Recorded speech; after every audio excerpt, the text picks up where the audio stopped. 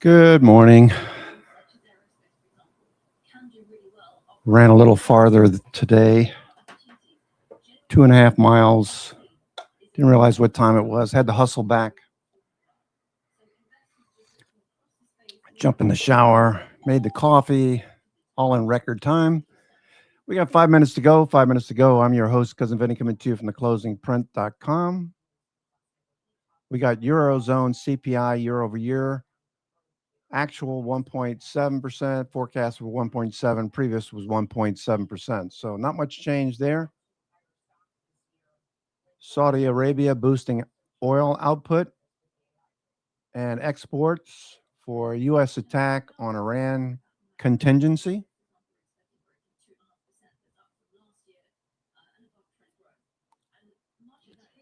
FAFO.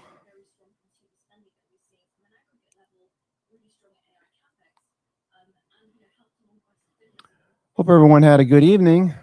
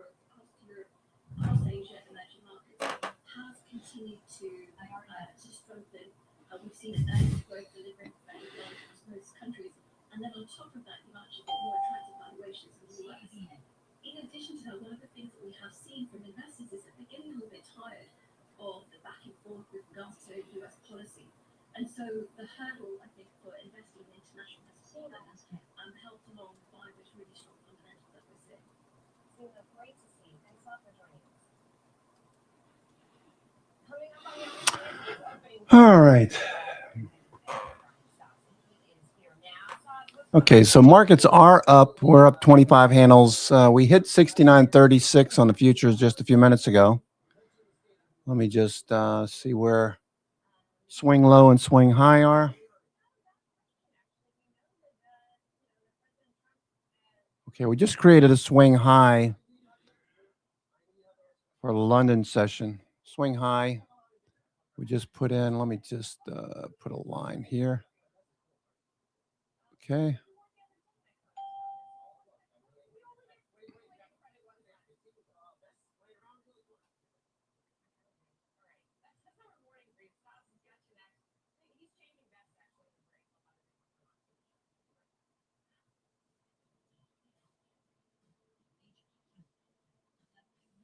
Okay, swing high, 69.36.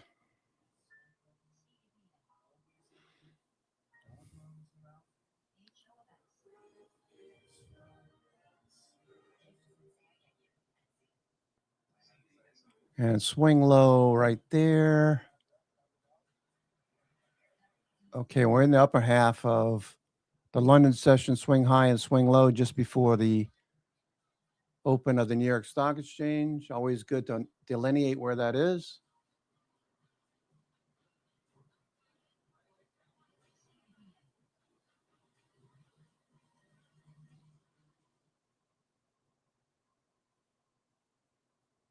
Okay.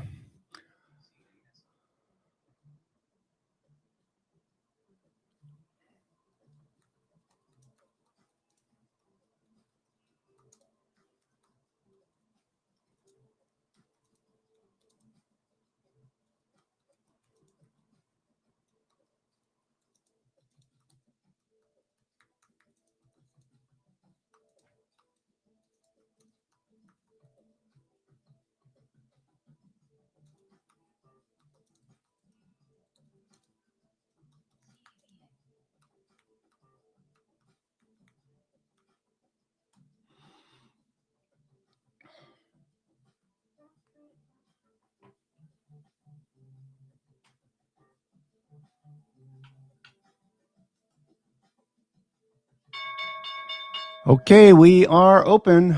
We are open. S&P 500. Okay, gapping up above 6,900 resistance.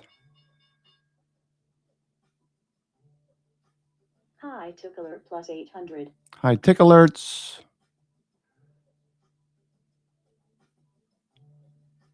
AMD pushing higher. Watch AMD.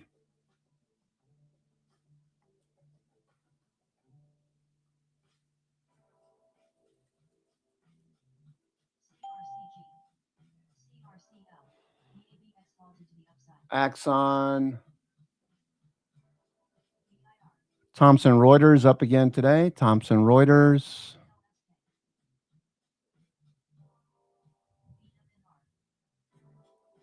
All right, watching the S&P on the move here.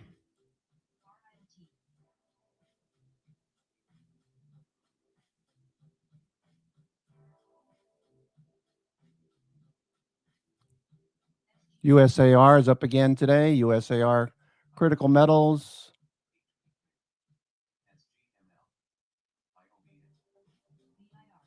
GE up again. GE after a massive bullish engulfing candle yesterday. GE up again today.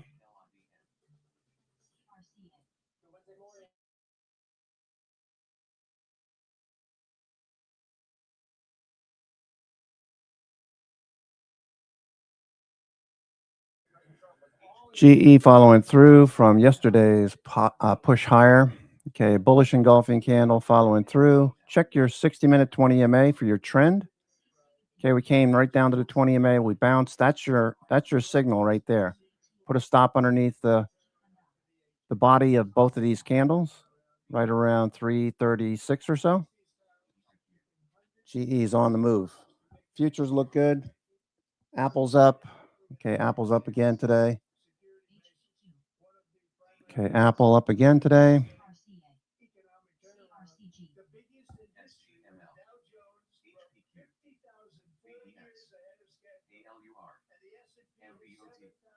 Okay, there goes Microsoft. It looks like Microsoft. It looks like the software stocks have started to turn the corner. Maybe still a lower low.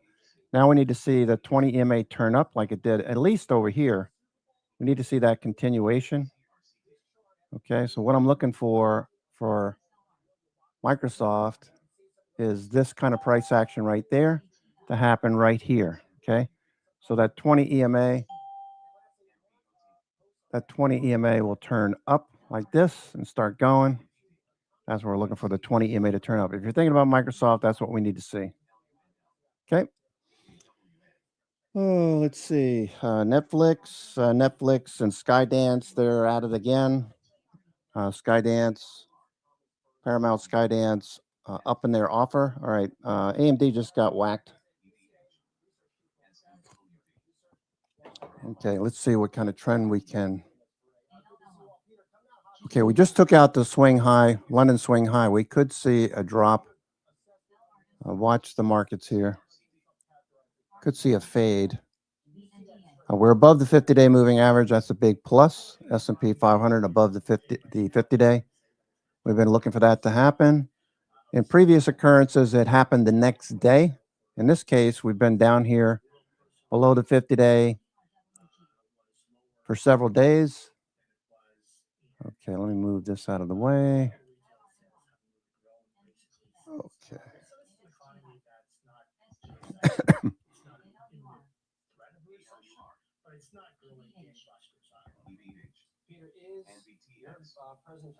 Okay, we're not going to need these pretty soon, looks like. Okay, we're gapping up. We're above the 50-day. RSI is now on the green side of the ledger. First 15 minutes, I'm not doing much of anything. Taking profits off the table, watching what sectors are active, focusing on that. Okay, everything looks good here so far. See if we can hold this or if we're going to fade S&P. All right, let me turn on Lux Algo. I want to see fair value gaps. We got a gap up, obviously. Okay, there's your fair value gap or gap. 6,900 resistance no longer. Okay, we got 69.20. We're through 69.20 right here. 69.20 was first resistance that Brent mentioned this morning. Okay, above that 69.50. Let's see what hedge flows look like. Hedge flows. Okay, we got a major level right there at 69.70. 98 percentile, so that's pretty decent right there. Okay, you can see it. Let's see what 0-day looks like. Same level, 0-day, right there. 69.70. Can we get to that level? We got support right below 69.25. We're currently trading 69.25. 69.25. Need to push off of this level. Okay, it looks pretty good. Morning, everyone. I'm your host, Cousin Vinny, coming to you from theclosingprint.com. We're just 6 minutes into the trading day, and already we've had quite a pop this morning off of the State of the Union address. We could get a fade here, so be careful. Watch. What is up-down volume? I've been noticing that if you pay attention to what up-down volume is saying early in the morning, gives you a better read. Number of stocks advancing versus declining as well, as far as going long S&P calls or long S&P puts. Pay attention to the number of stocks advancing versus declining on the S&P. That's always a good read. And up-down volume. Let's see. So let's take a look at that right now. Okay, so far we have 279 stocks. We're like median, right in the median. 280, we'd like to see that grow a little bit. We're above the 50 days, so the chances are we follow through and move back up to 7,000. Not necessarily today, but the chances are better now that we've shifted gears. There goes Microsoft. Microsoft on the move. I'm going to add to Microsoft. I've been sitting on a losing position here on Microsoft. I don't think it's going out of business. I think that's crazy to think that way. All right, here's hedge flow, just sitting here right now. Let's go to the 5-minute. Okay. Hero says, I don't know why this has to be reset every day.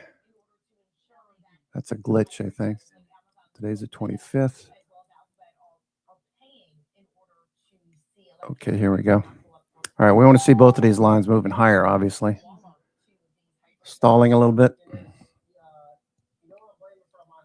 Apple looking for higher. Meta still going. Google up. Amazon up. New York Fangs look pretty good. NVIDIA is down. NVIDIA with earnings tonight. Okay, still looking pretty good here. Okay. Okay, we got resistance up here. Let me just double check here. We said 69.70, right? 69.70. Yeah, 69.70 as resistance. It's probably going to be a target. If we continue, if hedge flows continue higher, 69.70 is the target. Okay. So let me delineate 69.70 up here.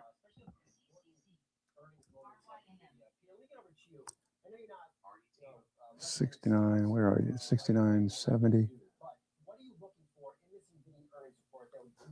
Right there.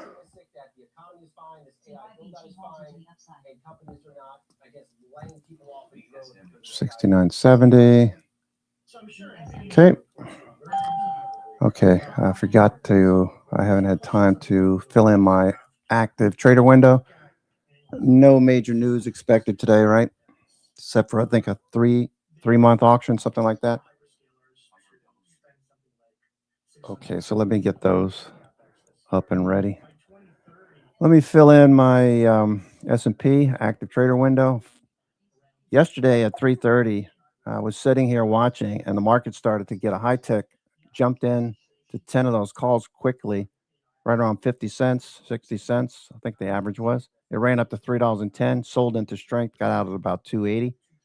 Being ready with this active trader windows, especially waiting in the evening for an evening trade when dealers are closing positions. Found that to be pretty fruitful. I'm going to start keeping track of it. I started a spreadsheet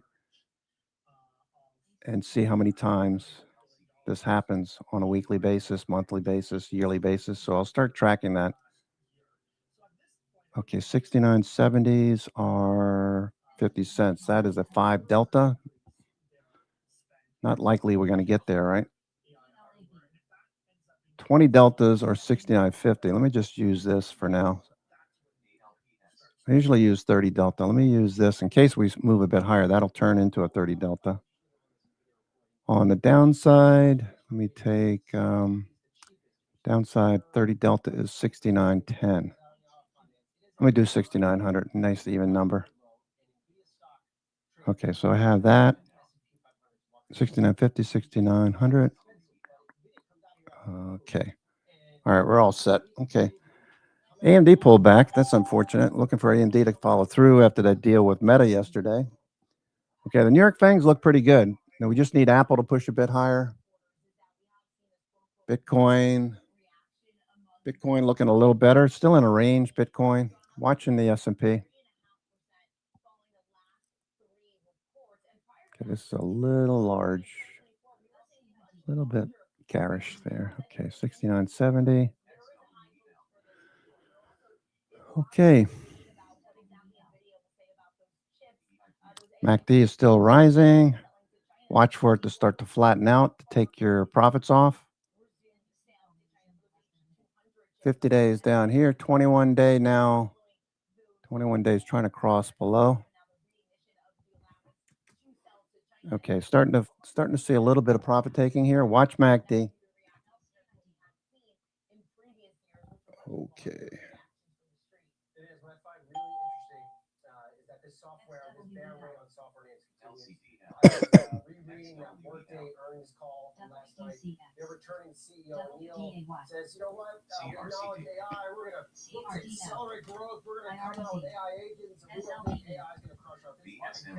Excuse me. Okay.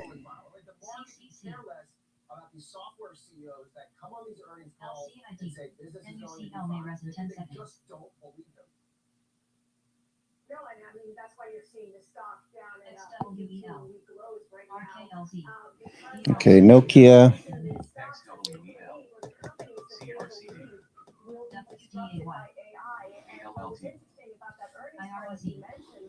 All right, let's see what's winning here. Axon, the top 10 stocks on the S&P 500.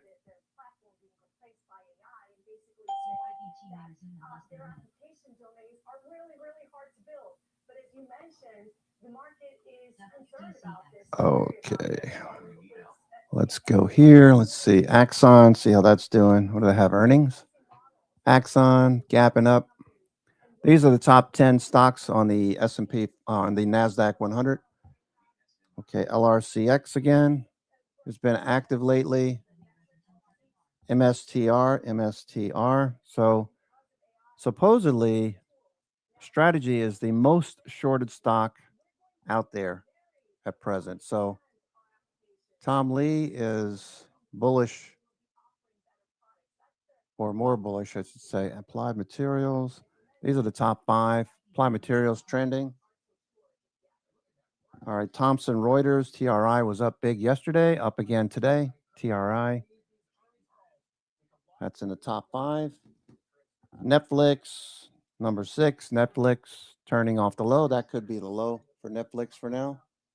Could be, being the operative word. Shopify looks good. Shopify. CLAC, KLAC, Constellation Energy, CEG, pressing through the 50-day, CEG.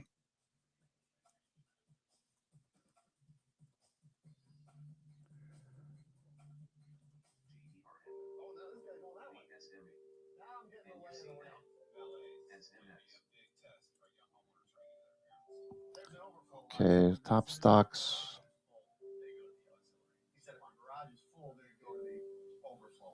Okay, here you go. I'm going to post those in the alerts channel. Vinny's alerts channel is going to top stocks on the NASDAQ 100. Good to keep an eye on.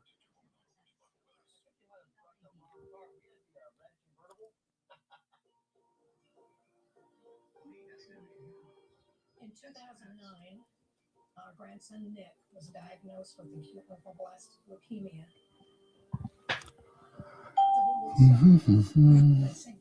Okay, that looks good. I started naming my dogs after St. Jude. About 2 years ago, I received an email from a mother of a child that has the same cancer as Nick. I just SLR. This might be meant to be LAB. And she told me, she said, I have SMX. And RGT. She opened the door and GERM to CJ. MBTS. CCC. Like a maniac and instantly jumps on me. St. Jude saved everything that matters. Okay, there goes the S&P. Continuation, S&P popping higher. All right, so the bears are gonna have to wait till we get back to 7,000 for a rejection. Okay. S&P.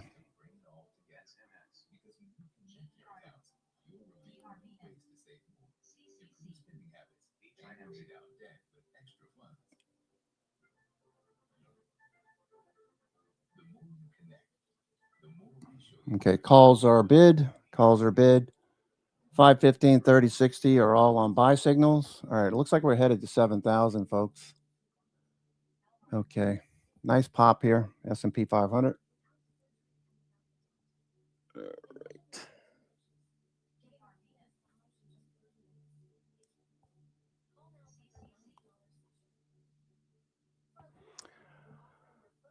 Okay, let's see. Constellation Energy. We were going through the top stocks on the NASDAQ 100. Constellation Energy. Okay, Micron. Still consolidating, looking for a push. Axon, LRCX, we looked at AMAT, we looked at Shopify, App11, that one came off the low, App11. Basing, this is what I want to see Microsoft do. Microsoft, okay, still below the 920 and 50-day and 200-day moving averages. So this is still questionable. All right, we need to see these stocks in the XSW, S&P 500 software sector, or IGV. Need these to come off the low. A lot of volume yesterday.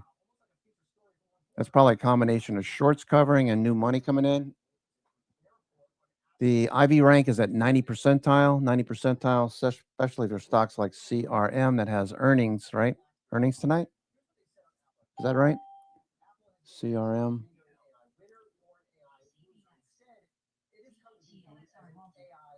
CRM.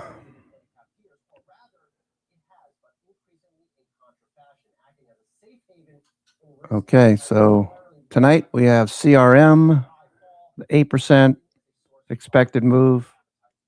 Zoom, 8%. Let's see, Teladoc. Okay, let me just copy these because I might want to take some software names. EMDX. CRU. Okay, I'm just taking a snapshot of these. NVIDIA, of course.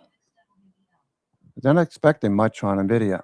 I got a feeling we could see an outsized move on NVIDIA. Not priced in.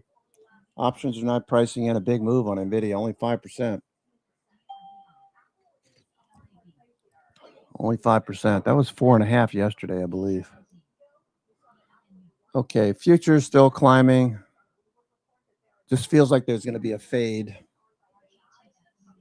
S&P 500, RSI rising.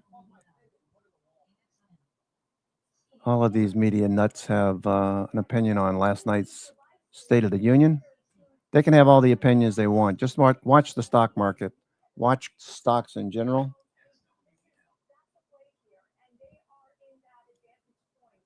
Let's look at the New York stock, the industrials. Okay, talked about 50,000 last night.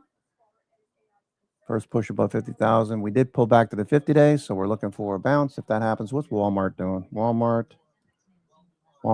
inside day, stalling after a 3-candle reversal and a follow-through day yesterday. Walmart, Target, Costco,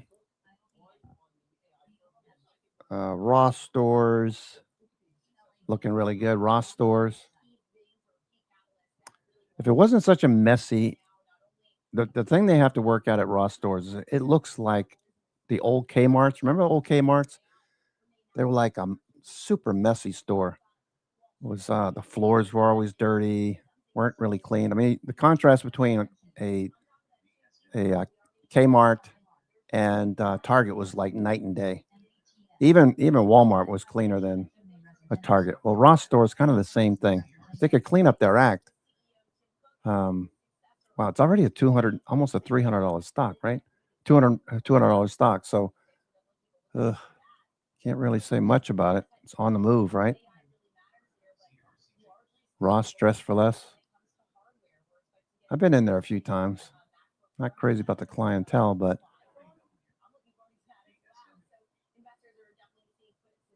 you definitely get some good deals like TJ Maxx.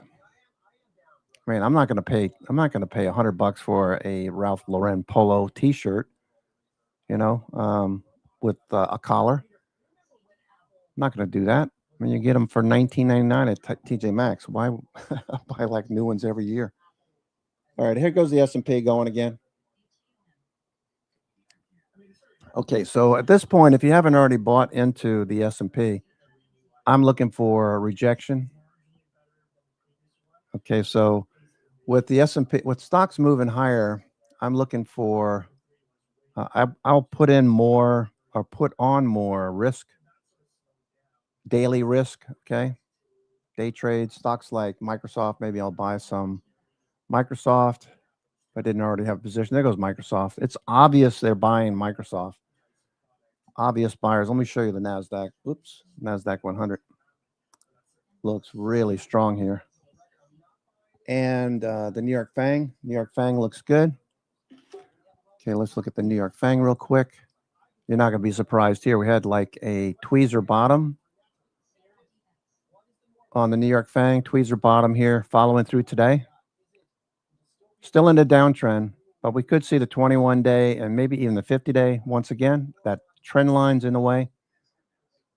Maybe it's time to reverse this because everything's turned up. All of your indicators, MACD, stochastic, RSI, are reset. Okay, Lee Star used to be really good at that. We miss you, man. He'd always be talking about the day 8 strategy. For those of you who know Lee Star, you know what I'm talking about. You get all of these indicators reset. This is what you want to do. Okay, so you want to be, okay, here we go. We're starting to get a little rejection here on the S&P. All right, here's the New York FANG. Looks good. So if these continue today, that'll keep the damage on any pullback to a minimum. All right, we're already starting to fade on the S&P. Okay, fading from the high, 69.33.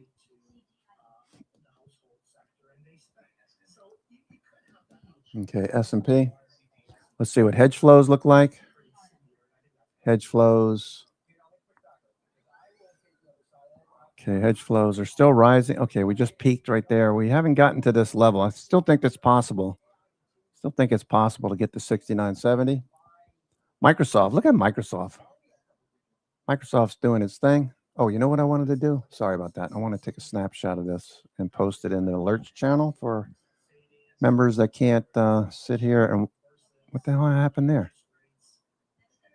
I didn't do that. Somehow. Okay, there we go. Mm-hmm. Is it going to be workers? Is it going to be the AI companies? Well, that depends, right? There could be a lot of competition within the AI space. Okay, S&P. Okay, we're starting to consolidate the gains. All right, we're up 40 handles right now. We're above the London session swing high by quite a bit, actually. Almost 15 points, 20 points. Watch your MACD. MACD is starting to flatten out. Okay, if you're thinking about puts, got to see the New York FANG index turn back down.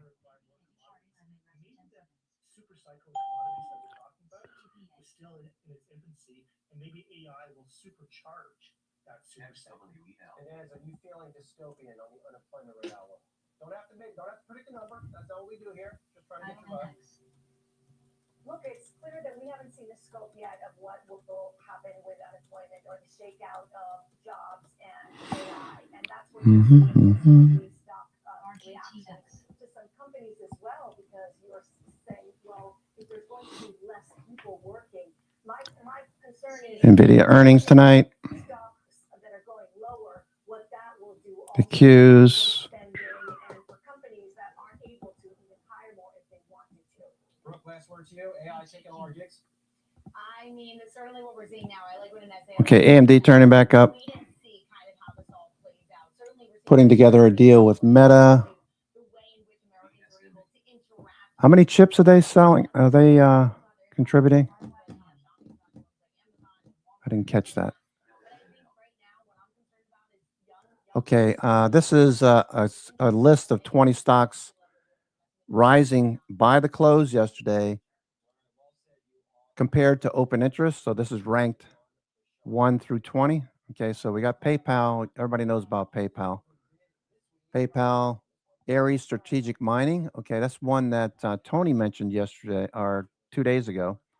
Tony mentioned this one on Monday. It's a penny stock, but they have production of some very interesting minerals that if Tony's listening, maybe he can post that in the trading room. Let's see, Tony. Where are you? There you are, Tony. Okay, so I shared that with him as well. Gallium, the Lost Sheep Mine in Utah, 50,000 tons of a precious metal. Let's see, let me just check this.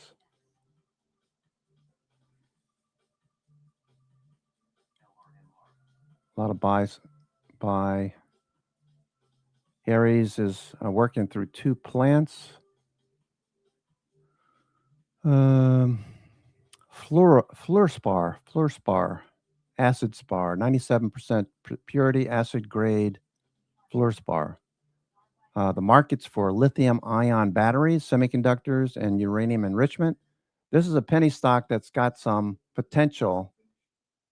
Okay, I bought some at 35 cents. I didn't share with the room because I didn't want anybody chasing after this unless you know how to trade semis or unless you know how to trade these penny stocks. These can be problematic. I'm willing to sit on this, for a year. Just forget about it. 35 cents, 36 cents, somewhere around there. Okay, where is that now? All right. Let's see.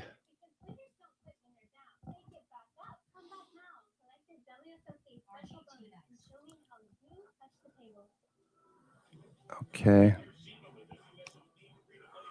So it's up a bit today. Okay, it's 40 cents, 39 cents. It's a penny stock, all right? So don't read too much into it.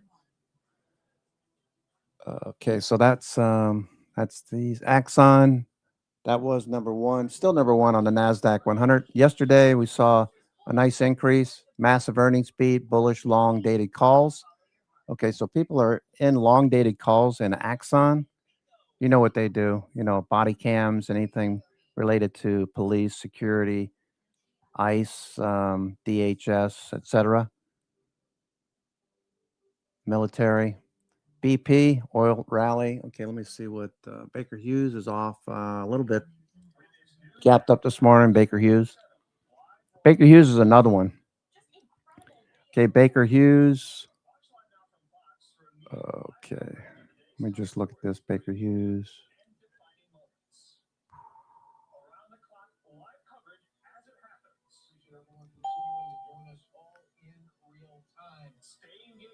Okay, I don't have it up here. Oh, I closed that tab.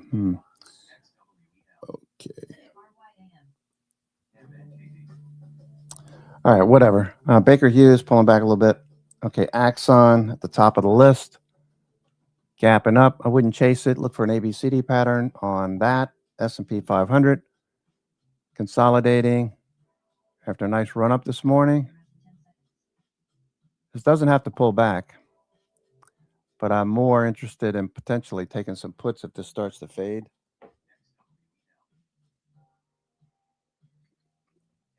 Let me see what those look like. All right, the New York Fangs, it's going to be hard for the markets to do anything with the New York Fangs continue to move higher. Okay, so let's look at those real quick. Apple's your first example. Apple following through. Okay, we had 3 white soldiers coming into yesterday. We had our 3rd white soldier. 2 days in a row, we had sellers at the high of the day. People, I guess, day traders taking profits off. But now we're following through. So this is looking more and more like a bullish follow through. Microsoft, another one. Microsoft turning off the low. That could be the bottom in Microsoft. Put a stop underneath yesterday's low or today's low. NVIDIA has earnings tonight. NVIDIA, okay, already above that 195. Okay, so it's at 196 right now. Netflix trying to work this deal out for Warner Brothers. Paramount Skydance sweetening their offer, increasing their what if scenario money if it can't get passed by regulatory agencies, SEC, whatever. Okay, there goes Amazon. Amazon had a little hiccup to start the week, but now it's following through into the gap. Amazon looks good. If you're interested, I have a position as well. Meta, let me just check my positions. I don't know what I have for Friday. Let me just check this out real quick. Okay, that's Meta. Let me just put the symbol up here. Meta. Okay, Meta. Meta looks good. Okay, Meta's on the move. Let me just pull up Meta's chart. Okay, that looks good. Meta. Oh, boy. What a day, huh? All right, Thomson Reuters following through off the low. Let's see. Thomson Reuters, towards the close, I had a limit order to buy if it dipped at all. I got the 20 March 100 call for Thomson Reuters. A lot of stocks are on the move right now, so take your pick. Again, the top 10, Axon's number 1. Thomson Reuters is number 2. TRI. Meta's on the move. All the New York Fangs look good. Jeez, look at this. This market's on the move. Broadcom, Snowflake had a hiccup. Now it's rising.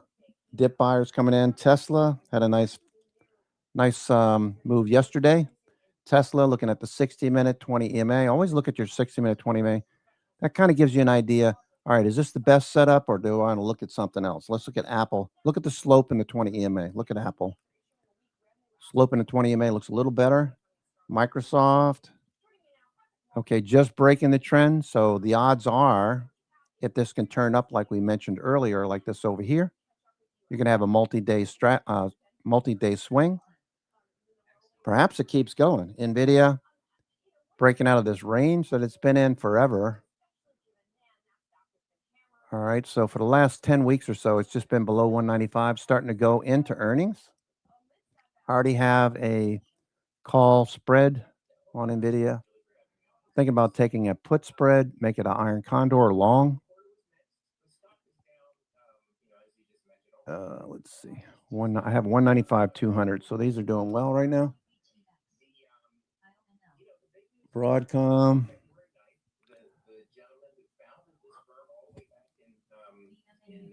KMB, Kimberly Clark. Okay, Kimberly Clark, KMB. Coming off the low, Kimberly Clark.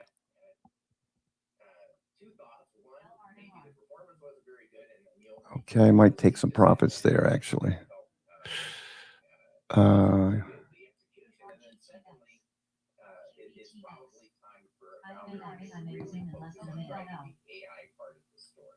what we found out yesterday is that both of those things are true. The quarter wasn't very good. They saw some of their big deals slip. They guided below where people were expecting for this year. And then also, Kimberly Clark, I'm going to take some off here. Defending the moats that companies like Workday have against AI, and he's really going to push the. Actually, you know what? I have December. All right, so I'm going to cancel that order. Cancel that. Second thought. GE had a big bullish day yesterday. Coming back in. GE.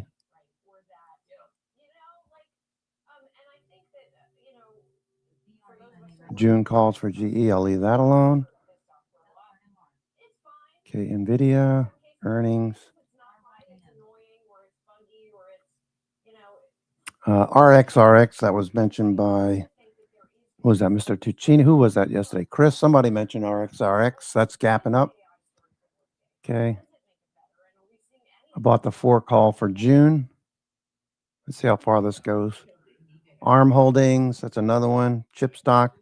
ARM Holdings starting to break higher through 130, 131 is the magic numbers. It's above 131.70. ARM Holdings looking good. Watch the fade in the S&P. Okay, S&P fading. Okay, let's look at Trace, see what the hedge flows say. Yeah, hedge flows are down. All right, we'll lose this level right here, 69.25. There's nothing below in 0-day. Same with non-0 day, 69.25. All right, we're moving a little bit lower here. Okay. 6,900. 68.90. So Pat, then I gotta ask you the same question that I've been asking everybody, which is how do you tell the difference as an investor, and how do you know where to put your money? All right, so number of stocks advancing, only 178. So the possibility of a drop makes sense.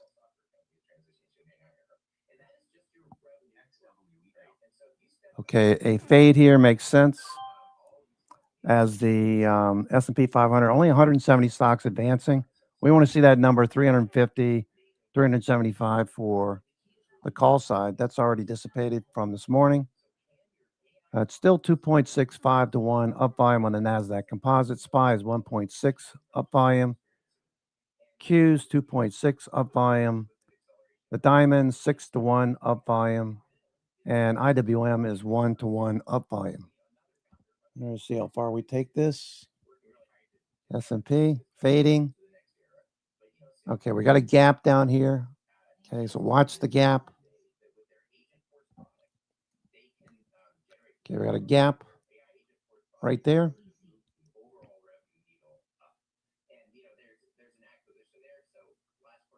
Gap. Look for a fade for now. Be interested to see what Nick is doing. What's Nick doing? Nick has been trading.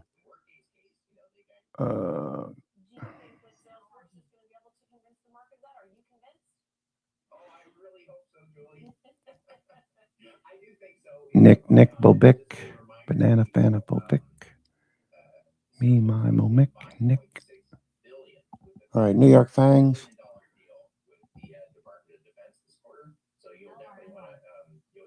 New York Fangs are all up. Tesla is fading. NVIDIA is still going here. NVIDIA. Reportedly,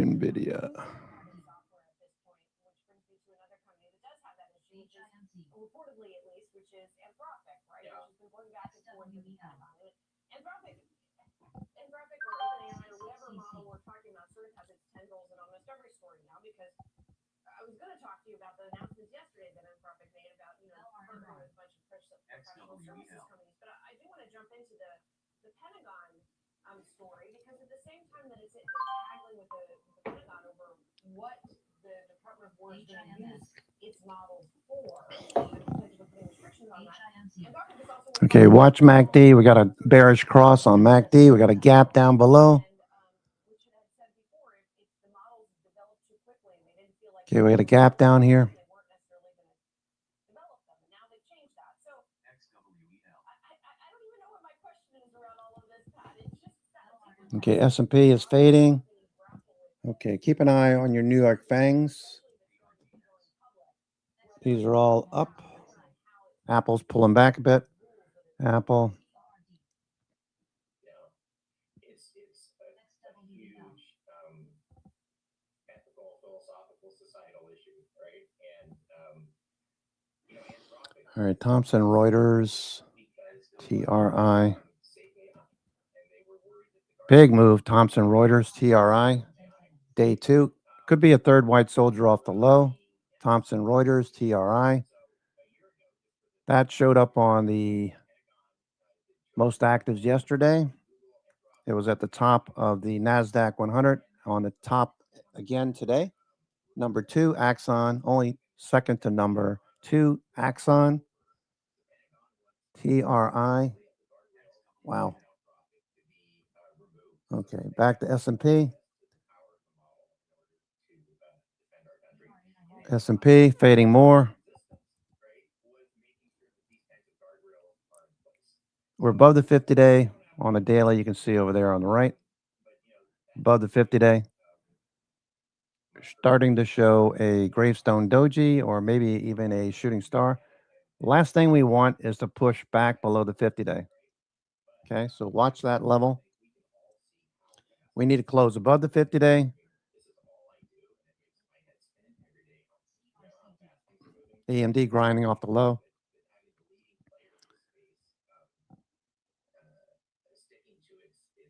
Meta still looks good. Meta. Okay, so let's continue through the New York Fangs. We looked at Meta, right? Yeah, we looked at Meta. Meta. Okay, NVIDIA with earnings. Breaking above 195. That's big. Broadcom we looked at. Broadcom. Okay, 50-day rolling down more forcefully. Needs to get above the 50-day. Microsoft, this could be the bottom in Microsoft, so you want to take a shot at Microsoft. I already have some MSFU. Microsoft FU. Microsoft FU. All right, so it's a Direxion 2 times bull. MSFU. If you don't want to put up the money for $400 stock, you can buy MSFU and ride the trend. I'll start with MSFU. If it continues, I've already started, I should say. Want to add to it? All right, I bought it over here. It's down just a hair, really, at this point. On the pullback, it bounced, bought some MSFU. It reversed a little bit. So, MSFU. Yeah, my average is around 27.50. All right, this looks pretty good, actually. I'm going to add to MSFU. Probably going to be a multi-month higher highs and higher lows situation. Let me just grab, what do I have here? 300 shares. I want to double that up. Microsoft, MSFU. Oh, I have more, 500 shares. Oh, okay. Microsoft, MSFU. Do I want to double it up to 1,000 shares? Nah, I'll wait. I already have a decent enough position. And if I get about 27.50, I'm okay. Put a stop underneath 24, 25. That looks good. Cool. All right. Looking good on Microsoft. TRI, Thomson Reuters, TRI. Number 2 on the NASDAQ 100, Thomson Reuters. Still going. Ooh, that looks good. TRI. Whoops. Sorry about that. TRI, Thomson Reuters. I'm not crazy about their reporting. They always left-leaning. Not, I like unbiased reporting. You know, I like some things that liberals like. I like some things that conservatives like. I guess you call me an independent. But what I do not like is unpatriotic talk, being a military, ex-military. That's a negative for me. Anyway, Thomson Reuters, you can't question the strength here. Thomson Reuters looks very strong. Look at the 60-minute 20 MA. That's your swing reference point. Okay, you're a little extended here, so I wouldn't buy it. Yesterday was the time to buy it. Okay, PayPal's another one that people are looking at. PayPal, that continues. PayPal's looking good. Okay, yesterday was a big win on PayPal. I think it was Mr. Turcini, and maybe it was even Frano. You guys were talking about PayPal, I believe, right? Anyone else that mentioned PayPal? This goes out to you too. Thank you. I bought some, forgot what I had, the 45, 55, something like that. 45, 50 call spread. I took those off when Frano mentioned it yesterday, and then I looked at it and I got back in June 60 calls. Okay, those are out of the money, but they're cheap play. So if they keep going, so what? You know. So that is probably like about a 25 delta now, 20 delta. I don't usually buy that far out, but PayPal, if it gets a nice move, so be it. Arm holdings looks good. Okay, you had a nice consolidation. Arm holding looks like it's ready to break above this level at 131. You know what I'm looking at on ARM. Talked about it a few times this week and last week and the week before that. ARM holdings. I think Tony mentioned it. I like this Kirby. 135 is where resistance starts to come in. Volume a couple of weeks ago looks really good, the beginning of February. So that's definitely institutions stepping in at the low. That's what I want. This is what I want to see happen to Microsoft. Microsoft is like over here, like the second week of January, still trying to bottom. So Microsoft may take a little bit longer. So just be aware of it. Okay. I don't think this is going to be a V-shaped recovery in Microsoft. I don't know that for a fact, but that's what I'm thinking. All right. I would rather see a base and then it start to build 921 turn up and to the right. That's when you know your swing's probably going to start working really well. Okay, let me just change this real quick so I can jump onto ARM. There's something quirky about stock charts. You have to do this, otherwise it uses the present chart. Okay, so that looks good. 20 EMA is turning up. This is a good one. I can put a stop underneath 127. I already have a position, so looking for this to break towards 135. ARM holdings. Okay, everything is starting to dissipate a little bit. What's the S&P doing? 69.20. Just okay. I don't think this is going to fade much further. It looks like it's just going to hang in there. Got puts and calls ready though. 30 deltas, 30 to 40 deltas look good when you're talking about the S&P. Big options. Some of you like to trade 40 or 50 deltas. That's your style. I'm looking for those high tick moments. When you get a high tick, usually you get a nice follow through in whatever direction. High tick, low tick, whatever.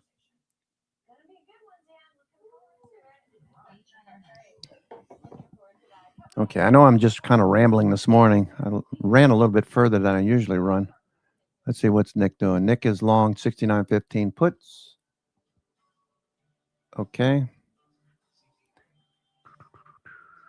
This to me, this looks like Nick. I don't know. This looks like a little profit taking right now. So I'm watching what's gonna happen here. We're gonna have a trader spotlight with Nick at some point. Okay.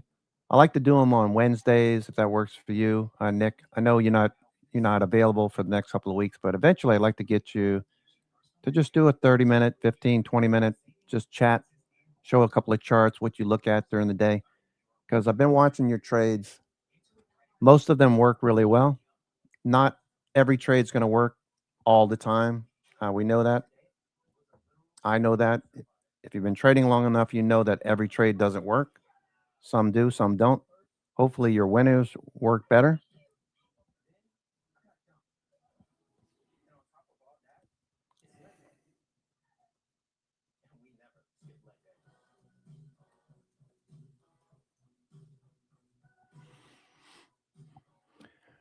Yeah.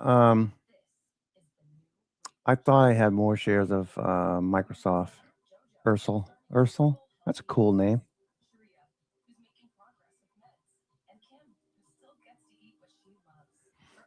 I'll double up on this. Once Microsoft builds that base, what reference we were looking at? Hey, look at Thomson Reuters. This is looking beautiful. TRI. I just need to mark up a chart real quick, just for my reference. I like to mark up charts, keep them in a chart library. I get rid of them after a couple of weeks, but when a starts to turn, I like to analyze the 60-minute, 20 MA, the weekly, the daily, etc. Look at open interest, get an idea what kind of time frame we're talking about. Are institutions thinking about this longer term? I think they probably are. Thomson Reuters. Okay, I mean, this is at several year lows. Wow, that's pretty crazy. Look at the monthly, and let me fill the chart.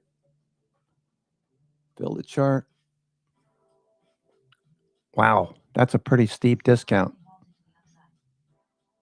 Coincident with new president. Okay, so Thomson Reuters leans very far left most of the time. Thomson Reuters, AP, those guys. I don't know why they just can't report unbiased news. Why there's always got to be an agenda. I mean, that's why a lot of people feel so much anxiety because they just out there dividing everyone. We're just people, right? Just people.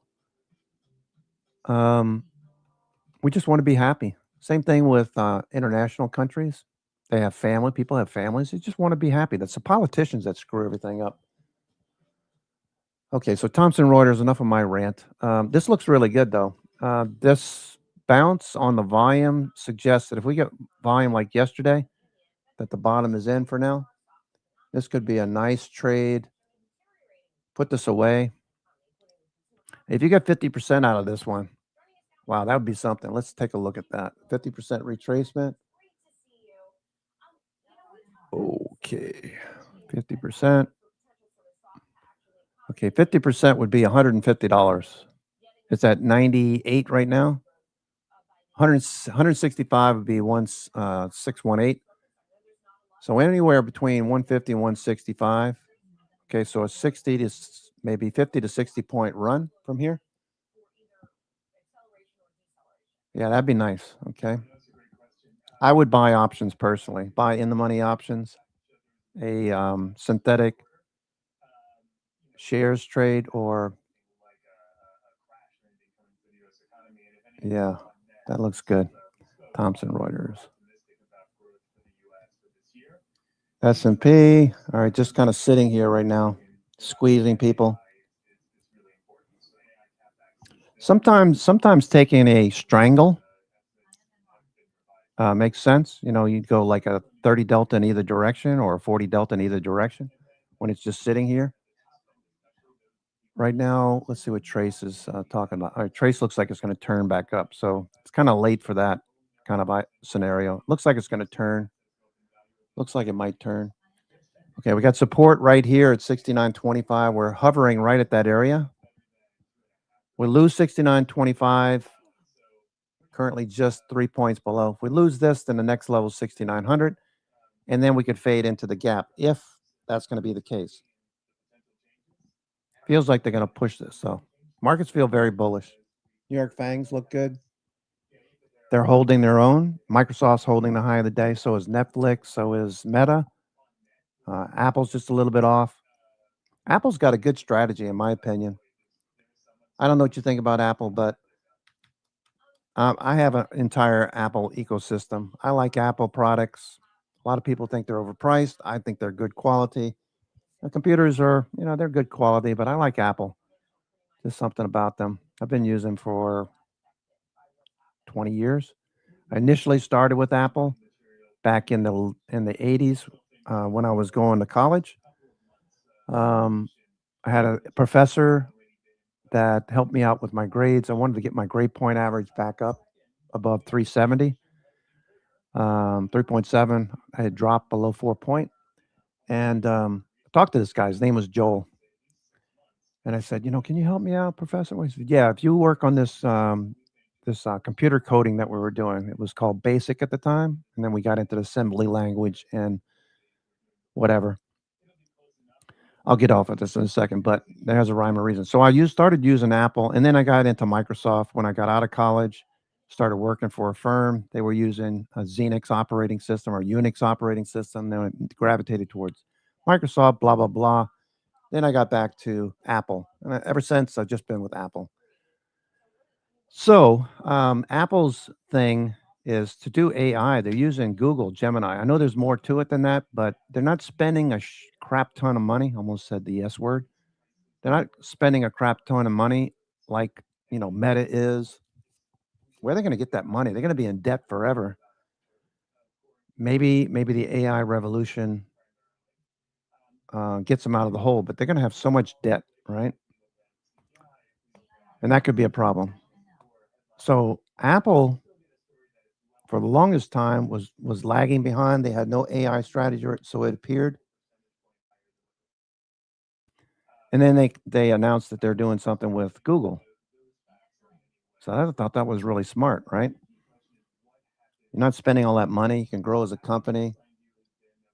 They're selling Mac Mini. They're manufacturing Mac Minis in the States now, so they're making the president happy.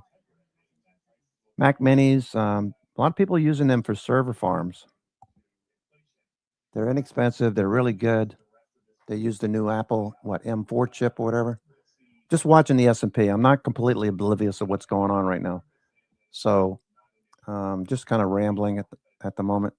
Watching for this to make a break in one direction or another. We had a gap down here to fill if they're going to do that. Have some puts ready. I would go like a 30 or 40 delta put. AMD is turning back up. All the New York FANGs look pretty good. So it's kind of hard for the markets to pull back significantly if the New York FANGs are moving higher. Okay. If these are rising, that's 33% of the weight of the S&P right there, right? So 33% of the weight is in these names. And if the overall market's looking pretty good, this should work. All right. So here's the equal weight. Equal weight's just sitting here. Okay. So that's a neutral signal. I guess you'd say neutral bullish because it is above the 920.50. And those moving averages are up and to the right. Number of stocks above the 20-day are fading. We know that the number of stocks, we're only down, we're 186. All right, so we're down to 165. We hit 170. I noticed that when it was at 170, mentioned it. Now we're at 186, advancing. Okay, 186. Okay, so the S&P is starting to turn up now. Okay, let's watch the S&P. Higher low right here. We're going to watch that gap. If we get above this level and break out, we break out above this level right here, the morning high. We're right back down to the London session pivot high right before the New York session. Good to note where the London session high and low is just before. Use your 15 or 5 or 15-minute chart. What's the London session high and low right before the New York Stock Exchange open? Always good to have that because ICT traders use it all the time. And we're starting to rally right now. So there goes Microsoft. Microsoft's going. So is Netflix. So is Meta. Apple turning back up. NVIDIA turning back up. All right, this is looking pretty good here. I might add the NVDX. What are we doing here? Thomson Reuters. Ooh, Thomson Reuters is kicking ass right now. TRI kicking ass.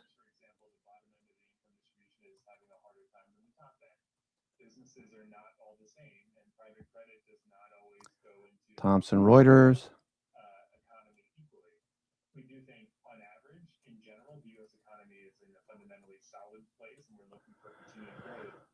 Okay. Where did I post that? Did I post that? Oh, sorry. I posted that in the wrong room. Ursula, I didn't mean to post that there. Nice. Nice. And so finally, I got to ask you about this Citrini report that everybody has been talking about this week, right? This sort of thought exercise hypothesize, like fast forward to 2028, what do the effects of the AI wave look like on the economy, and particularly on human intelligence versus sort of AI intelligence? And as they said, it's a thought experiment. But it's a thought experiment that freaked a lot of people out, apparently, and including market participants. And I know that. All right, there goes Microsoft. Yeah, I'll double up on Microsoft once we get out of this base. Okay, Robinhood. Okay, Robinhood still basing, looking for Robinhood to do something as well. Here's the S&P. Above the 50-day is a big deal. Above the 50-day is a big deal. Above the 9, 20, 50, 200-day. Okay, short term, I'm thinking retest the 7,000. That's it. We have to show some strength. We need to get beyond 7,000 in order to think that the trend is going to start again. Very, very obvious when you look at the S&P, in my opinion, what's going on here. Okay, and if you're frustrated, I'm there with you. I'm there with you because it has been such a frustrating few months. All right, since October over here. Well, actually, it wasn't. Yeah, we made a high over here, October. We're right where we were, 69.20. See that right there? That was the end of October. A couple of times we got above that, and then eventually we got 7,000. But this trend is what I'm looking at. I want to see a trend again. We're consolidating. That's one way of hashing out the previous uptrend. A lot of people think you get to the high, you got to turn back down. Well, that's only one way. The other way is that you consolidate in time, which is what we're doing. So we got to break above 7,000. That would start a new trend. Market's looking very bullish here. Okay, so we're on the way. Okay, you're looking at, what is that, Oracle? ORCX. Oracle, 2 times long, double bottom. I already have some ORCX. I've had it for a while. I'm down on that one. ORCX. I like it as well.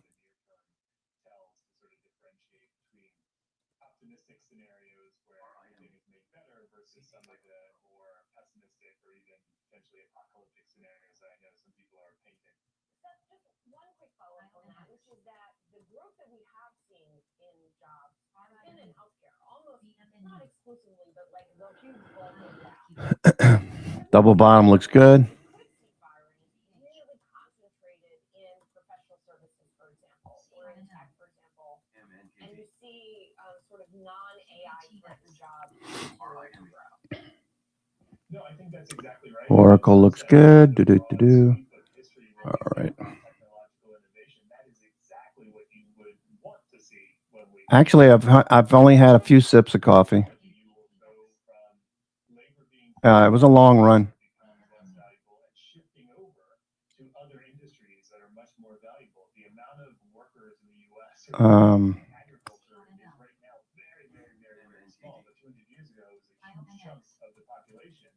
Automation in agriculture said those workers aren't needed, shift them to other industries. And so I think we should expect that kind of change to happen under any of these scenarios, and especially under the truly optimistic scenarios. There's been a healthcare crisis, or a shortage of healthcare workers in the United States for a long time. That we see a shift of workers. Yeah, actually, Corey, I took some magnesium and vitamin B1. That stimulates the brain, eliminates the fog. A lot of times I get hyper, and I'm a lot more hyper when the markets are bullish. I don't know if you, I don't know if you've noticed, but yeah, it looks good. All right, so we're trying to do something here. But yeah, the magnesium and B1, that helps clear out the cobwebs, especially if you're older. Also took a long run today, so you got the endorphins kicking in and the dopamine. All right, so just watching the markets.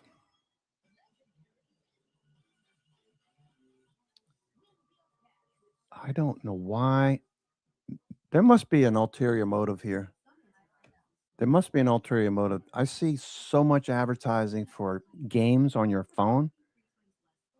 Conspiracy theorist here. I'll put on my little uh, tinfoil hat, but I mean, if you sit in front of a phone and play games all day, I mean, talk about lack of productivity. Here goes the S&P turning the other direction now. Okay, blast off the low here. Puts her bid at the moment. Puts her bid. So we're dropping here. I didn't catch any news. Is there any news that's hitting the tape? What time is it? It's 10:30. 10:30. Was there news at 10:30?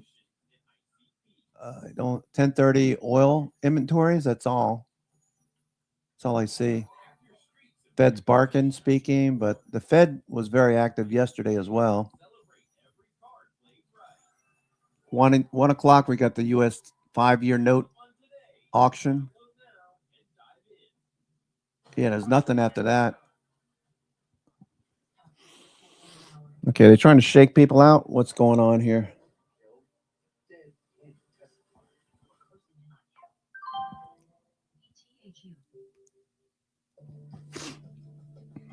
Okay, Bollinger Bands are fairly tight. Yeah, I'm definitely full of energy. No doubt about it. You just wake up one day and you say, "What are you doing, Vinny? Why are you sitting here doing?" Okay, here we go. The S&P is still going.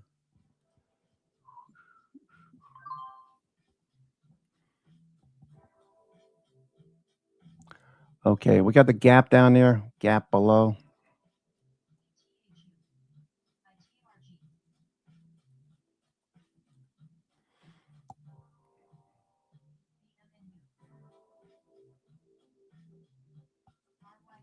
Yeah, I definitely notice a difference, Corey, when I take magnesium and B1 together. I don't think I took anything else. Got a good night's sleep, too. That always helps. Coffee, I've only had a couple of sips, so.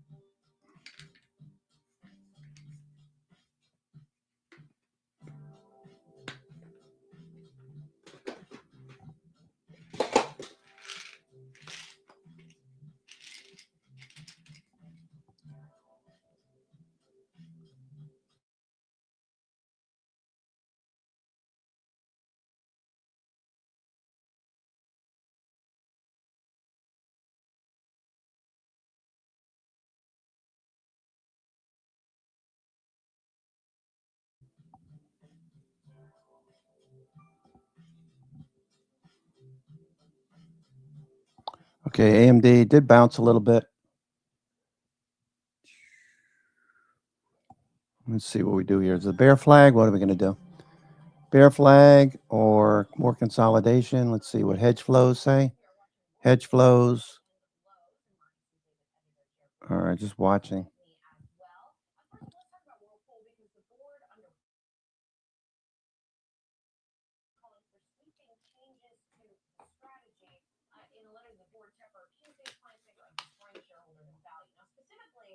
The company recently issued equity, diluted equity, and the shares fell pretty sharply. I believe yesterday is when the shares were down a lot. And so he thinks that was not the right move. Yeah, anytime David Tepper gets involved, investors' ears perk up. I remember over the global financial crisis, him single-handedly moving the entire market in interviews. So it brings attention. But some details here. So Whirlpool has issued a bunch of stocks, over almost 7 million common shares, and then some preferreds, and then their depository shares that are tied to the preferreds that are going to convert in 2021. Bottom line is they have diluted the stockholders, and David Tepper has done the back of the envelope conversion or calculation said that this is exceeding 10% to reduce debt. So Whirlpool has taken the money that they got from selling new stock and they're paying down debt. But David Tepper's argument is this is not a good use of that money because it's too costly. Because he argues that Wolfow's debt trades at a much lower effective cost. He's citing below 5% tax adjusted. So 10% versus 5%. Why would you decide to do that? And that's where the controversy comes from. I can do some quick technical analysis here. If we go to the Wi-Fi Interactive, you can see the stock just barely down today.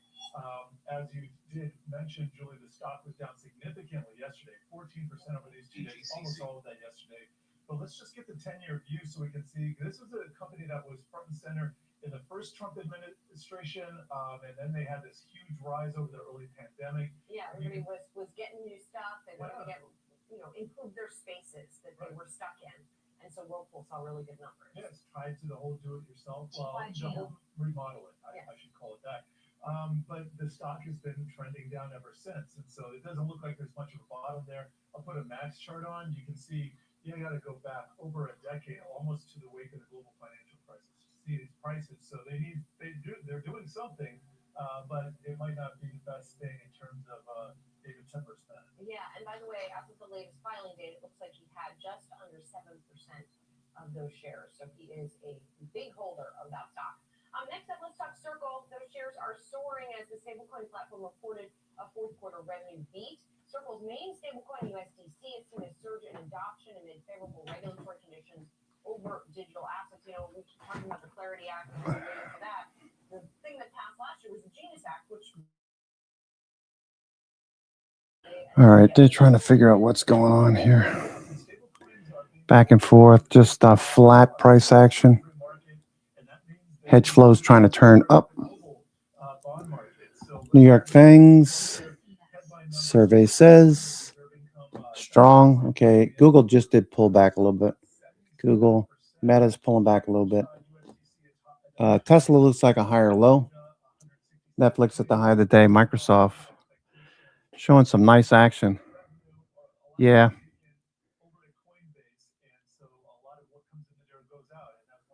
Okay, one more time. Let's check out 100 back down to 164 stocks advancing. So whenever you see that, whenever I see a low number of stocks advancing, you got more stocks declining, you would expect to see the markets drift lower, right? We're above the 50-day. We could drift back down to the 50-day bounce. It's a lot of things that could happen today. I think Choppers makes a lot of sense there, Grover. Chop, especially when you see hedge flows starting to do this dance back and forth, up and down, up and down, up and down, across the screen instead of trending. Yesterday we had a nice trend, right? Yesterday.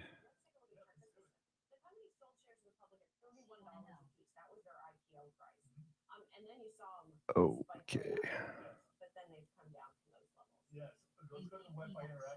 What happened? Oh, there we go. 24. Yesterday we had a nice trend up in the morning and a trend down in the evening.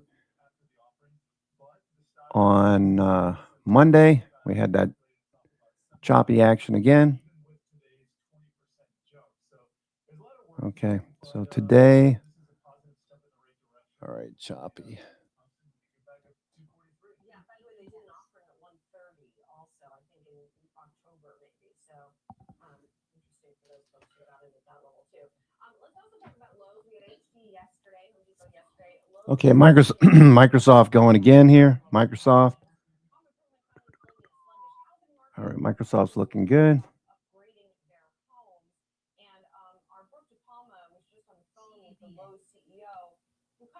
We're trying to control what we can control. They talk about the tariff environment as a headwind, obviously the consumer. Microsoft having a good day. Yeah, it sounded like he was kind of throwing his hands in the air saying, okay, we're just doing the best we can do right now. Not a lot of things going in the right Microsoft definitely on the move here. Microsoft on the move. Okay, here's Oracle or CX. Microsoft definitely on the move today. Okay, that's one of the nicer candles we've seen in like a couple of weeks. We had this candle right here. Looked like we're going to bottom. Okay, now you can make the case for double bottom. Okay. with a stop underneath today's low. Makes a lot of sense.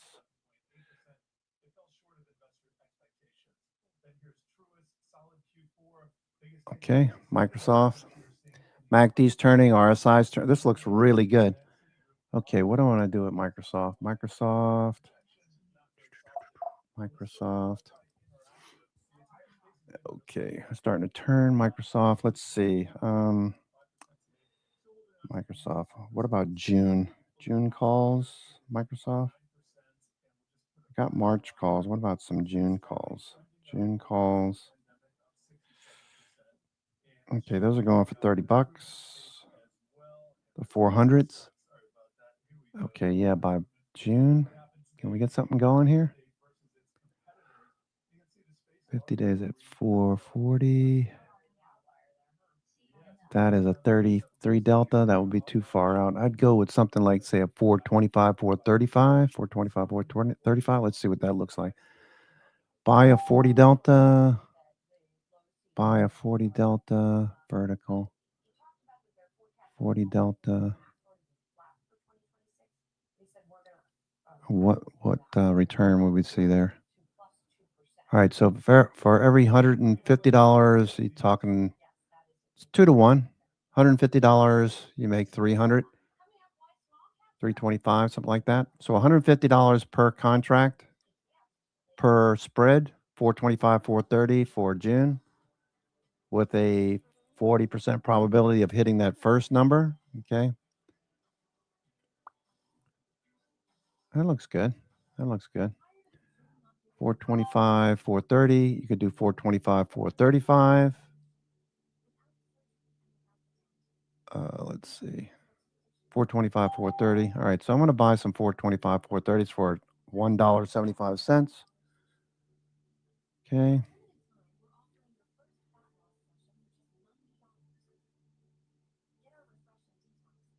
Okay, Microsoft bought 425, 430. I know it's the high of the day. I realize that. It's June 18th. Okay. Is that an odd day? No, that's right. Okay. Microsoft looks really good. I bought some 425, 430s for June. 425, 430s for June. CRCL looking good. Cool. Yeah, I saw that one this morning. CRCL. That's moving. CRCL.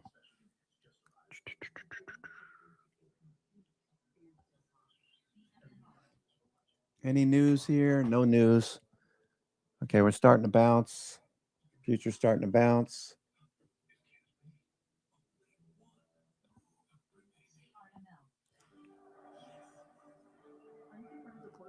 Oh man, this is really starting to aggravate me. What is it with these? Every few minutes they're advertising games to play on your stupid cell phone. I know you're getting tired of me talking about it. I should shut up. So I'm going to shut up. Let me just change the channel. I only see that on Yahoo Finance. So what's the deal there, Yahoo? I saw a Lucid, first time I've seen a Lucid. Kind of a weird name for a car, but hey, it is what it is. Robinhood. Robinhood looks like it wants to break out of this base. Got a feeling deep inside. Oh yeah. Robinhood.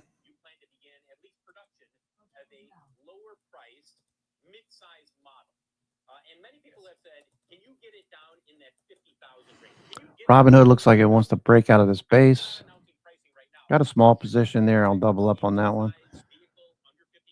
Thomson Reuters. Let's see what TRI looks like. TRI. Big move. TRI off the low. TRI. Okay, buyers. All right, starting to consolidate. AMD, no follow through. Robinhood, thank you very much, Robinhood. Okay, Hood. Okay, here's Robinhood. Robinhood turning up. Okay, you can see this little cup pattern over the last couple of days, turning higher. On the daily, it's still in a base. Needs to pop into this area here between 80 and 85. And then maybe it has a shot at the 50-day. 21 days first resistance in the gap as well. Robinhood looks good.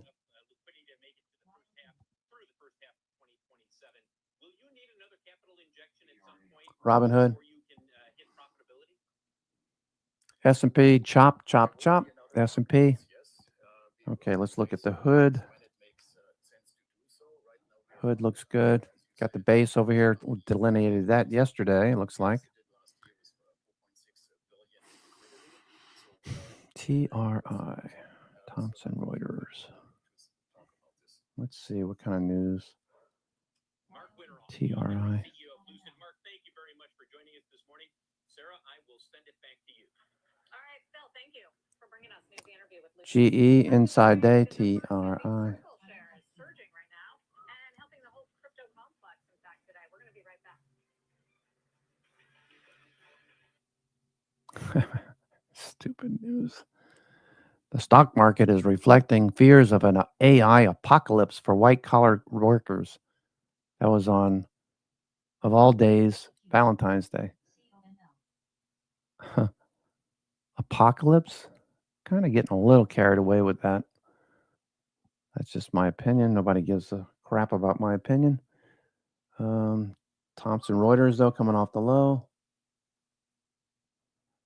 Okay, what's Bitcoin? Bitcoin is a very bullish day. Have you been paying a bit attention to Bitcoin today? Doing really well. Doing very well.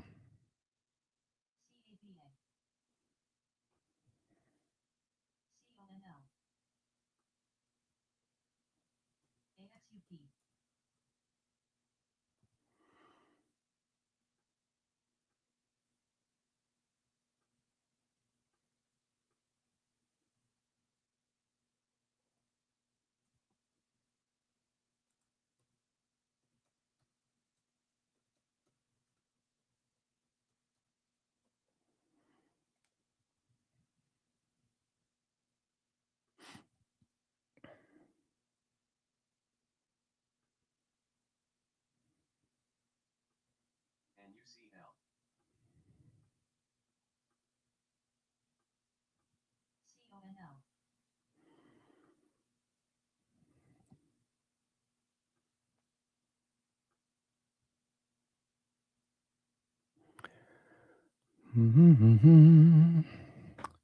Look at the numbers. Look at the numbers here. That's nice.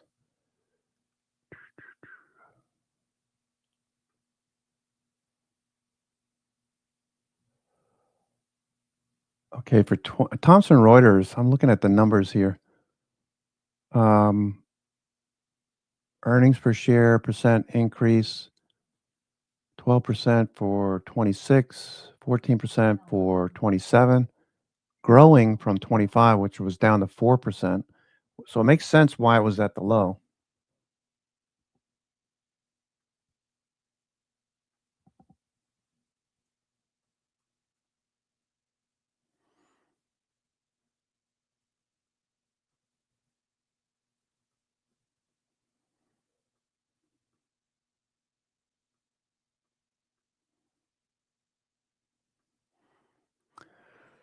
Thomson Reuters. Payments player Circle seeing big gains this morning after results there. Mackenzie Segala is here to break down the numbers. Quite a move, Mac, for Circle, up 20% in the entire space.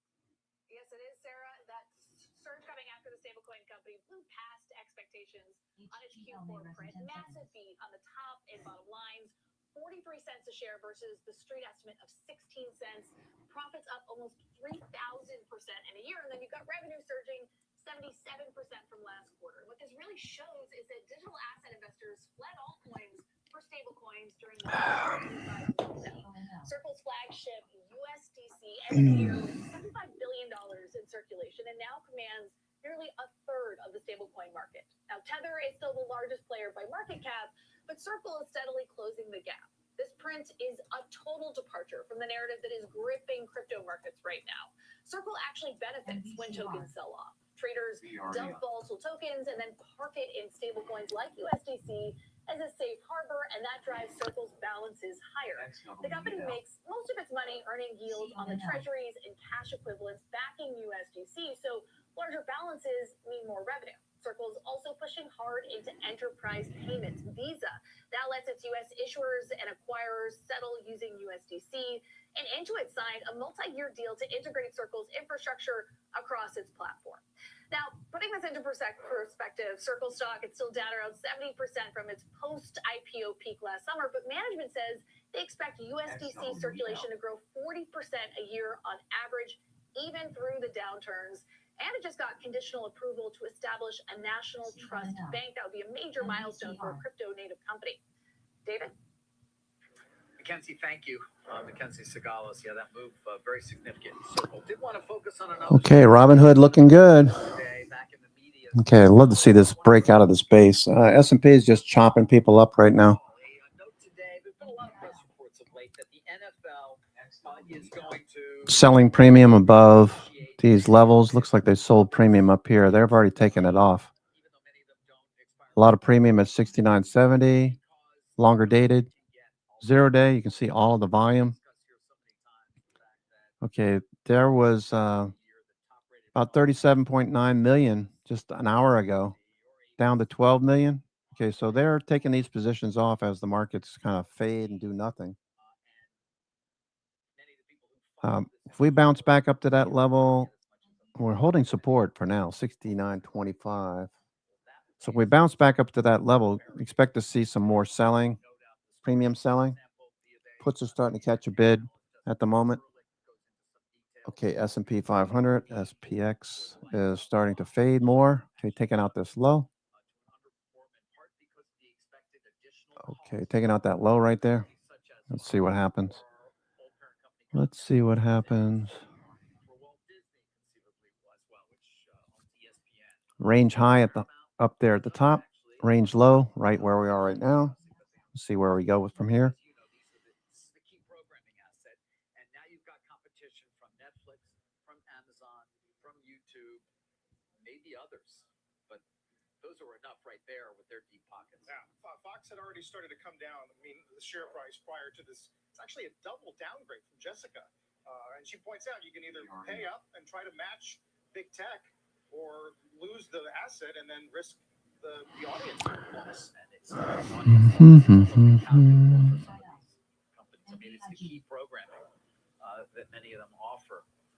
You know, remember that day a few weeks ago when a lot of the big names were down because of disintermediation by AI, but Fox was also down, which is only news and sports, so conceivably wouldn't be disintermediated by people creating their videos.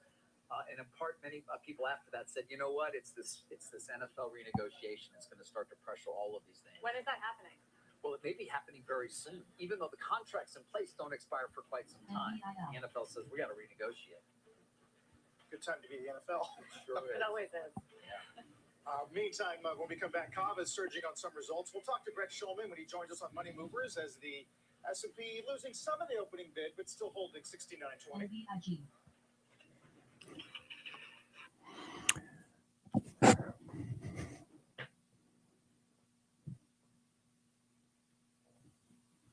What's New York Times look like? New York Times, NYT. News Corp, NEWS. Is that what the symbol is? News Corp. NEW. What's News Corp? News Corp.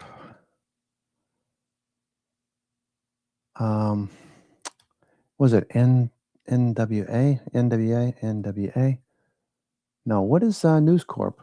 Didn't they? Rupert Murdoch. What's News Corp? News Corp. NWS. Okay, NWS. That's not doing much either. News Corp.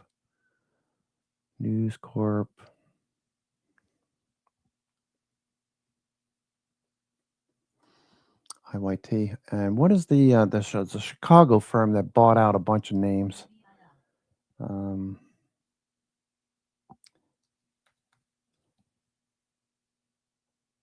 New York Times. New York Times.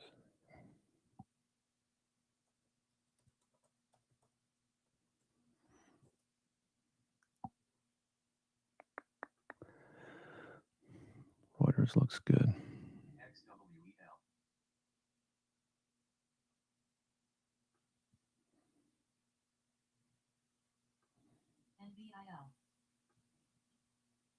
AMSC.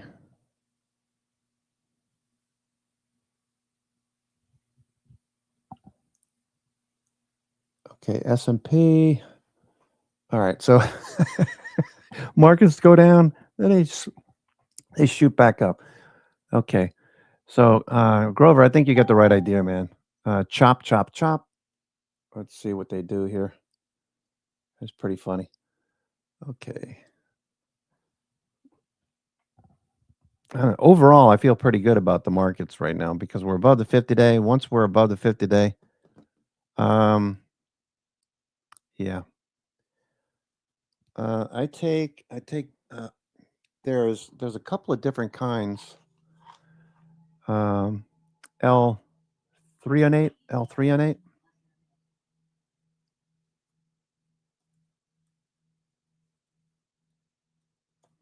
And what's the other one?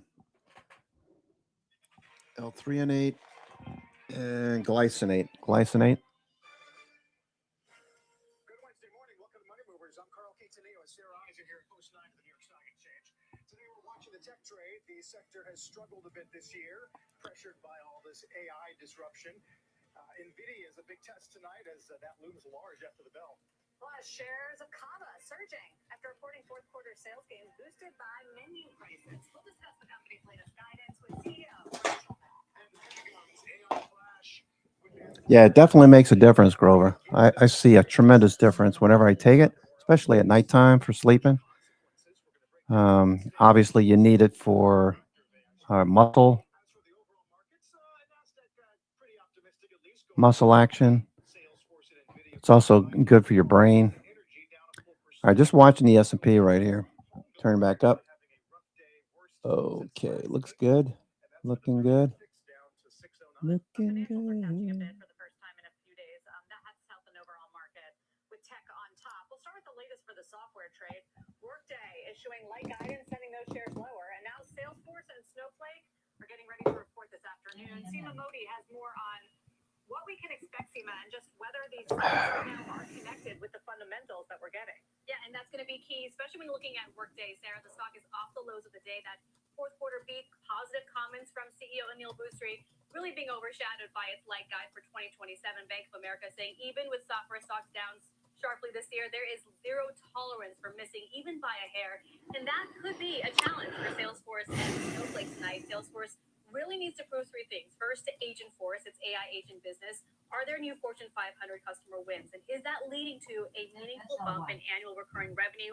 Second is CEO Mark Benioff looking to transition from a seat-based model as agents are increasingly measured on outcomes rather than user licenses. And then flexibility on pricing amid intensifying competition from Anthropic and OpenAI. Guys, Deutsche Bank conducted some channel checks and spoke to several partners of Salesforce and came away with what they call a mixed picture on demand, noting softness in the month of January. Okay, we're back up into the range. Okay, so what I can see right now, it looks like we have a descending pattern. Okay, starting to see a descending pattern. Okay, see that? If we break above this, that would be canceling. Okay, MACD is trying to turn up as well. MACD.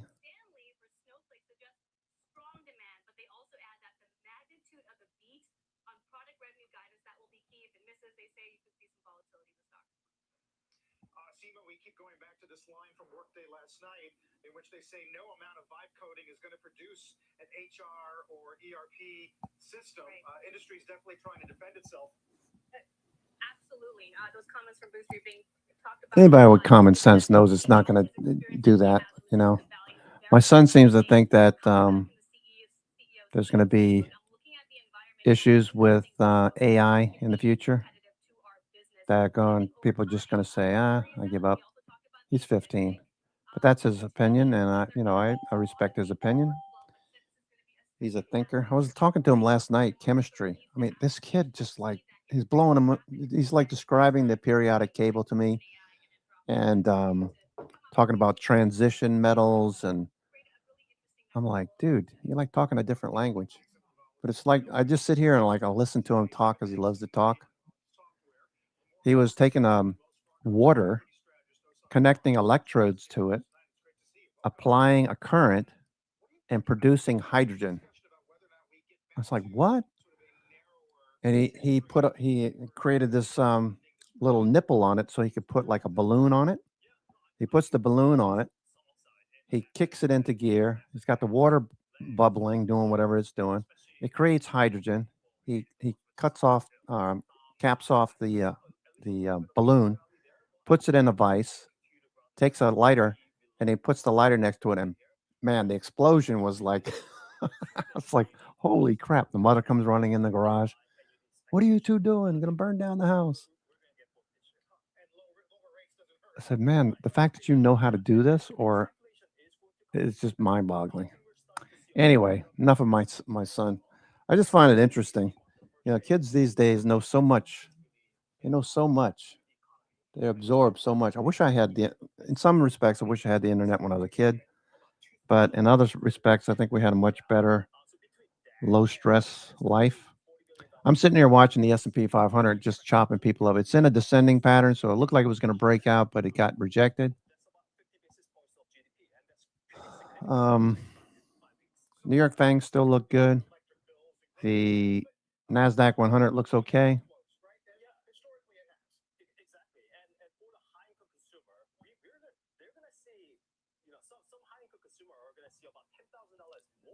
Versus the year before in tax return. So that's going to be very significant. And I think, consumers going to YOLO it. They're going to speculate with it. About 20 to 25% of retail trades are in options these days.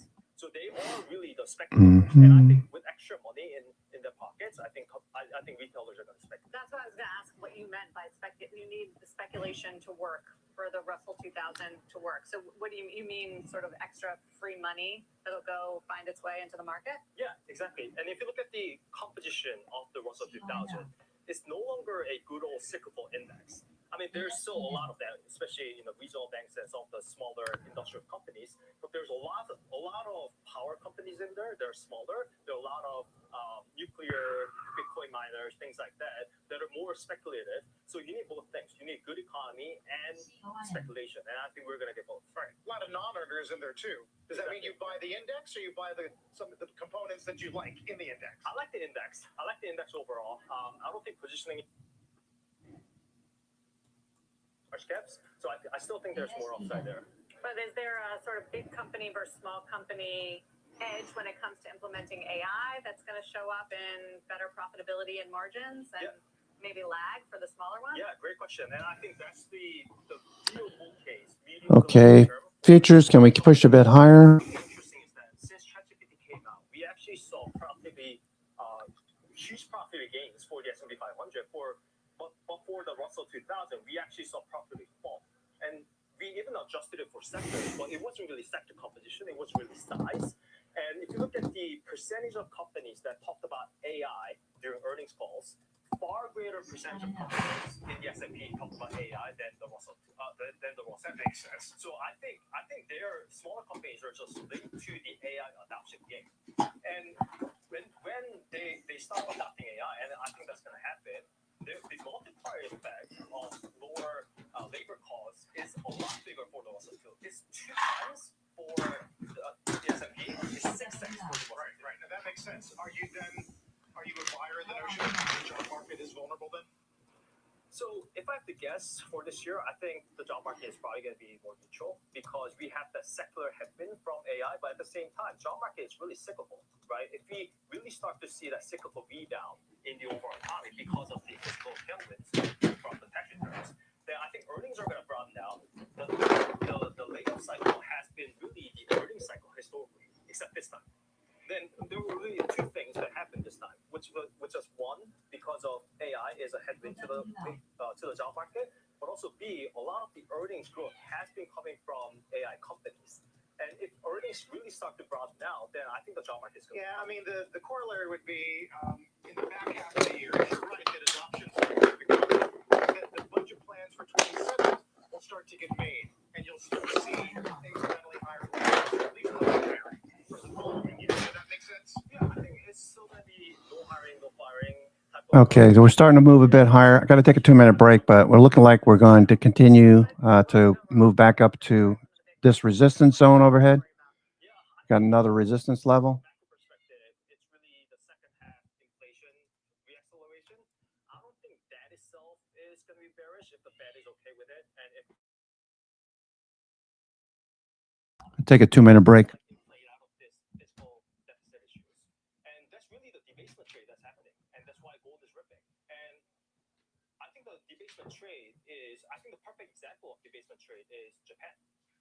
I mean, the trade is FX collapsing, rates ripping, and stocks actually going higher. I think something like that could potentially happen here. Although the president has made such a case for lower rates, you think you'd be okay with that? I think the long end is probably going to be locked in at around these levels because of fiscal issues and potential inflation. But I don't think that itself is bearish for equities. Right. What is your target on gold? I don't have a target on gold. I'm still bullish on gold though. Right. Finally, a year ago the acronym was FANG, or maybe it was a year and a half ago. Now it's this HALO thing: heavy asset, low obsolescence. It kind of melds with your Russell thesis, doesn't it? Yeah, and we also looked at the most asset-heavy companies in the S&P versus the most asset-light companies in the S&P. And the asset-light companies obviously have done really well over the past decade, given the move to and the rise to the digital economy. Going forward, I mean, if AI is really that good, we need more data centers. We need more compute power, and I think it's going to be more constrained by physical constraints rather than the digital constraints. And if that's the case, we just got to build more stuff, and which is bullish for the old economy. And then you start getting into municipal pushback and more social areas of friction. Oh, son, great to have you. Thanks so much. Good to see you. Optimistic guy. Yeah. 7,800 target. Up next, CEO Kava. First reaction to earnings. Like he says, the restaurant chain has been able to bridge the K-shaped economy. That's next. Plus, Goldman breaking down how you might want to play NVIDIA going into results tonight. Some of the key items. Okay, watch this resistance level overhead.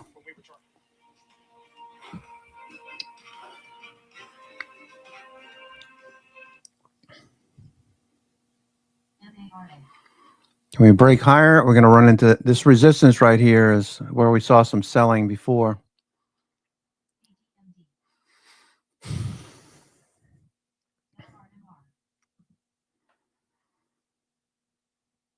Got a lot of negative gamma here. Hedge flow still rising.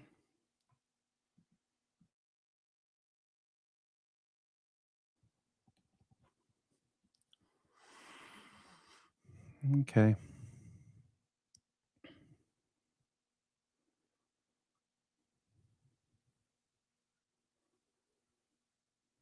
Hedge flow is still rising. We did run into a little bit of resistance, a little sell order block there from earlier. Sell order block from earlier, S&P. We just changed the symbol here. Okay, we got rejected again.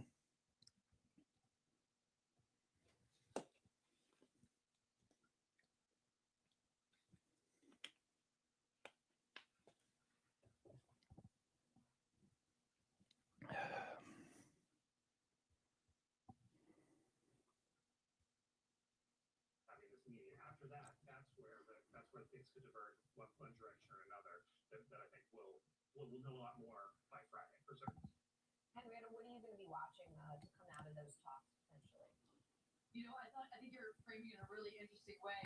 So the reason that you don't talk about foreign policy, especially if something as unpopular as invading again the Middle East, which Americans sort of have a knee-jerk reaction against, is number one, people just don't care about foreign policy in the United States. Voters don't want to hear a focus on foreign policy. They wanted the focus to be on the economy. So it makes sense that the president wouldn't address it as a major component of his State of the Union speech, since the American voter base is still treating it as an anathema to what they would hope the president would do. And the second is there's a very real risk of a war powers resolution being held and voted on in the House or the Senate floor. And if the president starts speaking about an imminent attack on Iran, members are going to get more boisterous and demand that vote, and that will serve as a curb on President Trump's either actual power or his perceived power internationally. So downplaying Iran and just keeping it out of the speech altogether, or not until the hour mark, is very well thought Okay. out, just because High or low? You're looking for a high or low? that it would deliver that might limit him in terms of what he might be able to do or want to do on Thursday and Friday after this meeting. You know, in advance of this speech, I saw a couple of calls, and this is Okay, 50-21 day. We need to get prices to follow through. We had a nice bounce yesterday. Prior to this bounce, of course, we've been dealing with several days below the 50-day. In every previous occurrence, we bounced back above the 50-day immediately. Okay, so in this trend up above the 50-day moving average, we came below the 50-day. Only once did it stay down here a couple of days. But even this sharp move down below resulted in a pushback above the 50-day within 3 trading days. Over here, was this day 7? We finally got back above. 1, 2, 3, 4, 5, 6, 7, 8. Day 8. Here's day 9. Okay, so we dropped 9 days ago below the 50-day. We didn't immediately get back above. That signaled something was different. Now we're back above. So the most I'm expecting is a test of the 7,000 area.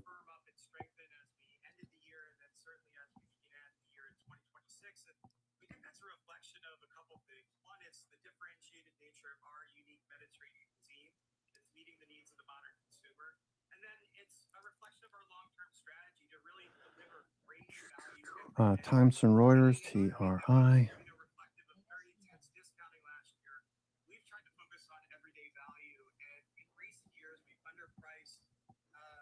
Inflation by over 10%, and we've taken less than half the price increases of the average restaurant company. So we think consumers have really recognized that and understood the value of bang for buck they're getting when they have the food. I know we've talked to you about that before, which is that you're able to hold menu prices significantly below inflation, and I think you expect to sustain, right, 1.4% menu pricing in 2026. Just explain how you're able to do that.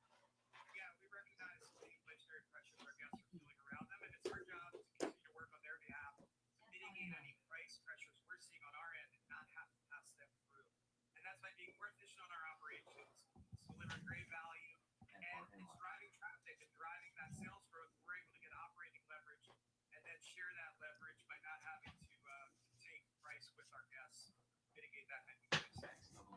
We've seen some historically bad comps from some burger chains. We won't say All right. S&P. All right, dipping back down. All right, so let me just take this up here. This trend line is pretty much a descending pattern. MACD turning. We've seen the ability to take share from whether it's casual dining, whether it's limited service fast food, or traditional fast casual peers. I think you're seeing kind of a blurring of the lines in a lot of the segments of the restaurant. Oh, let's see what's going on here. Slow day. Restaurants are coming to you is that you're delivering a differentiated, better experience, better value proposition. And we look at value as not just the lowest price, but a holistic combination of factors, including the quality of the ingredients we're serving, the relevance of that Mediterranean cuisine, the convenience in which they can access it, and then the experience they have when they engage with our brand, whether through our digital channels or certainly the hospitality they get in our physical spaces. Right. Remind me about beef exposure and whether or not you're calling for some relief in beef inflation. Yeah, that's one of the things that's advantageous about our menu and our basket of goods is that we don't have one outsized component. It's pretty balanced across all proteins, across produce, across dry goods. So we don't see an outsized pressure for beef, but beef is at elevated levels. We don't see it getting much more elevated from here, but staying kind of where it is at current levels. You know, a big part of the story, and for the stock certainly, and the bull case has been on your expansion, just how much white space there is and brand recognition and how many stores you can open. What does that look like now? Yeah, so our guidance for this Still year, drifting lower. 4 to 76 restaurants. We were able to actually grow compound annual unit growth over 19% last year. And what gets us Okay, so you can start to see what's going on with hedge flows. Looks like we're just going to go back and forth, back and forth. Selling a basket of stocks, buying a basket of stocks. Selling a basket of stocks, buying a basket of stocks. Okay, that basket of stocks shows up. Brent has a S&P equities basket.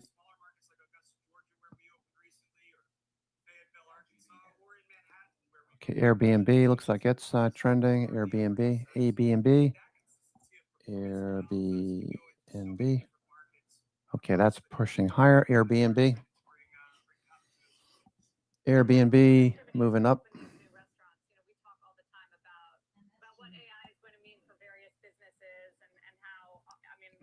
187 stocks advancing.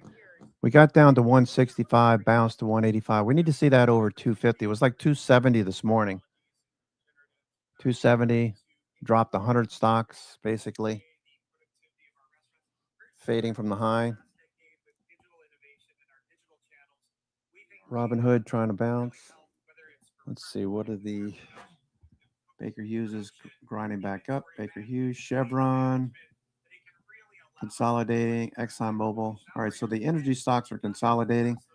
Looks like money's flowing into tech, XLK. Tech is catching a bid. The Qs, IWM. What do you want, Missy? What do you need? I fed you. Look, there's food right there.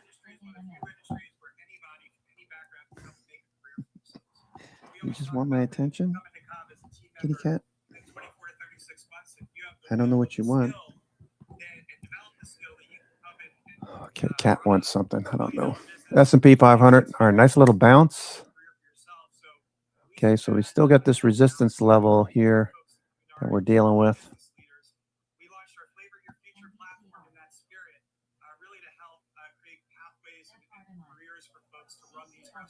Okay, you got resistance, lots of resistance overhead. We got to blast through this area. Hedge flows show what we're dealing with. There's not a lot going on here. This is pretty unusual. Let's see what open interest looks like. All right, so the big bar right here at 69.75. Not a whole lot down here, right?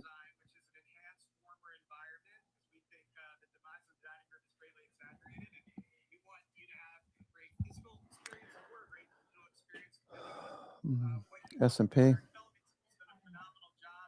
Chop, chop, chop. Just feels like chop today. Let's go look at up-down volume again. 1-to-1 on the SPY. That makes sense. Qs are a little bit better, 1.7. The Dow Industrials, DIA. A little bounce, DIA. Headed back towards the 20-day over here on the right. 50 is the blue line. We need to see that move back up into the range.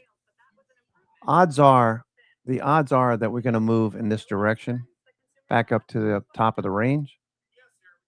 Now that we're above the 50-day in many of these indices, the Qs look pretty strong. We got rotation. Okay, let's look at junk bonds. Okay, junk was below. Recent price action, back above. Okay, so this just looks like a range. All right, so that just looks like a range, basically. You got the top of this range. Okay, and you got a higher low. But basically, this is a range, too. Basically, that right there is a range. Okay, price action staying right in this area.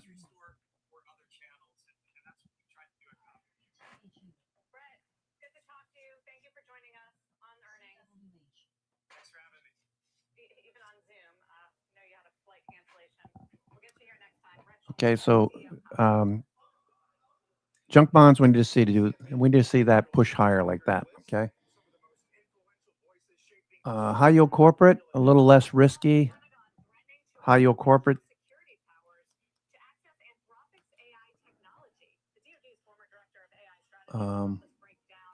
HYG, not HYT, stupid.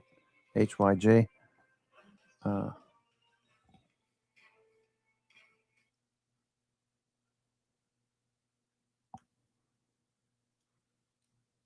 What's going on here? HYG. Okay, well, anyway, that's trending. HYG. Less risky compared to junk bonds, but these two, you want to see both of these moving higher. Okay, Robinhood just took off to the upside. Robinhood. Okay, so people that are trading Robinhood are watching this price action. Looks really good, Robinhood. Okay, put a stop underneath 76.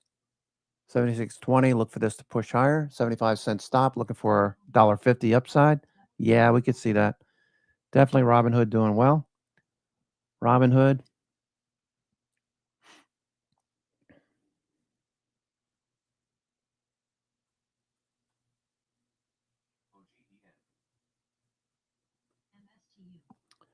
By the way, for those of you interested interested in, health and whatever, I was just talking to a couple of people about this.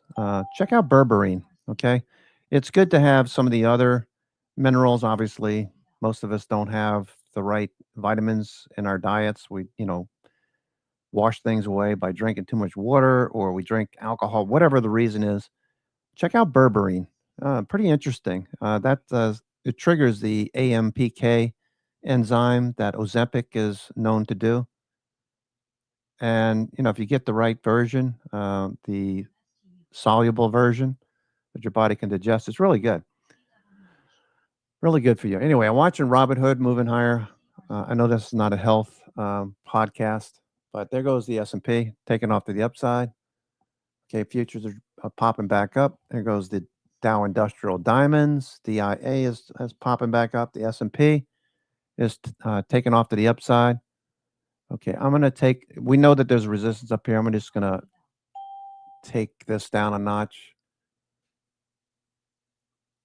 Let's see, is this one? Yeah, okay, Lux Algo. I don't need that. I know where the seller blocks are overhead. Okay, this looks good. Need to break above that trend line. We keep trying to break above this trend line. Feels like there's a lot of energy. See the volume? MACD's turning. MACD is turning.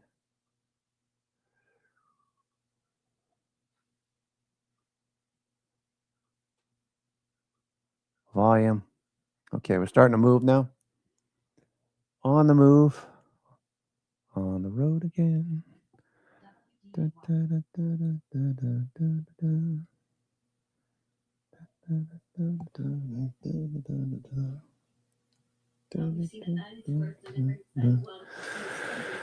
Okay, S&P is on the road again.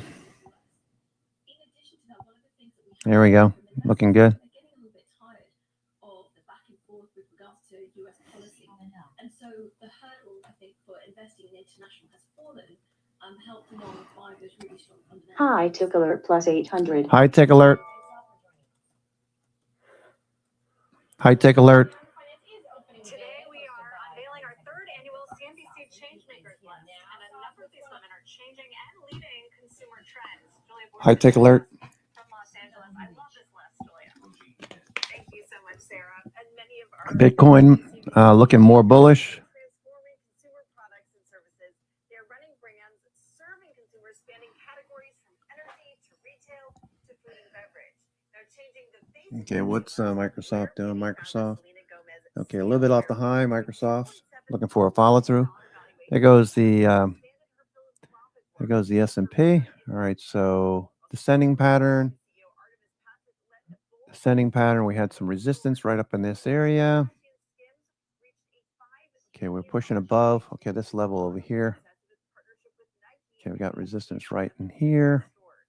And on the other end of the consumer spectrum, how people pay for power. Sunrun CEO Mary Powell is converting Okay. consumers to solar power and battery storage. Okay, the bottom line is, this. We're back above the 50-day. Previous occurrences, we immediately pushed back above the 50-day. The last 3 times we did this, we pushed below the 50-day. The next day, we're back above. In the last 3 occurrences, this last occurrence, however, we've been spending 9 trading days 8 trading days. We just, here's today. Today is day 9. We're back above the 50-day. The odds are with MACD turning up, here, the odds are that we're going to follow through. So if you're taking long swings or long day trades, you're probably going to do a lot better in the next few days as we approach 7,000, that all-time high. All the New York Fangs are saying the same thing. If you're looking at the New York Fangs, they look pretty much like they did this morning. Apple's at the high of the day. Let's go look at those. All right, so here we are. Okay, so Apple looking good. Okay, four bullish days above the 50-day. Starting to run into some resistance overhead at 280, but we know the 6 points to go. Microsoft coming off the low. Microsoft looks like it might actually start to do something here. NVIDIA with earnings tonight. This could all change tonight, of course, if NVIDIA comes in and the markets don't like what they say. I got a feeling the earnings are going to be fine. It's just a matter of the way the markets interpret it. Is guidance going to be good? We don't know. So this could all change. Feeling pretty bullish at the moment. S&P. Let's see. NVIDIA. Don't need Robinhood here anymore. NVIDIA. Meta. Meta's trying to turn back up. Okay, look at the 60-minute 20 MA. That's your reference point. Okay, if you're going long, use your 60-minute 20 MA in addition to whatever else you use, but use the 60-minute 20. There goes the S&P. S&P rising here. With concerns mounting about potential insider trading in predictions markets, Kalshi today announced that it has recently resolved 2 separate instances of insider trading and froze the accounts before any profits were taken. The prediction market says it has opened a total of 200 investigations and frozen a number of flagged accounts. CNBC has a partnership with Kalshi. And another delay for the Artemis 2 crewed mission around the moon. NASA is rolling the massive space launch system back to the hangar for repairs today. The rollback means no launch in March as previously scheduled. NASA says it could happen in April, but will depend on the repair schedule. Okay, let me send that to my son. Courtney, thank you. When we come back, Goldman's NVIDIA playbook. Key things on the earnings call, they say couldn't move the stock tonight. Plus, we'll get to this cloudy outlook in solar. First Solar under some significant pressure right now. We're back at 2. Okay. I'm so excited for him. He's like so into this rocketry and the whole idea of working with NASA or having his own rocketry company. Love to see kids doing stuff, you know, whether it's sports or some sort of entrepreneurial activities. Got to support that. Well, here goes the S&P. Is on the move now. Looking really good. S&P blasting off to the upside. Okay, looks good. Looking good. Sing it, Janice. Ba-da-bum, ba-da-bum. Okay, we're up here. Looking pretty good so far. All right, nice follow through. Robinhood. Looks like it's going to take out the high of the day. Robinhood, Bitcoin. Okay.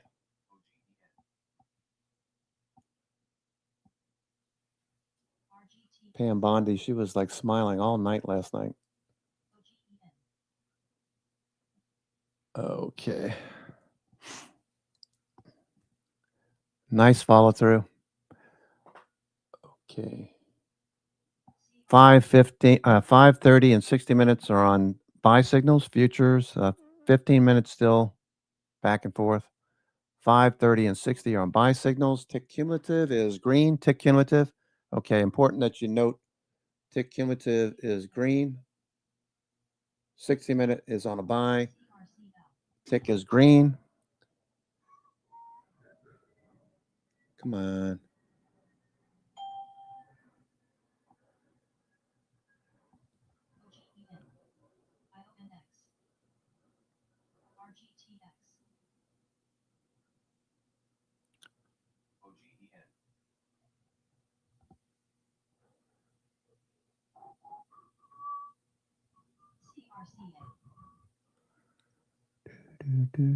On the road again. I can't get it out of my head now.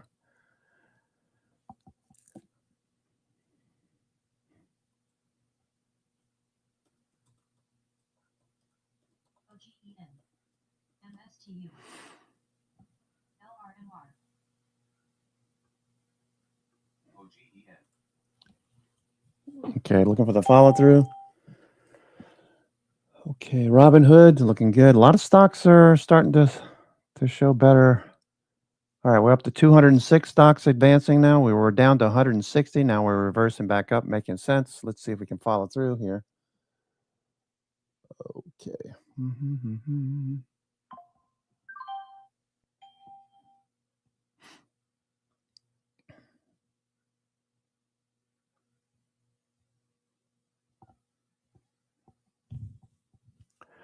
Okay, hedge flows.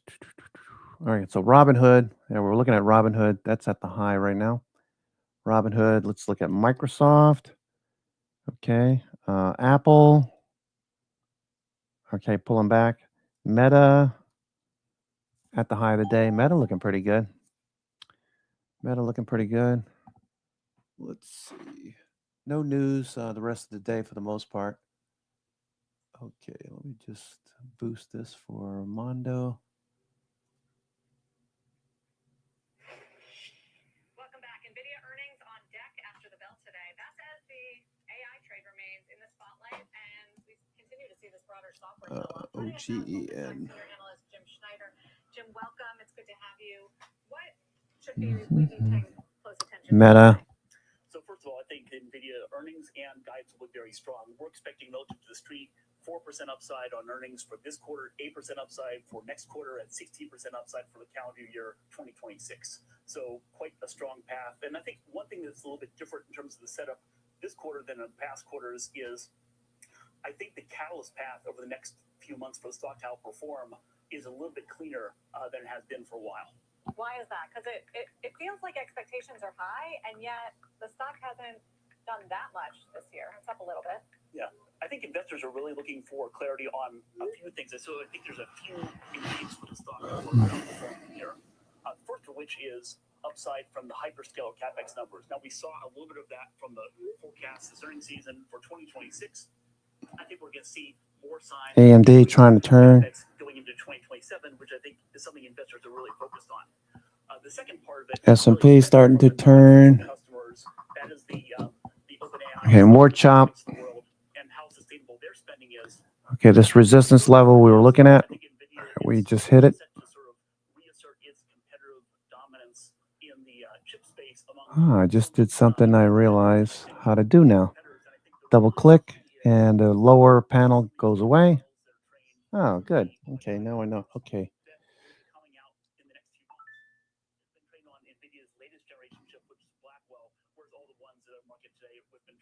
All right, I didn't realize I would. What I did there, I don't know what I did. So we're back. Yeah, I think there's some promising signs. Some of the deals that they've done recently, I think are quite promising. There's a little more we want to see in terms of sustainability of those, but I think they're improving their competitive position for sure. Short term and tactically, we're looking at the chart here. This recent period where it got challenged around 193. Why did that start, and what allows it to bust through, if at all? Well, as I said, I think people sort of understand what the profile of earnings for this year is because CEO Jensen Huang has given us visibility into $500 billion plus of that data center forecast. He alluded to that at the end of last year. And I think now people are looking really focused on 2027. What's the upside from 2026 into next year? And you think he opens the kimono a bit on that, on 27? I think to start to get some elements of that, and that can continue at the GTC event, which is in mid-March. Because that's always the overarching question. Okay, what are we going to do? We continue to fade. Let's see what hedge flows look like. This is kind of boring. Okay, it's starting to peak. It's a very fair question. I think that one thing we've seen is continued high revisions in terms of the CapEx estimates from the hyperscalers, more than I think anybody would have ever guessed a couple of years back. I think the other thing is, can the chip providers, NVIDIA, Broadcom, and others, really? Okay, S&P. Notice MACD has turned down. Okay, you need to see that turn up and volume pick up again. If you're trading just the S&P. That's a very, very fast rate of cost down. And so I think that if you want to swim in that kind of combination, if you will. A few elements. It's not just enough to have a processor or a GPU. You need to have increasingly other things or other elements to the story. One is networking to connect all the chips together in a data center, and the other one is increasingly things like storage to really kind of volume picking up again. feed that AI inference.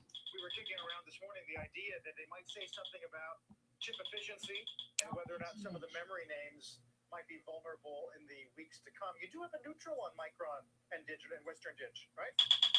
That's true. We also have buy ratings on SanDisk and Seagate.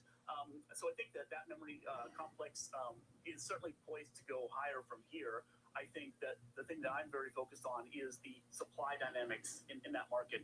We're starting to see some elements of supply additions by some of the competitors come on. I think that's a question mark, but we're seeing no supply additions in NAND flash, which kind of keeps me structurally positive on that space. Okay, Jim, appreciate you joining us. How did the NVIDIA report? Good to hear from you. Jim Schneider from Goldman Sachs. When we come back, why First Solar shares are losing nearly a fifth of their value this morning. We'll look at the guidance and some of the comments about tariffs in just a minute. All right, we're trying to take the high road, pushing a bit higher at the moment. Chips and other AI hardware. And if that ends up being the case, if those estimates of capital spending begin to come down, that's when NVIDIA starts to suffer. Brooke, that's a good point, Peter. Appreciate that, man. Brooke, what I find interesting on this NVIDIA. Okay, back up to resistance, that pivot we just hit. Pivot high, we need to take that out, obviously. Volume's picking up, MACD's turning back up.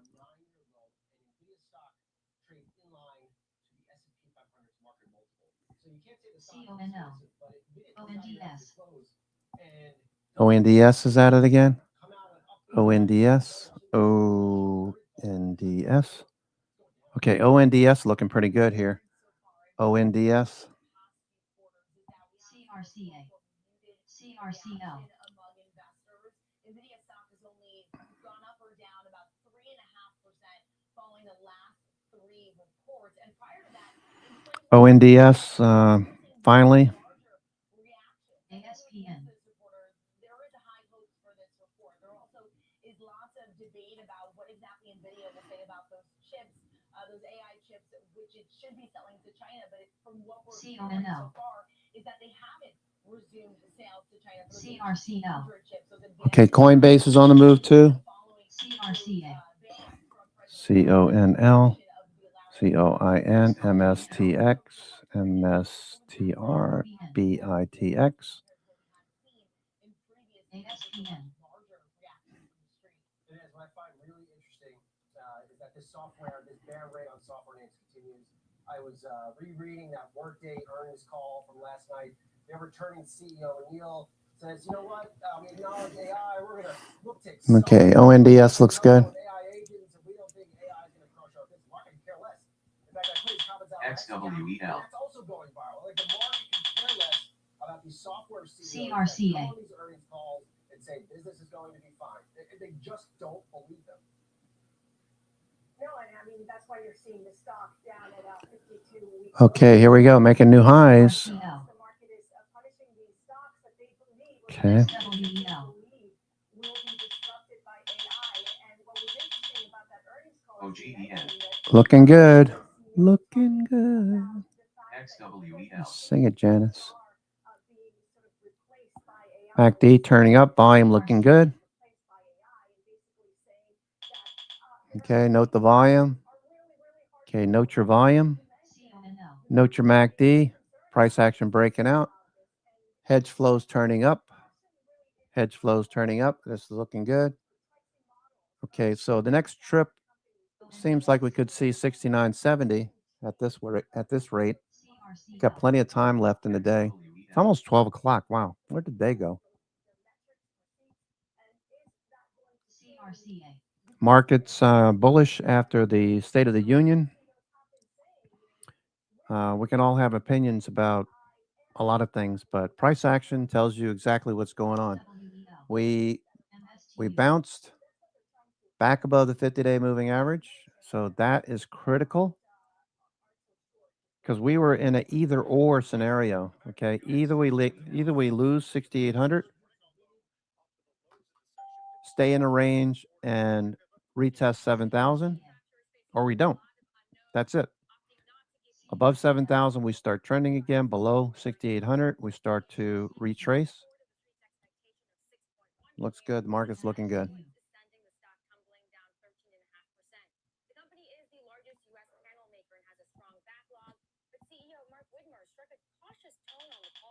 Pointing to uncertainty around Section 232 actions, FIAC restrictions, and AD/CVD cases, all of which are on top of the administration's potential 15% tariffs.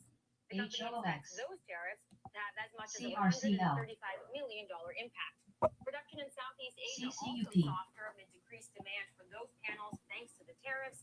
The company curtailing some of that production as it looks to increase its domestic footprint with its 6th U.S. facility under construction in South Carolina. HSBC and Baird downgrading the stock to neutral, but Goldman reiterating its buy rating, saying to Apple trying to make new highs. Microsoft off the highs as well. Microsoft and Apple look very similar. Price action. Pop and consolidate. NVIDIA still going. NVIDIA still going. Having a good day.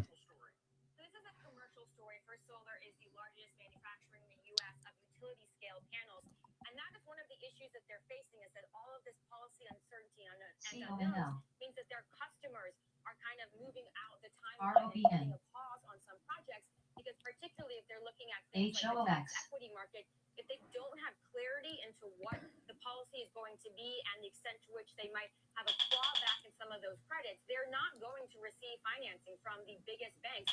And while it's an issue with panels, it's especially an issue for battery, and of course energy storage right now is paramount given the stresses on the grid, and all of those cells essentially are still made in China. And so when we see solar plus storage, if you don't have that storage element locked in place, the project might be put on hold. And that's really what this industry is saying. They're saying we want to put in tariffs, okay, but we need clarity and certainty going forward.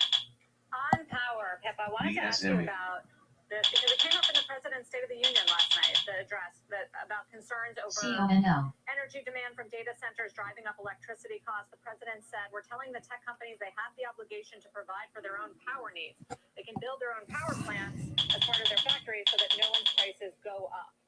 Can that work? Well, so we've seen a bigger push from the tech industry. At first, they seemed reluctant to kind of pay their own way. But given that the power element is such a small portion of the overall data center cost, we're now seeing a movement towards BYOP, or bring your own generation, from big tech. We've seen announcements from the likes of Microsoft and Anthropic.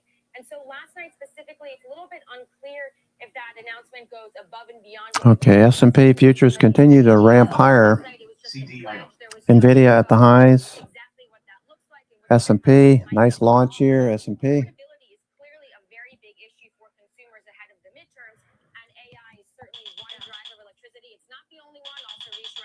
S&P on the move. Data center, influence on power prices is getting all the attention right now. No, and they seem to get it. Those utility bills going up, and trying to address it. I guess the question is how. Pippa, thank you. Pippa Stevens. Up next, the Pentagon threatening Anthropic over access to its AI tools. But who has the upper hand in these negotiations? Anthropic now moving away from its core safety pledge. We'll talk about all of this when we come right back.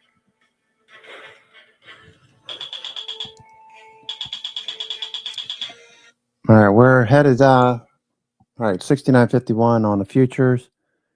Okay, we are blasting higher. All right, so much for that. We don't need that anymore. Okay. Wow. Wow, this is looking really good here. Okay. We had resistance over here. 69.70. Wow, look at this move. Pretty impressive. Looking good.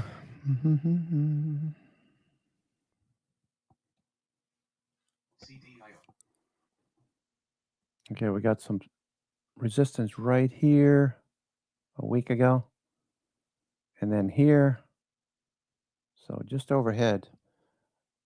People selling premium. Okay, let's see what's going on. I'm looking at this strike right here at 69.70. I'm going to scroll backwards. It was a lot more earlier. Now they're starting to put it back on again as we approach the highs. All right, looks like they're putting more on. Okay, so yeah, 15 million. 30 minutes ago, we had 20 million. Now we're at 35 million, back up again. So it looks like they're selling some more premium here. Do we run right through this? There's nothing above it. Not much anyway. Let's see.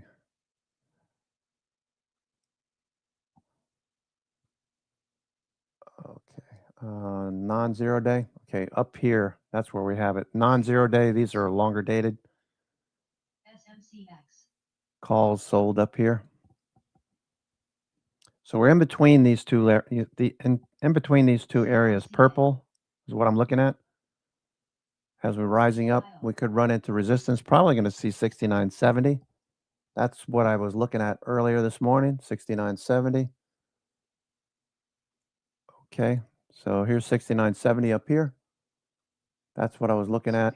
Potential. That's a long ways away. Jeez. But that's what they're showing. That is what they're showing for now.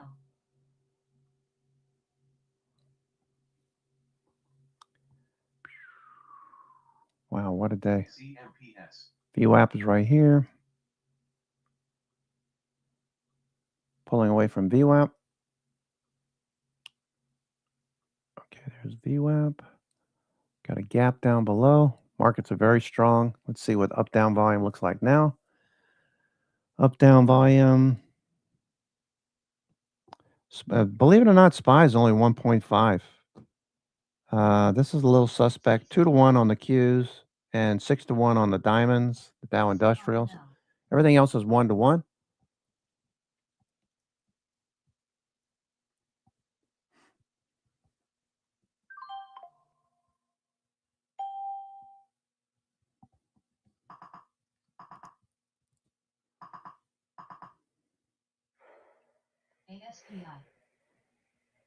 There's not a whole lot of resistance in this area. Okay, so I don't want to get too focused on just the S&P. Let's look at other things that are going on. Meta's at the highs, new highs of the day for Meta. Meta. Google dipped a little bit, but buyers are stepping up. Netflix trying to turn the corner. And Microsoft looking for more upside. Microsoft. AMD. AMD.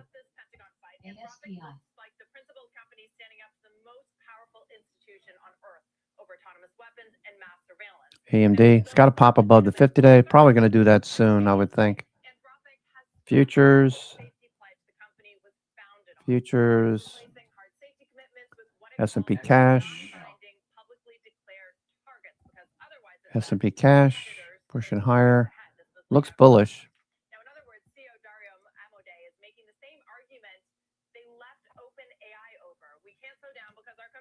Nvidia is still climbing. Safety rhetoric is starting to look like branding and leverage, maybe a little less like principle. Now, fighting with the Pentagon, it may actually be a master stroke in PR for the company as well. A defense official told Axios that they need Anthropic. And the problem for these guys is they are that good. Every enterprise CEO or S&P is still climbing. The U.S. military thinks that cloud is the best model in the world, and Anthropic cares so much about safety, it'll walk away from a $200 million contract. We'll see what happens this Friday, guys, but the bigger story is what has already happened. The company, the one company that was supposed to be different, serious about safety, just told us that it can no longer afford to be. And if that is true, the AI race just got faster. And for every company in the path of this technology, the disruption will only accelerate from here. Baker Hughes turning up. So stocks near the highs, many of them. Was it about surveillance of Americans or the ability to deploy a weapon without a human? Something else? All of that. They've been very clear on sort of what they want their technology to be used for and not used for. And to be clear, these are two different issues, right? It doesn't want its Claude chatbot or now Claude code to be used in weapons of mass destruction or for surveillance. That's one side of it. Robinhood making new highs. New high of the day for Robinhood. Bitcoin's still going. Bitcoin looking a lot better. It's still only 1-to-1 up volume on the spiders. 1.6. Qs are 2.4. NASDAQ Composites 2.3. New York Stock Exchange only 1-to-1. So let's look at the New York Stock Exchange real quick. All right, when in doubt, you always want to check the New York Stock Exchange. This is looking good. In the top of a range, if you put a box around this. Okay, put a box around this is basically a range. It needs to pop above this level. New York Stock Exchange, that's good. Let's see what IWM looks like. IWM bouncing.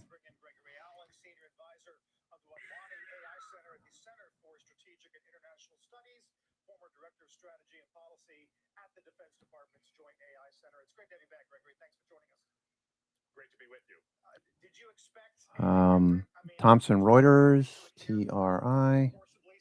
That one having a big reversal day. Thomson Reuters. Big volume. Look at the volume here. 14 million shares trading the last 2 days. A million usually tops.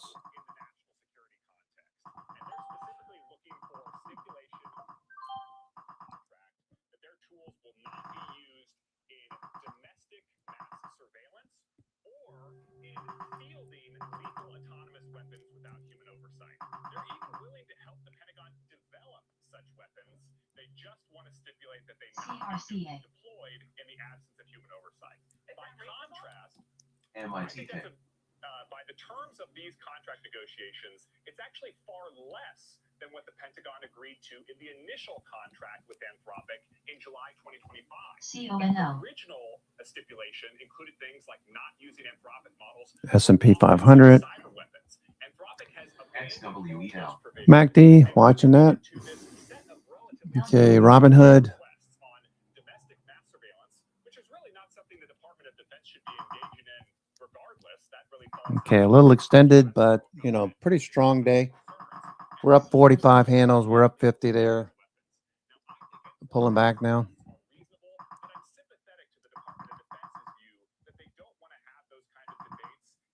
Bitcoin. Bitcoin doing well. I have some BITX. I'll probably add to that. And then some MSTX. Bitcoin. All right, so this is still basing down here. MSTX. Okay, eventually this is going to come out of this area, I would imagine. IBIT also. Coinbase, CONL, COIN. All right, that's starting to make some progress. ARM Holdings pushing into this 131 zone. Okay, 131.70. This is breaking above this pivot. ARM Holdings, if you're trading it, I have a position. Okay, we're right in this area now. Okay, looks good. You got resistance levels overhead right here. And then 200-day. And then this 141 area. This 141, this pivot. RSI is rising. Looks good. MACD's rising. Stochastics embedded. Just need more volume like this right here. Looks good, though. ARM Holdings looks good. If you're trading it, I have a position. Long position.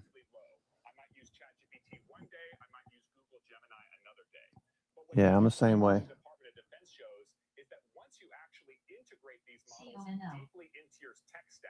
Whether that's for cybersecurity applications or intelligence analysis applications, there actually are very high switching costs. The Department of Defense does not want to have to go through the exercise of ripping out Anthropic's technology and trying to build up a competitor in that regard. And high switching costs, okay, we're starting to fade a bit from the high. Flagging. 69.70 is way up here. That's the upper strikes that we saw on or see on these levels here. 69.70. We could make it up to that level. It's 98, almost 99 percentile. 7,040. That's a 98 percentile as well. Down below, there's not a whole lot of support down below this level. Let's go look at the founder's notes. See what he had to say. Okay, so he saw the same thing, 69.70, 6,800 down below. For example, I recently chatted with the lead author of the International AI Safety Report, which is a flagship sort of scientific consensus community.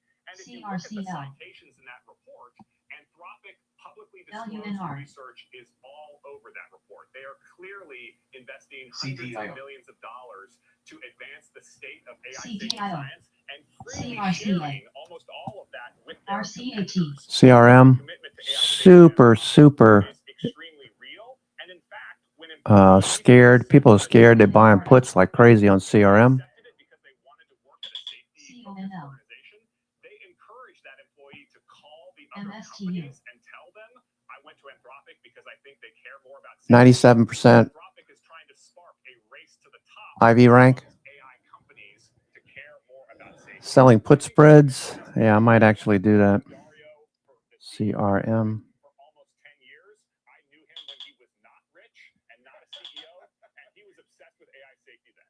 Yes. Gregory, we got to get you back to kick around the Citrini HELP. blog later, which everyone on the street has opinions on. It's good to have you. Thanks so much. Put spreads on CRM. What's a 20 delta? 20 delta gets you 235. 175, 170. CRM. CRM. The other part of the AI trade, the disruption trade, has become so prevalent. Software, obviously, is the big one there. We'll get Salesforce earnings on that later today. Yeah, and then later in the week, we're not quite done. We'll get Dell and CoreWeave will be another good tell on where we are in this whole race. I mean, so far what we've heard from all of these players on the servers and on the chips is that demand is off the charts. Yep. Let's get to the judge of Post 9.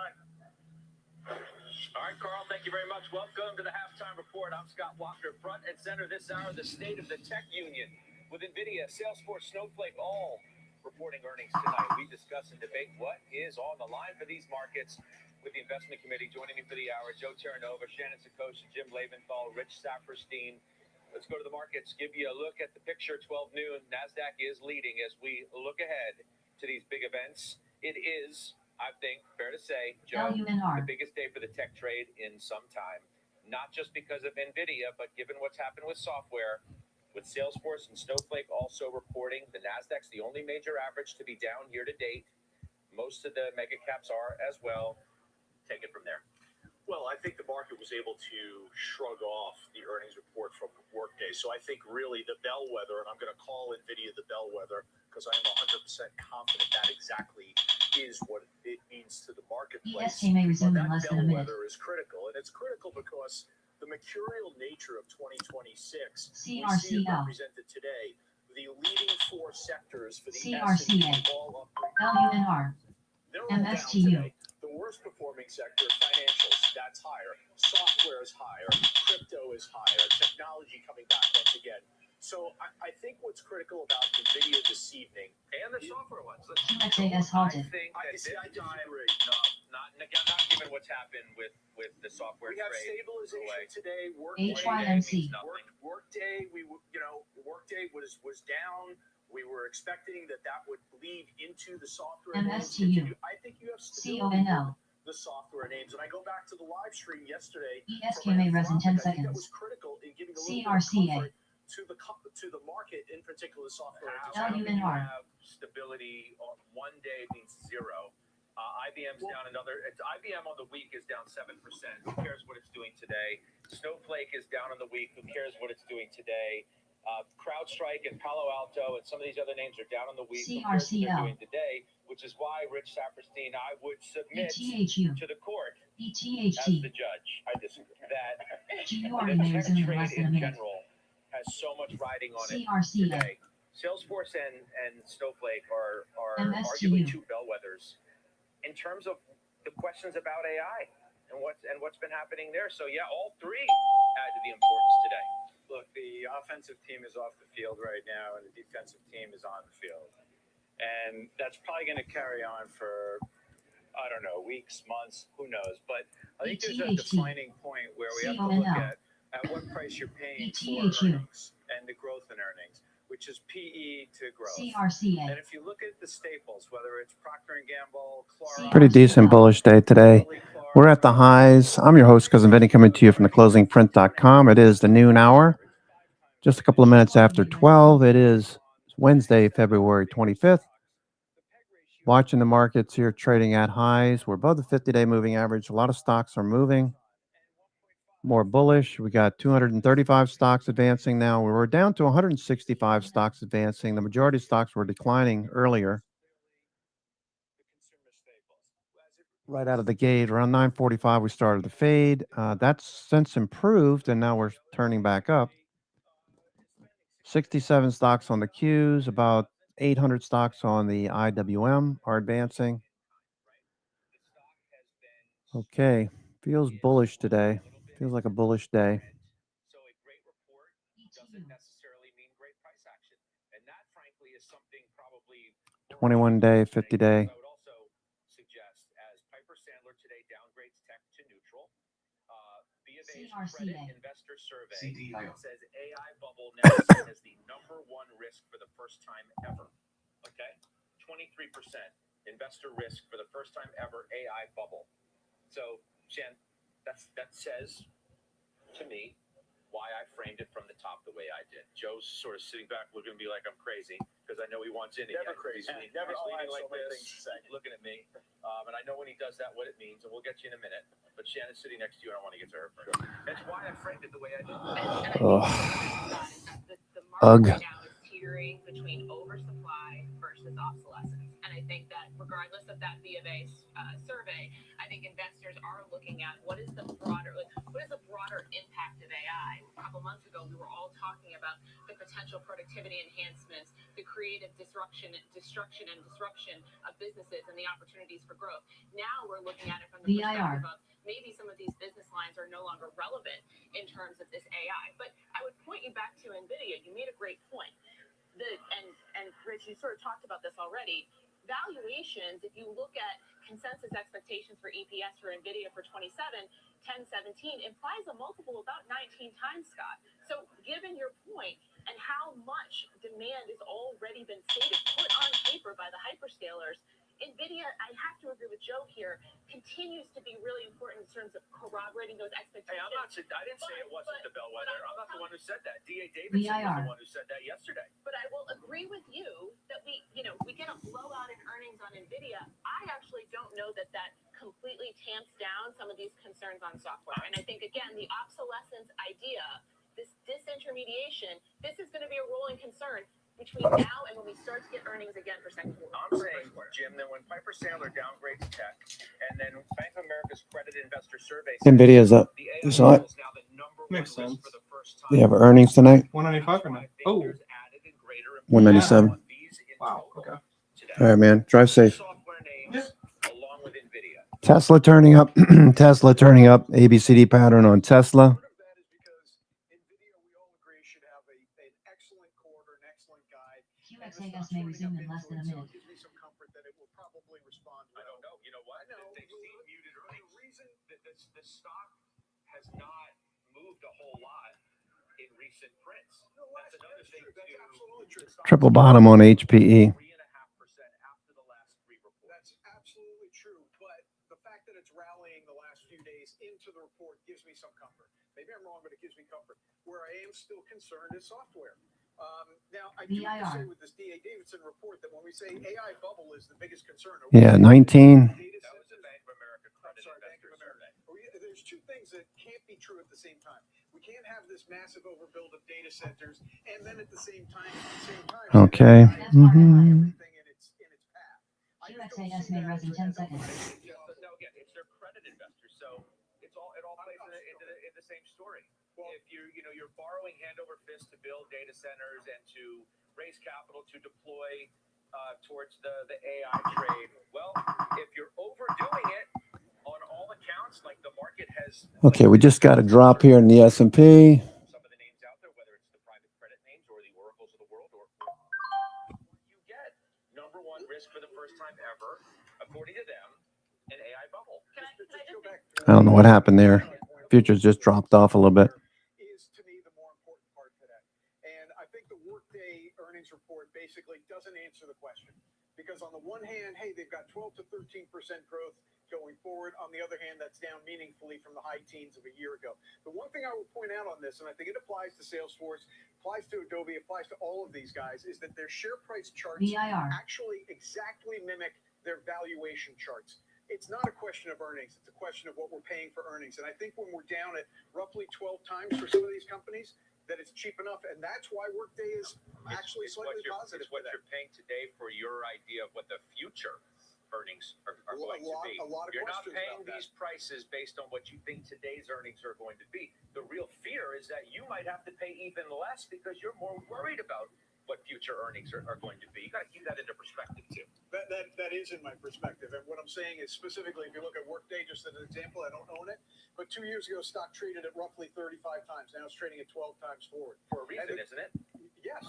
And the question is, what you just said, Scott, about the skepticism about what earnings are actually going to be, is, I think at this point, appropriately priced at 12 times for an asset like these are asset like. You're trying to be a rock star. They keep telling you at Workday not to be a rock star. You watch these commercials. I'm trying to be a rock star? I'm just telling you what's on my mind. I'm just telling you what's on my mind. Billy Idol is telling you don't be a rock star. Billy Idol? Okay. He's in the commercials. Okay. All right, now I know what we're talking about. Sorry, I kind of was Jimmy. Oh boy. Billy Idol. Those are good commercials, but they go right, in one ear. White wedding. I know Joe wants to get on this, but I think Okay. Let's see what BITX, looking for that. Come off the low. BITX. Okay, starting to come off the low. BITX.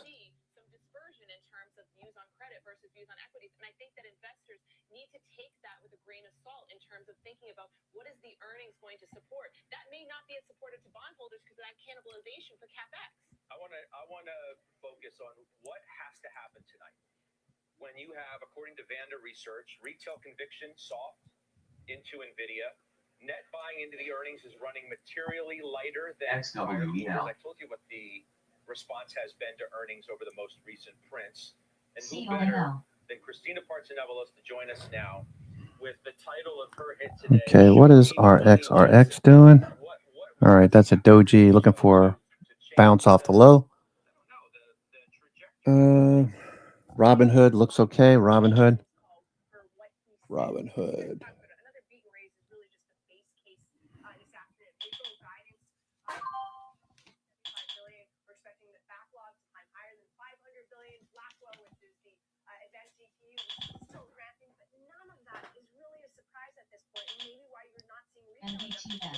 Hedge flows trying to turn up.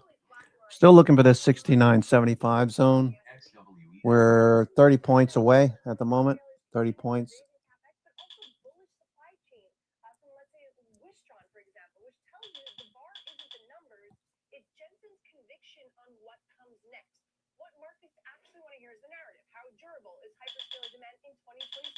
What happens to margins as memory costs climb into the Rubin cycle, which is another iteration of their GPUs? Are sovereign AI deals actually moving? And the stock, we talked about it. Okay, trying to break higher now. S&P trying to break higher.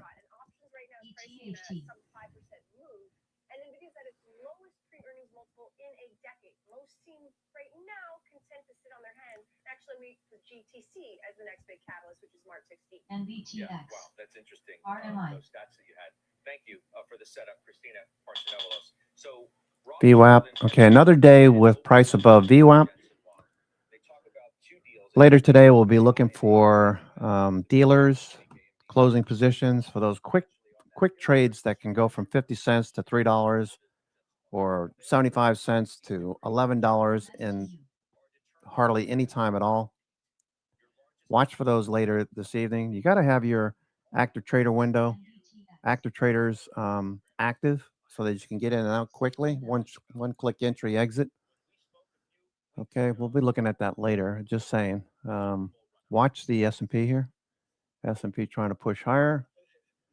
Hedge flows turning up again. We got 69.70, 69.75 as a target if we continue.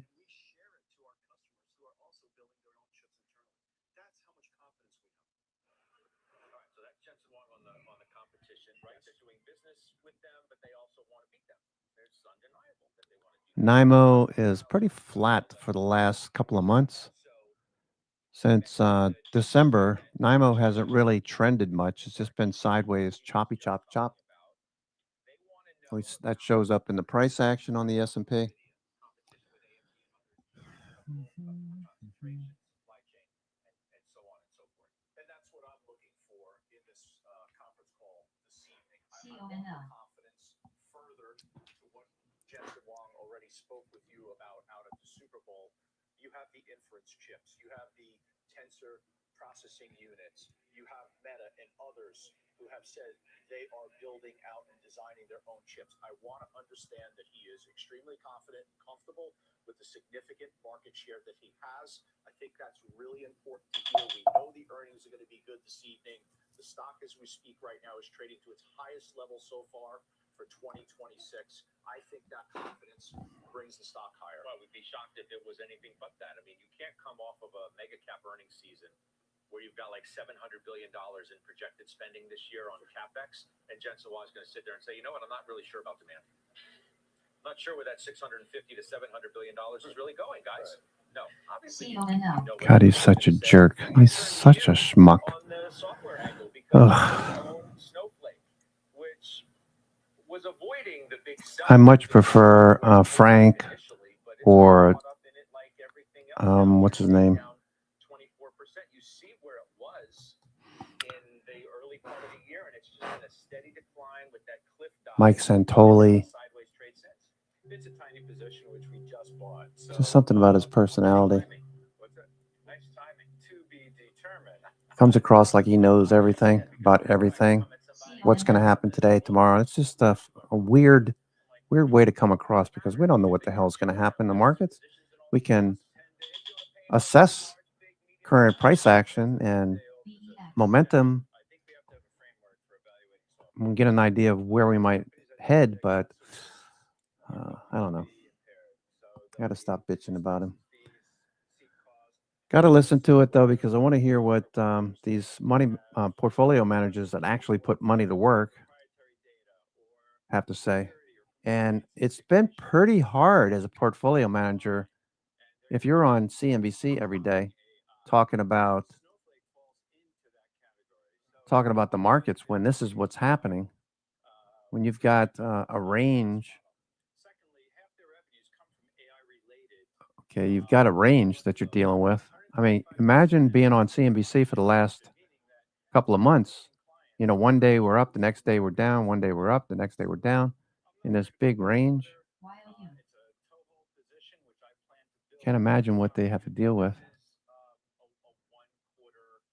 Okay. Ostensibly, you bought the position 10 days ago because you looked at the landscape of the software sell-off and had to have at least some inkling in your mind that, okay, maybe this is it. Maybe it's overdone at this point. Yeah, the software Armageddon is at or close to the bottom right now. The SaaS apocalypse. Exactly, whatever you want to call it. And it's time to have a framework, which I just laid out, and to start identifying where there is value in that landscape of fallen companies. All right, then let me ask you this. Would you buy Salesforce here? No. Why That's not? the one that's a SaaS model, per seat, per license, with excessive rents being charged. So any SaaS-related name you're running? It depends. It's got to fall into proprietary server, proprietary data, hard to replicate workflows, security integration, compliance integration. Within our framework, we're looking for names that fall into those categories. Okay. Big picture, I think there's far more complexity surrounding software than we're really giving credit towards. If you believe that software has resolved the carnage of the last several months, do you? Well, then you're buying the private credit names, because that's really the opaqueness of all of this, is the exposure that they have to the significant direct lending loans that they have made to the private software industry at valuations that no one knows, 20, 30, 40 times. Okay. So you're going there to private credit. As far as what's going on with public software companies, okay, I mean, it's easy to understand. First of all, there's a significant rotation. Okay, the 200 days now at 65.50 and change, 65.50. Okay, can we keep going here? Let's keep trending. We got to get through this level right here. MACD is kind of flattened out. It is lunchtime, so I'm not surprised that yeah, there's the gap over there. Volume is off a little bit. tapering off. MACD's flat. I can't find many people trying to call a bottom in software. I don't, Shan. I mean, I've asked this question to guests on, either one of the programs, and when I say, do you think software has more to go? They're like, yeah. Well, I think as a group, I mean, we haven't really seen that dispersion or differentiation in that universe yet. And so I would say, I would argue with you that that's what should be the next step is when we figure out, who, to Rich, there's a lot of investors like Rich who are looking at each of these individual software companies and thinking about the potential sustainability of those businesses, their competitive moat. But to Joe's point, I just want to clarify.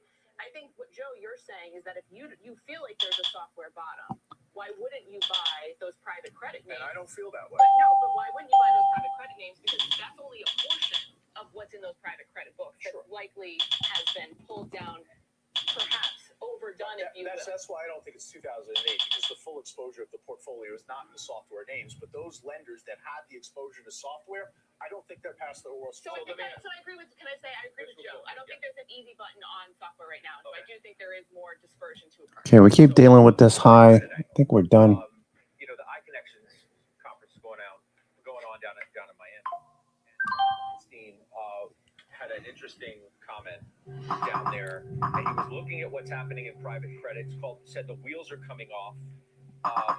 Worried about the overspending in AI. He said, quote, all you need is the snowball to start going down the hill, and it started. Blue Owl is right in the middle of that. I think we are in the super early innings of the wheels coming off the car. Okay, so I had Mark Lasry on of Avenue. These analogies. Private credit, the wheels coming off the car. Piece of this. And the concern about where some It's hard to listen to the financial media sometimes because they're so hyperbolic all the time. It's like the boy who cried wolf. How many times? What are you telling me that's any different than what you said yesterday? 2 days ago was all about software, the end of the world. And when, it's the end of the world, that's when you want to start looking. Right? Blood in the streets. Let's see. Microsoft today, coming off the low. It's still got a ways to go. We still got to build the base down here, but looking better. Robinhood did something similar. Here's Microsoft. Robinhood doing something similar. Robinhood basing, trying to push off the low. Thomson Reuters, that's been active. It's been basing, popping up. I'd love to see Microsoft do something like this. S&P in a range, so we're not going anywhere. Frustrating people. The Q's finally catching a bid today. At the 50-day. XLK catching a bid. SMH, semiconductors, trending higher. Stocks like Micron, still stuck in a range. NVIDIA with earnings tonight, finally breaking above 195. Okay, I had some 190, 195 calls. I had to take those off. I got some NVDX shares. I'm thinking about taking something like 197, 200, 205, something like that. Iron Condor.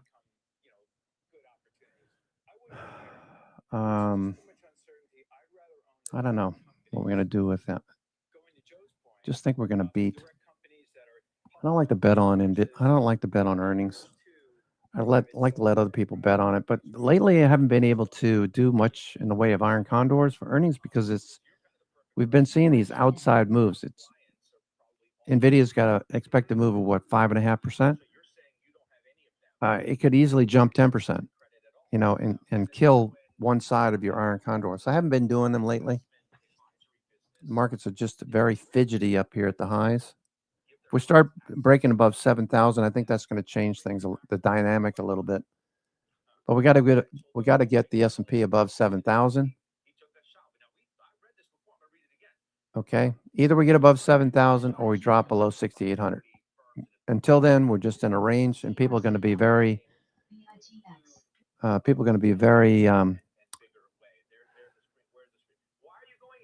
frustrated. These securities are opaque and maybe riskier than most, but to the extent you're selling to institutions, people don't care that much. But if individuals lose money or real businesses lose money, it's terrible. Okay, 5, 15, 30, and 60 are on buy signals. We got tick cumulative is rising. RCL. To which I asked Mark Lasry again about that side of it, whether he agrees. NIMO is flat. NIMO's been flat since December. Actually, since since December. It's gone sideways. Let's go look at NIMO. NIMO. You can see it. You can see it in advanced decline. We've been above the zero line, but we haven't gone anywhere. It's just choppy, choppy, choppy, chop. There's no trends like over here in November. Just choppy, chop. Okay, NASDAQ is starting to get something that looks like maybe a trend, but that could easily turn back down too, stay in a range. But stocks, software stocks got obliterated. Tech, some stocks in the tech group taking a hit. So to see a trend back to 30%, that would be great. So that would be a nice advantage. Let's look at, but I wanted to look at NIMO and NAMO.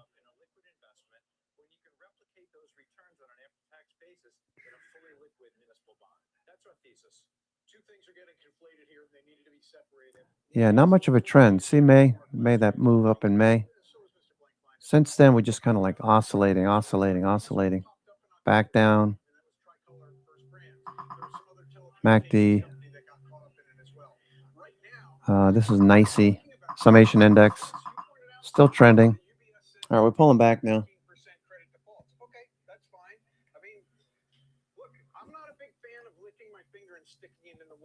Predictions like that, because right now the indications are not that there are credit concerns, there are liquidity concerns, and they CDIO.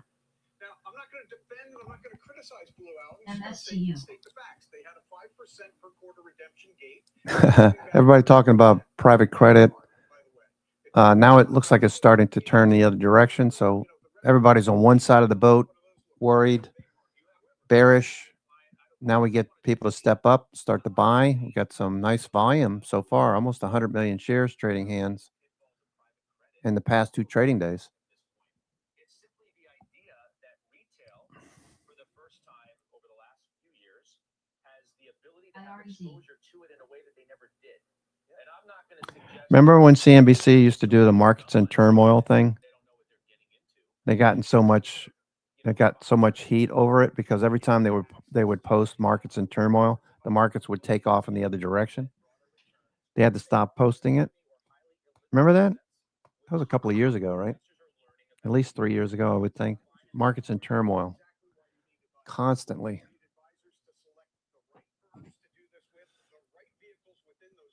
Okay, NVIDIA. Yeah, NVIDIA looks good for earnings. So for those of you in NVIDIA, this just keeps going here.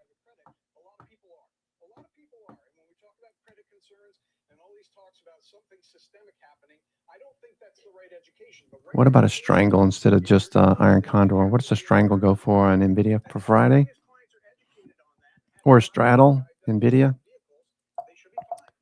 NVIDIA, let's see.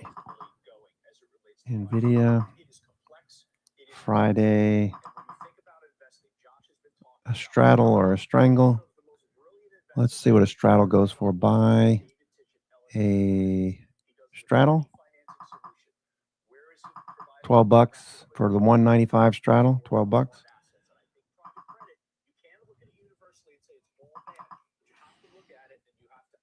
about a broken wing butterfly, something like that?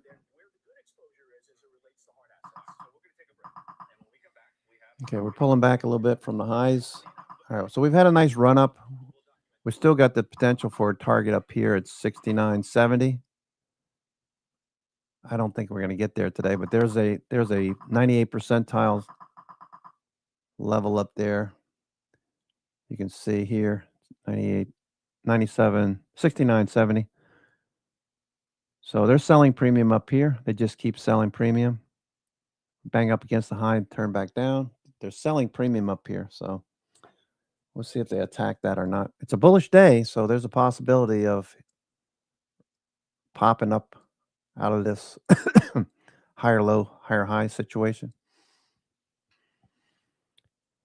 Okay, so that is said, let's go take a quick look at what's going on in the sectors. XLB bounced yesterday, coming back in, outside day. XLC Communications, that would be Netflix, Meta, Google, etc. XLC.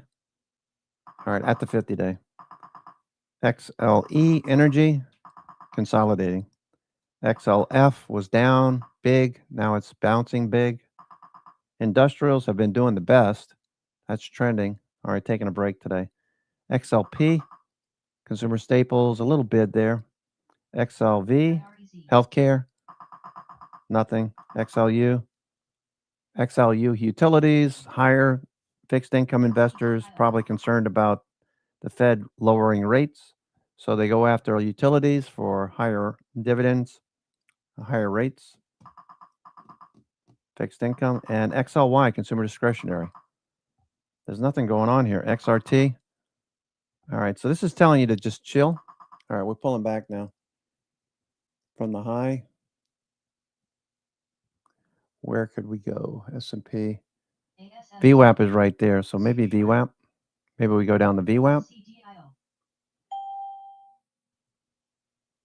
MACD is telling you bearish for now. Volume.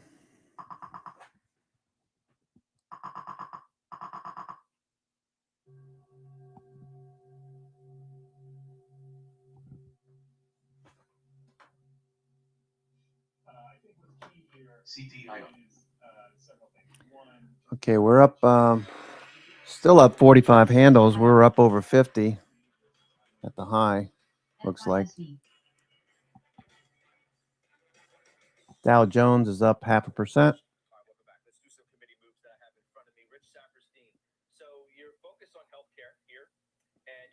Hedge flows. Okay, this is the sine wave that I always look for that can kill premium. Still somewhat choppy. This sine wave back and forth, that purple line up and down, up and down. Telling you what dealers are doing. Selling a basket of stocks presently.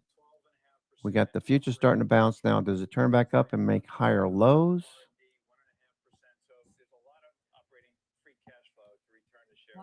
But more importantly, they have over 40 compounds in clinical trials, each of them.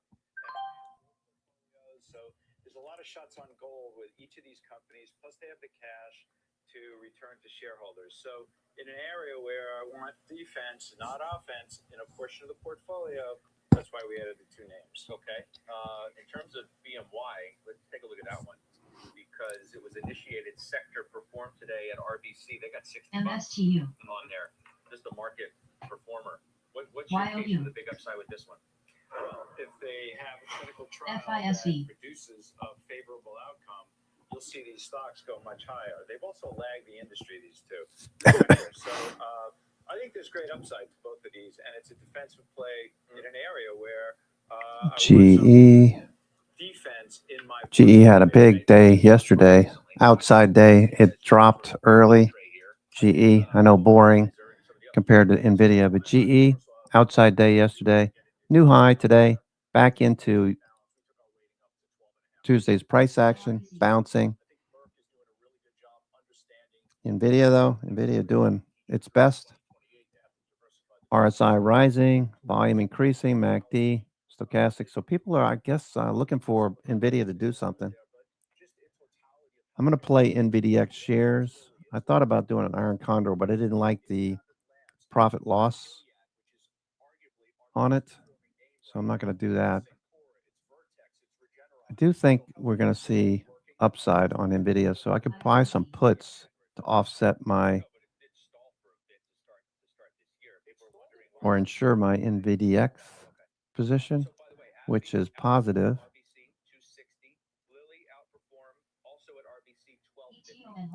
Is the target there. Let's get the headlines with Mackenzie Segal. Came back. Hey, Scott. Former Treasury Secretary Larry Summers is resigning from Harvard at the end of the academic year. He's been on leave since November, following the release of emails between him and the late convicted sex offender Jeffrey Epstein. According to a Harvard spokesperson, his resignation comes in connection with the university's ongoing review of the government-released Epstein files. Dr. Casey Means, the nominee for Surgeon General, said today in her Senate confirmation hearing that she believes vaccines save lives when pressed on her stance. However, she suggested that every patient should have a conversation with their doctor about medicines going into their body or their children's bodies. No She also kidding. said current science shows vaccines do not cause autism, but suggested science is never settled. And Aston Martin said today it's cutting its workforce by 20%. Oh, that's a nice car, Aston Martin. Layoffs are needed to absorb the impact of U.S. tariffs and weak demand in China. According to a regulatory filing, the move will result in an annual savings of more than $50 million. Back to you. All right, Mac, thank you. Mackenzie Segal. So up next, something just happened in the housing market. Hasn't happened in nearly 4 years. Tell you what it is next.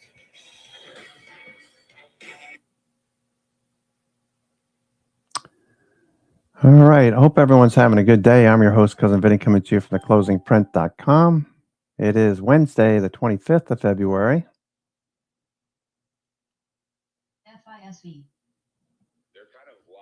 NVIDIA earnings tonight. Everybody's watching NVIDIA, or at least most of the people I talk to.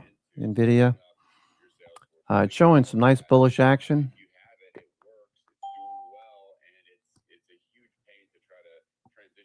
I don't know, this earnings season has been a little odd since Microsoft way underperformed and dropped off the way it did.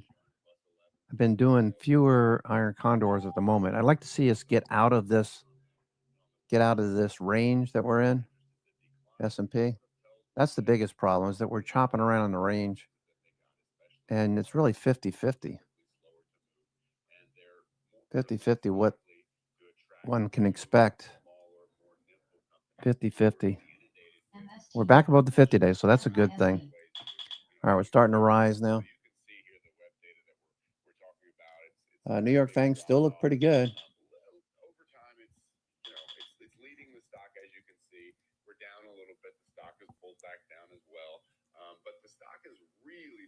Robinhood. Robinhood making new highs. Robinhood. CRCA. NVIDIA. All right. NVIDIA starting to taper off at the highs.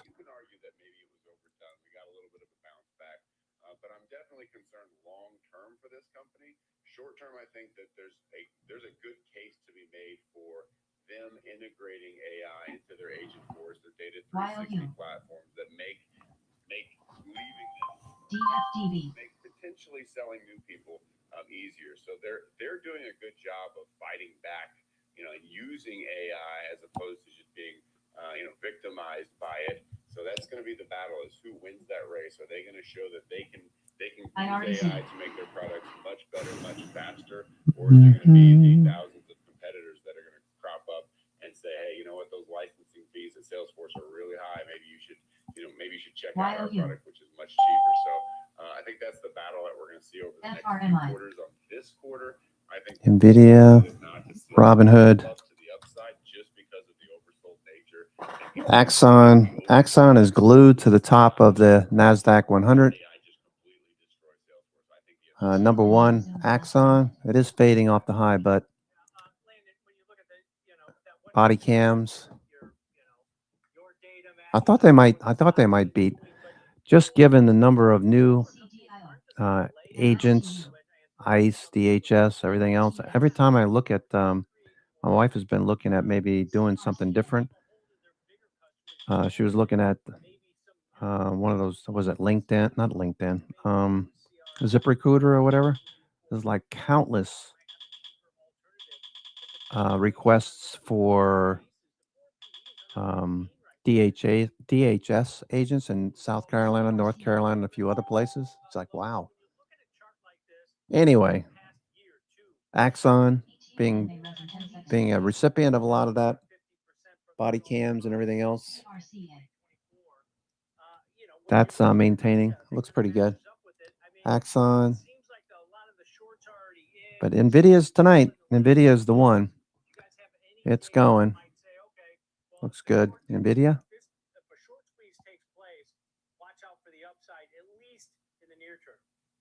What's Nike doing? I haven't looked at Nike in a few days. Nike. All right, consolidating Nike. PayPal.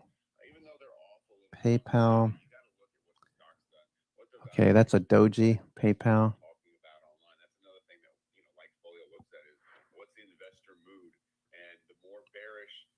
investors are, usually that's I where the already bottom see. is, because the last guy that shorts is the bottom, right? Just like at the top, the last guy that buys is the top. So it's been more bearish. It was, the narrative is AI is going to destroy many FISV. companies. Again, just like you said, they're not laying down. They've got an impressive product and agent force that helps, serve, support. It helps, it has a voice agent. It does analytics. It's a help desk. It does all kinds Oracle, of basically what they're CRCL. saying to their Oracle, customers. double bottom, Yeah, we've doing something similar. it already integrates into everything that I'd like to see Microsoft do. platform. It pulls in all of the data lakes, S&P just sitting here. all of your activities. We know exactly who your customers are, who your leads are, how to hit them, CRCA. how to touch them, all of these different things. And so for a larger company, NBTS. switching to a startup that is just competing with Salesforce, and it was coded quickly, IREZ. and it's not an attractive move, right? And a large company is going to say, we'll stick with what we got. It works. It's the smaller companies, it's the newer ones that I think Salesforce is going to get less of, but that's less revenue, right? Those are small companies as well. So they're going for the big contracts. I think they're going to hold on to them. I think really though, they're sitting at like 33% margin, and that is a very attractive. Futures trying to push a bit higher. All of these smaller companies that are going to try. Okay, we got to get through this level overhead. Holding up very well. VWAP is below. So a second day where we have price above VWAP. FISV. When we looked at consumer sentiment, it was people were a little bit frustrated with the complexity, and the number one thing that they complained about was the cost for Salesforce. So that's the concern. Again, it's margin compression. I think is the main thing that people have to watch out for. But I do think it's a little overblown at the speed at which it's sold off. And yeah, they're a cash machine. They're just crunching. They're just printing cash right now. So at these rates, I think they're attractive. All right, we'll see. So Salesforce has a test in front of it as well today with its earnings due after the bell. Thank you, Landon. That is Landon Swan, co-founder of Likefolio, with the latest look at Salesforce based on their data. Now, for the trading perspective on all things Salesforce, let's bring Kevin back into the fold. Tom, I'm curious to know your final thoughts, though, before you all get to the example trade, because you've said before with software, you can't call a bottom. There is nibbling happening, but it'd be difficult to call a bottom. Your thoughts? Yeah, just the massive slide that we've seen. The valuation has come down. The PEG ratio around the 1 level. So it's, compared to maybe some of the competitors within this space, it's actually inexpensive on a historical basis from what it's been. I think the key is, and I've mentioned this repeatedly in the software space, we got to look for guidance, because they might have a good quarter, but if they start seeing some softening as far as growth goes, the market doesn't like that. But maybe that's already built into the shares. The option market pricing in about a plus or minus $14.60 move either way on a one-day basis, Kevin. When you look at this, we're seeing a nice little pop here today off of those multi-year lows. How do you want to look at this one from an example trade? ETR may resume in less than a minute. In line with what Landon was saying, in line with this stock getting beat up, in line with the fact that okay, we're starting to break out here. That's starting today, if they put out some good numbers or some good guidance, the overall software as a service is dead narrative. We'll see if that eases, right? We'll see if the AI startups, the uncertainty that presents, we'll see if that eases. I looked at the expected move time about $14.60. Let's round that to $15. I looked at a very 1 week FRMI. call calendar based on the divergence between the February 27th expiration implied volatility, which is about 135, and the March 6th, which is about 78. So I bought the March 6th 205 call and sold the February 27th 205 call. Spent about $1.25. Okay. $1.25 is the risk on the trade. It's actually trading a little lower than that now. So whatever you spend, the debit is the risk on this trade. That divergence is pretty significant. That makes the overall net debit of this trade more affordable. Doesn't mean you're going to be right. Doesn't mean you're going to be profitable. But The debit paid on this trade is the risk. You're looking for a move around $15 higher, up towards $205. Be careful of the assignment if it gets past $205. But make no mistake, this is a moderately bullish call calendar with about a, not much of a delta actually when we're out here collecting a fair amount of data, Tom, and you're looking for a move, like I said, in line with that expected move up towards $205. Yeah, let's break this down because you're getting upside exposure about that one standard deviation for less money because of the vol dispersion that we talk about on this one. But Kevin went out to the March 6 weekly options that expire in 9 days, bought the 205 call, aligns about that $15 move that the option market's pricing in, and then sold that same 205 call in the near-term February 27th weekly options that expire in 2 days. You have some assignment risk on that over the next couple of days. Paying roughly about $1.25 debit. Okay, we're still having some difficulty pushing through this level. Per spread. And you can see here, Resistance for now. at or near 205, but you've got a range probably just above 190 on the downside and just below about 220 on the upside to be potentially profitable on this type of trade. You're outlaying only about $125 per spread on this one to get that upside exposure if you think it's going to go higher. Now, what don't you want to happen here? Well, you don't want the stock to fall. You don't want the stock to go up maybe 2 or 3 standard deviations where it goes above 225, 230 on the upside. You get that massive move to the upside. You lose profitability. And the key is, though, you've got your risk defined on this trade. You know exactly what your what your downside is potentially on this $125 per spread on this upside call calendar that kind of aligns with what Folio's data is stating here, Diane. All right, good stuff, guys. We've got the breakdown coming up. It is not just about Salesforce in the software space. Snowflake is also on deck. We'll have more fast market after this break.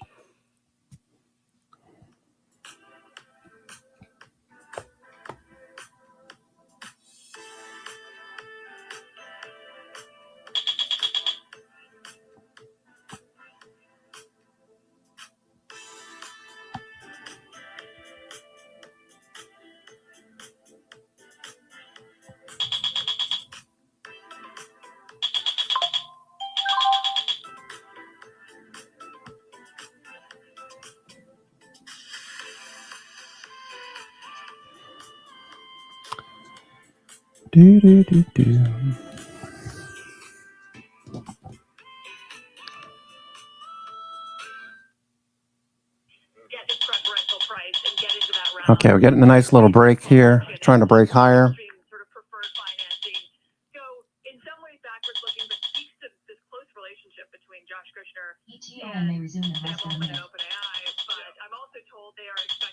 Our market's breaking out.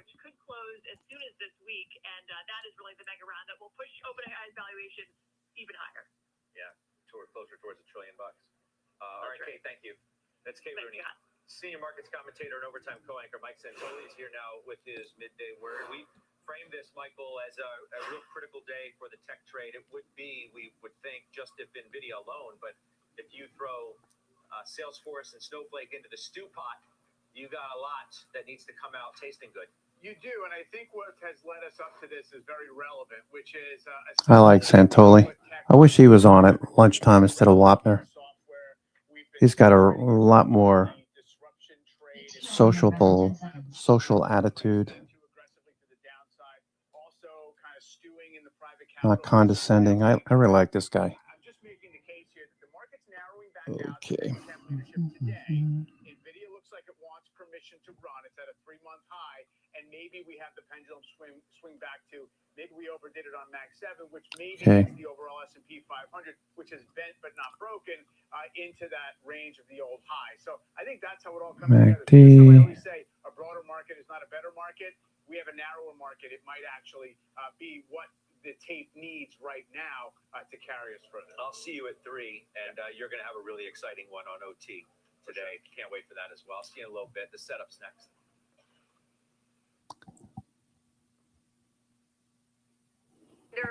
pressure this year. The stock's been bouncing back today ahead of the release of its quarterly results, which come after the close of trading. Analysts are expecting Snowflake to report earnings of 27 cents per share on an adjusted basis, which would be down from the same time a year ago. With that, it's time now. MACD turning down now. For that, let's welcome in George Sillis, senior markets correspondent, to take a closer look at Snowflake.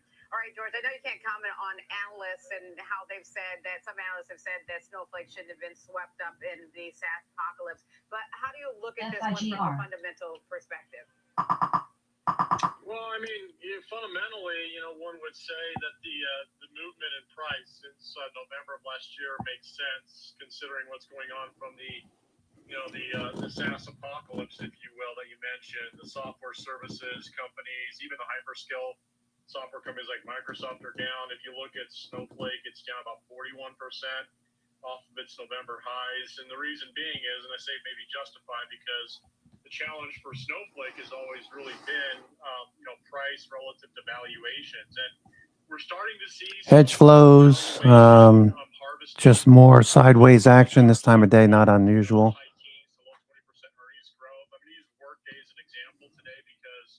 They actually missed in terms of guidance going forward, but there was some buying going on. That's a valuation bid. I think for Snowflake, you have to consider that sales growth is still improving. If you look at the estimates at $1.25 billion, 26%, but earnings growth is estimated to be down 9.5% to 27 cents compared to 30 cents for the same quarter last year. The reason I say that, valuation matters, especially when you're looking at catching a bottom or looking for a tradable bottom. Snowflake is facing competition in its computing platform, as well as its storage platform. And again, the data reconciliation, data analytics side of their business is something that can be quite competed against when it comes down to AI and enterprise institutions. Now, hyperscalers use Snowflake, and that's where the kicker is. AWS, Google Cloud uses Snowflake's underlying products, which again helps separate compute and storage, which has always been that value proposition for Snowflake. But Okay, starting to push back up now. It looks like it's catching a bid, so we are seeing a reversal in names like Snowflake. But nonetheless, this is a situation where this company, I suggest, has no margin for error. In other words, if they guide lower going forward, we'll probably see some pressure in the shares, considering that, for 2026... It's lunchtime, just watching price action. Trading 134 times that year's earnings. Thomson Reuters hanging out at the highs. Is around 18%. So it's not like a phenomenal 40, 50%, or even 60% earnings growth number like NVIDIA. GE. Which suggests perhaps that the valuation is still rich in this name, but major partnerships, higher guidance, net revenue retention rates over 125% because that's what they guided last quarter, and even the remaining performance obligations, which based on last. I will say one other thing, just off the top of my head, just thinking. When I take a position like, say, Microsoft today or whatever, NVIDIA, okay, and the index, in this case, the S&P, is moving higher, I'm more apt to swing another day rather than take quick profits. Whereas if I was down here at the low, near 6,800, and we got this little bounce, I'm more apt to reduce my exposure in short-term options that might be expiring on Friday or next Friday. So the fact that we're above the 50-day and having a pretty good day, my thoughts are, okay, don't worry about a little bit of a pullback in something, say, like GE, right? Because I want to continue with this trend for the time being, because S&P says that the momentum could potentially continue for the next few days. So I want to stick with a stock like this that's breaking out, or a stock like Robinhood that's trying to break out of a base. Okay, here's GE.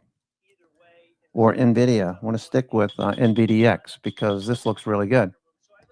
NVDX.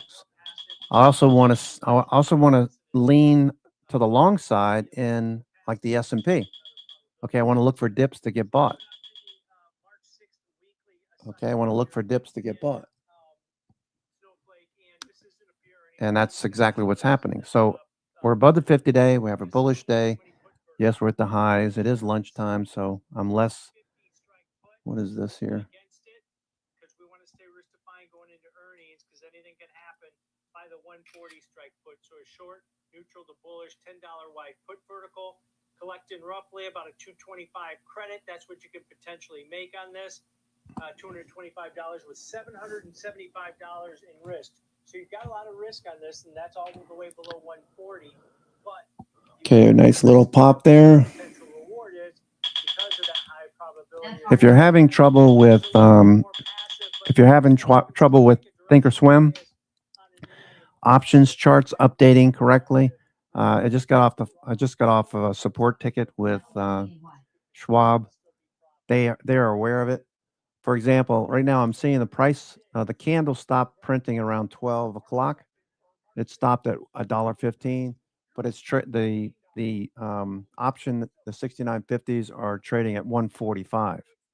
So that's a 30-cent difference. They're aware of it. So if you're seeing that with your charts, just know that they're working on it.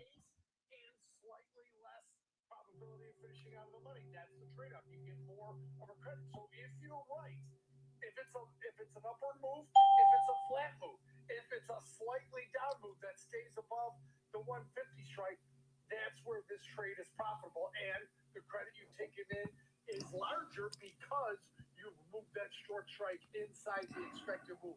Obviously, the risk, $10 wide strikes. ARM Holdings, looking for that to break out. ARM. That's the risk. And if it does get down towards that 150 strike, be careful of exercise and assignment. This is a risk-defined strategy, but if it winds up inside those strikes, we've talked about that a lot this week, you do have the chance to be long 100 shares, and if it's in between 150 and 140, you could be long the stock without any protection. Yep. Probability that short 150 strike will be out of the money at expiration. So that's what we always talk about. Higher probability trade gives you more risk on this type of position versus the reward, but your probability of success is a lot S&P looking for this to continue. It's up quite a bit. We're up 50 handles right here. 50 handles. Going for 51. S&P looking good. Meta. Apple. Meta, Apple, Snowflake, all of these looking pretty good. Microsoft turning back up, ABCD pattern on Microsoft. Tesla looking for it to get off of this 415 level. Push a bit higher. NVIDIA with earnings just a little bit off the highs of the day right now. NVIDIA. Schwab Bank Investor Checking, the checking account built for investors, named highest in client satisfaction by J.D. Power for 7 years in a row. Broadcom turning back up. Features of our checking account, plus cash management solutions, all designed for investors like you, with unlimited ATM fee rebates for cash withdrawals worldwide, no overdraft fees, and enhanced your money safe.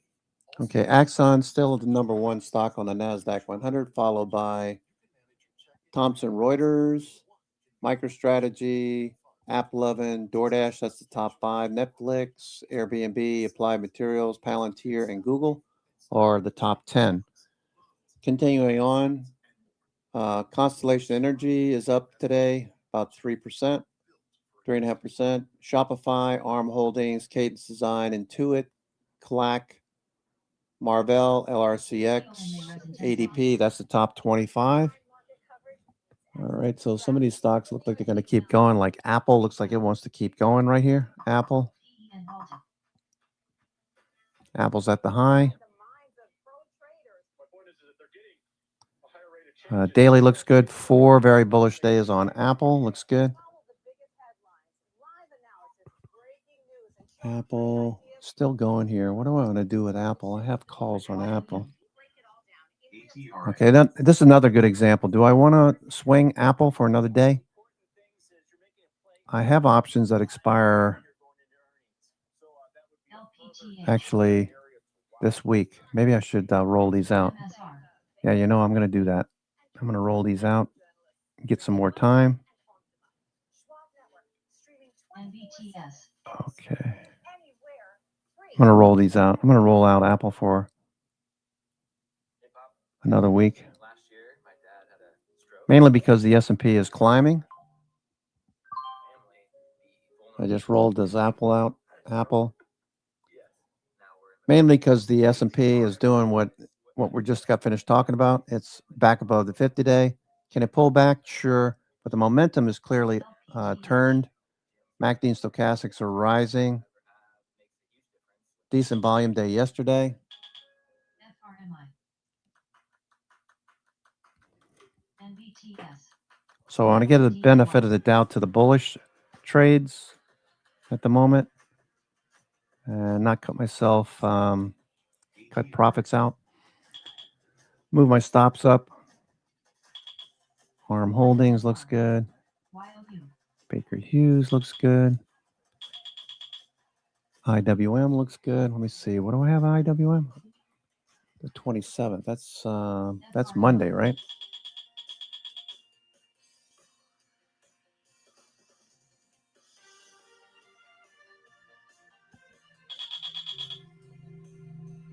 Oh, that's Friday. Friday, sorry.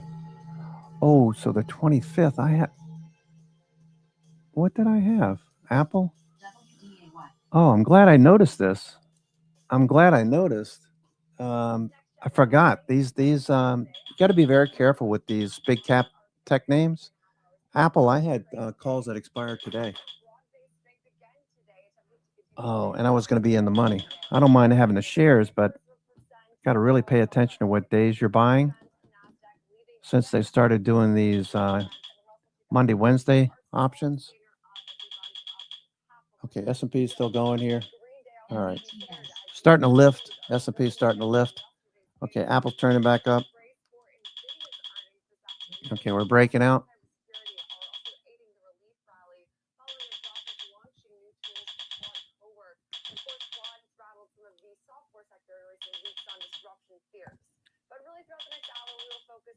IWM, let's see what IWM looks like. IWM.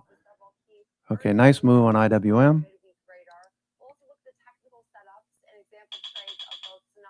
HYMC.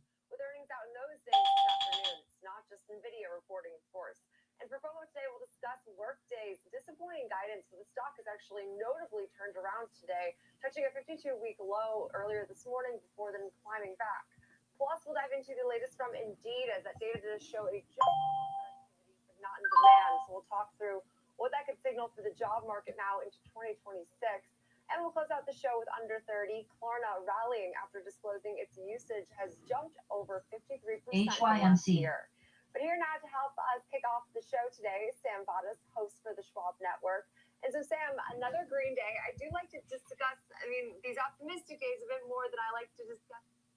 PEN may resume in less than a minute. ETON may resume in less than a minute. Popcorn. He says Wall Street estimates are being significantly underestimated over the next few years. Dan Ives from Whitebird Securities is here. Ooh, S&P, IWM. What are the numbers, Dan, that you're looking for? Okay. Welcome. Hey, great to be here. Look, obviously, Dan Ives. I like Dan. He's a little quirky, these outfits he wears, but I'm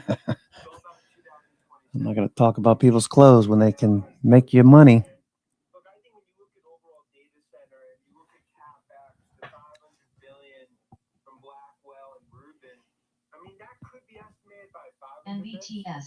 1,000 bits when it's all said and done. Look, there's no one that has a better perk. PEN may res in 10 seconds. ETON ETON may res in 10 seconds. And what's really been AI goes trade, this is a very important print. I'm expecting gold medal performance from NVIDIA. YOU. How important do you think it is for the rest of the market, Dan, which has been happy to find leadership in the semis broadly, even when NVIDIA is not participating, has been happy to look at the hardware names, has been happy to be in memory, you know what I mean? Like it feels like less is at stake now than it might have been a year and a half ago. I think to some extent, NBTS. everyone's piling into obviously hardware and semis. Software right now is almost a do not enter zone. I think that continues to be the most disconnected trade out there. But it all speaks to what does the band look like? What is NVIDIA seeing? Especially China's going to be a big question mark. That's essentially really nothing right now. as the H200s ultimately come in, that's going to be key. And then what does it look like in terms of Blackwell, Rubin pipeline? And then, when you look at the timing of everything, this continues to be massively underestimated. There's one chip in the world fueling the AI revolution, and sovereigns in the rest of the world haven't even started to come in. And I think that, to us, is why this is just a pivotal report, especially what Jensen's seeing from a demand perspective. Okay, you mentioned the software names, Dan. Look at Workday, right? And I remember you said yesterday morning as Anthropic was unveiling its big event that ended up being more about partnerships and disruption. You were saying this is the most oversold this sector has been maybe ever. What do you make of the reversal in Workday now? And is this a space you think investors should load up on, or do we have to wait to the points we were hearing last hour from kind of big name investors who are saying maybe it's better to kind of step aside and let the dust settle? Hey, Kelly, I think it's the most disconnected trade that I've ever seen in my career. Go back to software. I look at IBM when it was down 13%. I'm worried about Claude and ultimately what these tools are going to do. Look, I'm not saying that some software companies are going to be on the wrong side, and they will be. But the reality is that hedge flows flattening out. This purple zone overhead is resistance.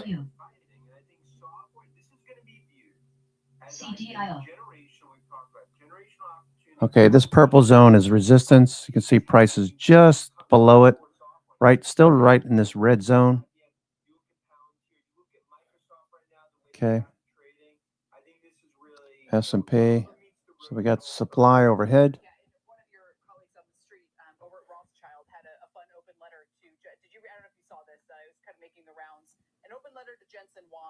Where he asks about some specific issues that he said, he wants to hear him address market concerns and begin to reverse this derating. He points out that the multiple is trading at less than McDonald's. There are three broad categories. Okay, so stocks that are on the move: Alcoa, VST. VST. Let's take a look at VST. VST. Yeah, that looks pretty good. VST. VST. Vistra Energy coming off the low. Okay, that looks good. VST.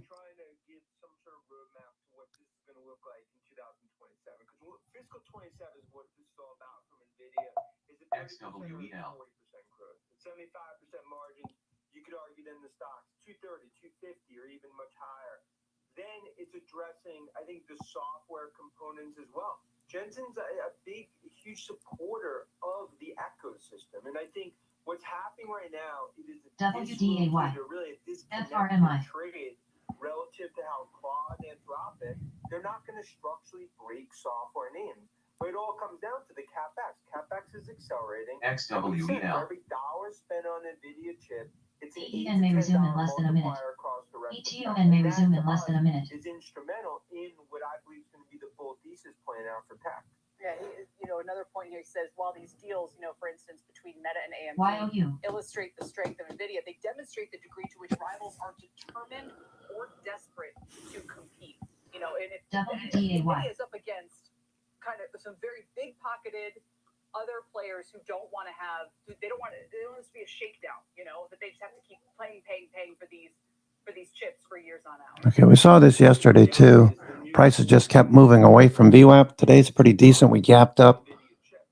I'm sure a lot of people were expecting a fade. We did initially get a little fade. I thought we might fill more of the gap, but EEN may res in 10 seconds. ETON may res in 10 seconds.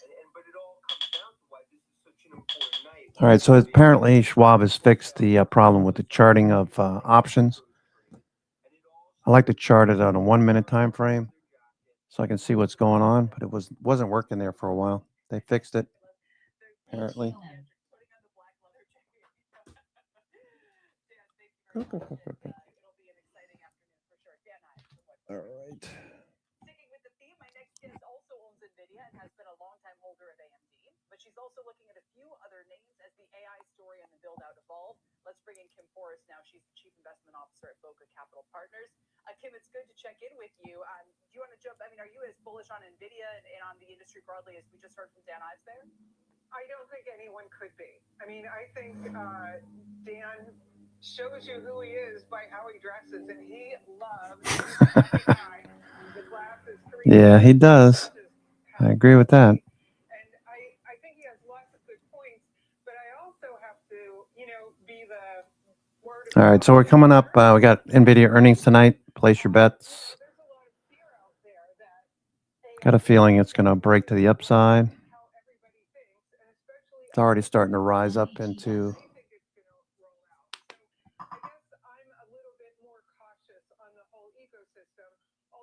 above 195 NVIDIA. New York Fangs. NVIDIA is starting to fade off of the highs. Tesla. New York Fangs are hanging in there, but they are a little worse for wear right now. Amazon and Google pulled back. Tesla pulled back from the high of the day. Snowflake, Broadcom, those are moving higher. Microsoft looks like it could keep going. Apple's at the high of the day. So we keep seeing a bid in Microsoft and Apple. That's 13% of the weight of the S&P. So we should see S&P continue to make higher highs, higher lows, you would think. Speaking of Taiwan Semi, that's a pretty interesting way of calling it out. TSM. Let's see what Taiwan Semi looks like. This is Apple, Taiwan Semi. Still moving higher, grinding higher. Taiwan Semi looks good. NVIDIA. Okay, what did Taiwan Semi say? TSM. Okay, they reported on January 15th. And what did they say? Year over year, fourth quarter increased 20.5%, while net income and diluted EPS both increased 35%. So let's do this. Let's go to Gemini. Given the TSM earnings, given the recent TSM earnings, what probabilities are the markets pricing in? I'm not looking for a recommendation. I'm just looking at options.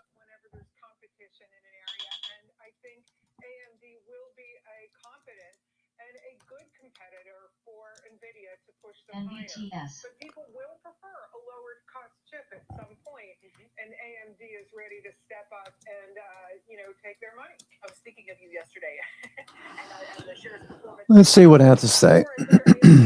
Given the recent Taiwan Semi earnings, what probabilities are the markets pricing in relative to options, new open interest, etc.? Give some targets, bull and bear. Okay, we'll come back to this in a minute. NVIDIA is still looking good. I got a feeling we're going to see higher on NVIDIA. But the markets are never that rational. They're always irrational, illogical. They do things you don't expect. The good thing is that the S&P is trending. The good thing is the S&P is back above the 50-day, trending in the sense that it's trending back up on the 60-minute time frame.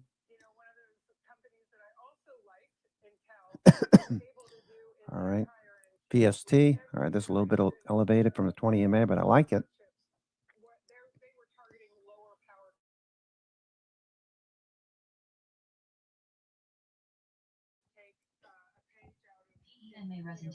Okay, NVIDIA, Taiwan Semiconductor, Taiwan Semi, above its 20 EMA, 60 minutes trending. VST looks good. CEG looks good. CVX, just below. ExxonMobil, these are taking a break. EIX. Okay. The chips look good. S&P. All right, dipping a little bit more, S&P.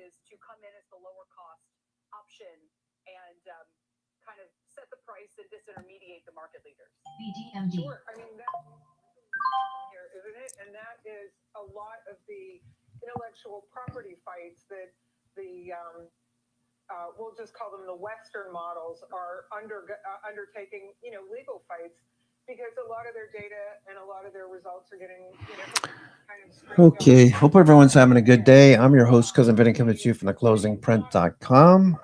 We got about 2 hours, about 3 hours before NVIDIA reports. So looking forward to that. Bitcoin's at the highs, so we got some risk takers coming into the market.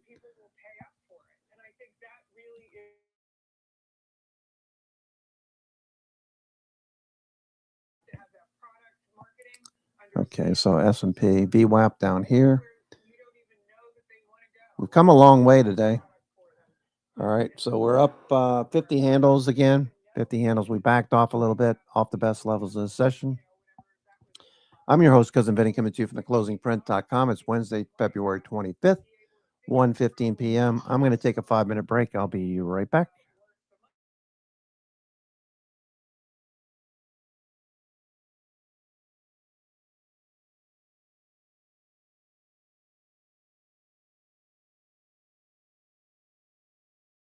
There's been a lot of bullishness around solar as it continues to play a role in the whole broader energy type of thing that we are seeing off the back of all the AI demand. We've got to get the power somewhere, and the renewables do play a role in all of that. However, it is selling off hard today. It's one of the worst performers on the S&P 500, down 14% right now. It's still rate and change, and that came off the back of the fiscal year revenue guidance coming in below the street estimates here. The company is expecting that revenue to come in between 4.9 and 5.2 billion for fiscal 2026. Analysts have been expecting revenue of $6 billion north of that. So the company said its guidance assumes the current U.S. tariff policy persists for steel and aluminum imports. So that seems to be the issue here. It was downgraded over a bit. Goldman Sachs buying a dip, but just talking you through some of the other analyst notes today and the reaction here from the sell side. You've got JP Morgan that's lower the price target now. They're looking at 256 from 303. That still implies some upside from here. They've kept an open. They do cite the current environment for the target cut, but they continue to view the U.S. policy updates as a likely upside catalyst for these bookings. So I suppose that still remains relatively bullish here. Mizuho has also lowered the price target to 271 from 326.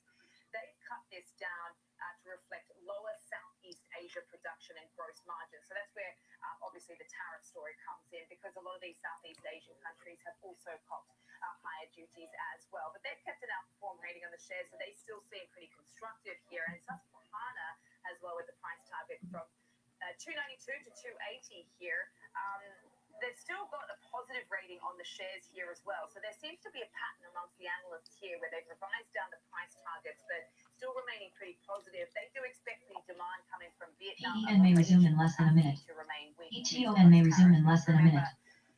Vietnam has been actually facing a hefty tariff as well. It's not just China. Some of the issues around some of the solar companies have been, the Chinese companies, which had actually been moving some of their production to Southeast Asia and using that to sort of circumvent some of the tariffs in the previous Trump administration. This time around, we've actually seen Trump going after some of these Southeast Asian countries as well with higher duties. So I think that's perhaps what's the story here as part of the whole narrative. But the view is that the growth is slowing.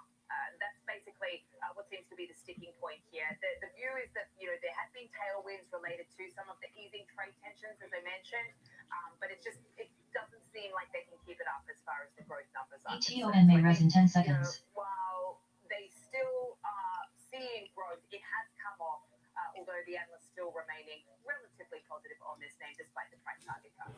Yeah, it does feel like a market where we're seeing certain pockets of alternative energy rewarded, but not really in the solar space, at least more on a residential and consumer-based basis. So definitely seeing a pretty weak session, but I mean, all things considered, a pretty nice overall session to close on a more bright spot. So appreciate it, Sam, for helping us break down some of our top earnings movers today. Now, coming up next, we'll just dive into the charts and synopsis as well as the trade desk. With both companies reporting after the close today, the Chartmaster will talk us through the technicals. Stick around. We'll be right back.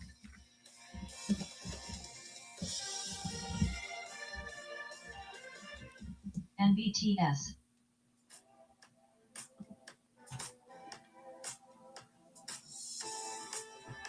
NBCR.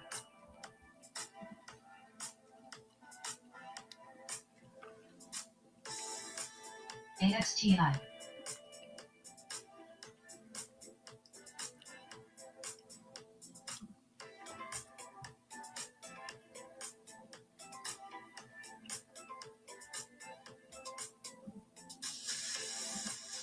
XWEL.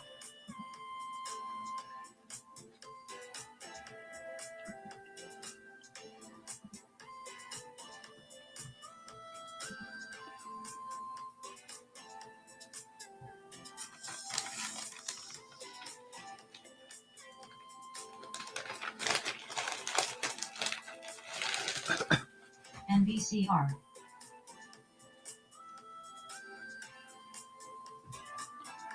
XWEL. Bitcoin having a decent day. Bitcoin. The daily over on the right, daily. Still needs to get through this base above 71,000 or so. BDMD. It's where I get all your office supplies. Your golf balls, your fancy coffee, your giant TV. It's everything in one place. It's like Schwab. That said, it's been a pretty nice day. Bitcoin's been trending during the day. Get full service wealth management and anything in between. I think I'm gonna be sick. We have to buy that now. NBTS. Invest your way with Schwab. Whether you're a bull or a bear, you'll want to catch the latest market action on Morning Movers NBCR. with Diane King Hall, live from the floor of the New York Stock Exchange, only on Schwab Network.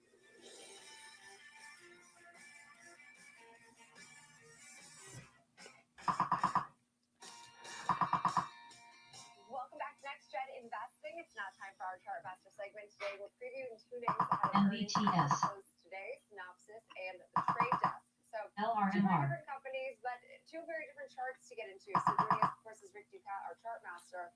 And so, Rick, we'll start off here with Synopsys, which both of these names have been met with some pressure, I will say. Not nearly as much of a repricing as we've seen in our next name. But into earnings here, what are you watching from a technical front? Well, we still have a consistent low point that has held up at 380. That was around where we had our worst close, not our intraday lows. That's around where NBTS. a couple more times here. For now, though, the relative low stands at LRMR. 405. So that would be the first area to watch out for to the downside. To the upside, we're quite close to these old lows that we established here. We've tested them several more times here, about a 452. Still not a breakout above that area, but that could be a potential tipping point as well. Beyond that, 535, a gap level, and some old highs that we established during our most recent larger rally after ETON may resume in less than a minute. another point to look out going further. NBTS. But our prevailing pattern, more of a triangular type shape here. We have an upward sloping boundary line here. We have a downward sloping trajectory here going across these highs. So either of those could be an area to look for potential directional clues as we have this kind of narrowing price range. We can see that price is starting to move above our moving averages. Our 5-day EMA in dark blue LRMR. 440. Our 21-day monthly EMA in teal at about 447. So we are crossing above those ones, but our quarterly 63-day EMA in gold near 461 could line up with this old boundary line as well. Here. So that could be perhaps the most emphasis on that one as a ETON may rise in 10 seconds. When we do look at our volume profile study, we can see that most of the trading activity is kind of clumped in between 420 to 485, a rather large range here. But the point that stands out specifically, 441 roughly, is our point of control, the heaviest trading area of all. There's another NVIDIA. activity up here. NVIDIA continues to fade. 15, and then things start to get too far above that, Jenny. Okay, so now as we do think through trading this name for example purposes, we are up about 2% on the session here. And so how do you think through a name like this, of course, with earnings definitely given the ability to rewrite the recent trend? So we're pretty close to our -1 standard deviation channel here. We're kind of actually more in between our linear regression and -1 channel here. So our linear regression line, our line of best fit, our idea of fair value, 1 standard deviation below that is around where we recently bottomed out. So if we were to think about an example trade looking at March 20th, 23 days out, our orange box right there, 13% plus or minus expected move potentially here. Now, if we were to kind of overlay our other studies here, we could see that our line that we saw here, our repeated ceiling near about 450 or so, that stands out. And then we have our boundary line here, kind of where things might start to Microsoft beginning to turn the corner. That 20 EMA needs to turn up. Our trading question, +1 March 20th, 450, 460, 465, call butterfly, and a $3 debit here. So a bullish example trade here. 20 EMA needs to turn up like that. Debit paid, so it would be risk defined.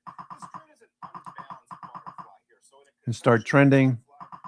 we have our 2 short strikes. S&P continues to fade. Would be equidistant from those 2 short strikes, but in an unbalanced butterfly, they are not the same distance away. So now we have 450, so a difference of 10 to the downside, difference of 5 to the upside. This gives us this shape where we would have our max profit of $700 if we were to expire right at 460. But when we do start moving beyond that here, if we were to get above 465, we would and a gain of about 200 there. So S&P coming off the high. Still pretty elevated on the day. We're up 48 handles. We're up like 52 there shortly. Not too far, not too long ago. Give yourself a little bit of room to the upside for this one. Break even 453, 1.3% to the upside. Expected move during this time. As I said, more than 13%. So break even well within that boundary here, looking for potential upside. Okay, and so now to shift gears into the trade desk, which has unfortunately, seen a substantial rewriting of trend. Just really a downward pressure we've seen this year. So, what do you make of the latest move that we've just not been able to recover that we saw really just, at the end of truly its last earnings report, and we've been considerably lower than? Yeah, definitely not the most encouraging price activity if you were bullish in this name here. The best you can say is that we've bottomed out seemingly for now at 23.78. That was Microsoft. Yesterday here, so not exactly a strong, firm low point that's been repeatedly established here. Some areas to watch to the upside. Okay, Apple looking like it wants to keep going. Apple doing well. Let me see. Did I do anything with Apple? I don't think I did today, right? Apple. Looking for more upside now, Apple. Never really tested it again from that point either. Our downward sloping channel type shape right here is still in place, so that could be potential boundaries to consider for our trading here as we plan on this name. When we look at our may resume in less than a minute. Lower, not really any huge surprises here. Everything kind of steadily moving lower along with price. Price has really struggled to take out that teal 21-day EMA of the entire quarter. I think we only had a couple intraday fluctuations beyond that point. That one comes in right now near 27.64. RSI improving marginally here, but this is kind of one of those fake out situations. Much of here momentum LRMR. down to be heading to earnings because it's this type of situation. MACD, stochastic, RSI rising, all on Apple, looking good. Tick cumulative is bullish. ETON may rise in 10 seconds. Now we have our volume nodes. We have a node that has been established here. Pretty heavy volume. GSIT, MSTU, XRP. You can clearly see tech is getting most of the action today. 36 and 40, and then 43 to 46 is another LRMR. our point of control. Most trading of all NASDAQ in the lower panel, NDX. Okay, so as we now think through trading this day, we get, for example purposes, we touched 52-week lows. We're 1% higher today. LCID. Apple. Have been a bit lethal for this name, but obviously past price not indicative of future performance. So how do you think through NVCR. We've gotten pretty beaten up recently here. This game, I was thinking more of just a pure earnings play. So a very short-term trade here. It's a little hard to see, but our orange box here, February 27th expiration, 2 days out. Even in that small time horizon, the market is looking for potentially a 14.4% expected move here. So we could see some major volatility in this name here. When we look at some of our other areas of interest here, we have our gap here, our red line near about 29 or so, and that's a bit beyond our boundary of our expected move there. So in this case, once again, looking for a type of trade here, another bullish trade. This case, a conventional butterfly though. Plus one, February 27th, 25, 28, NVCR. 31. Call butterfly at 50-cent debit. Kind of when we look at this one, some caution and wariness would make sense given how unfavorable activity has been recently here, but it's also been rather beaten up. So if we were to make this kind of butterfly type trade, it would give us a pretty wide area where we could be profitable in this name here. LRMR. $50 YOU. debit paid would be our max loss, risk defined once again. Max profit if we were to expire at 28 would be SEIG to the upside. 1 to 5 in terms of risk versus reward. MSTU. 25.50, 2% to the upside. Our expected move, 14.5% roughly. And here, we also have to consider if we do start to move too far, 30.50, 22% move to the upside. This trade would turn back into a loser here. So just be aware, there would be a potential risk involved in this one here, despite the wide potential area where that could work out favorably. Yeah, and I think that's a good way to put it, and a good way to tell you too, of course, the risks of a name that moves this widely on the back of earnings, at least historically speaking. But we'll leave it there for today. I appreciate it too, Rick Ducat. Now, coming up next, we'll discuss the overall move today we're seeing in workday, which is hard to characterize. The next shares touched 5-year lows, and then we come back now actually up about 1.9% in the second.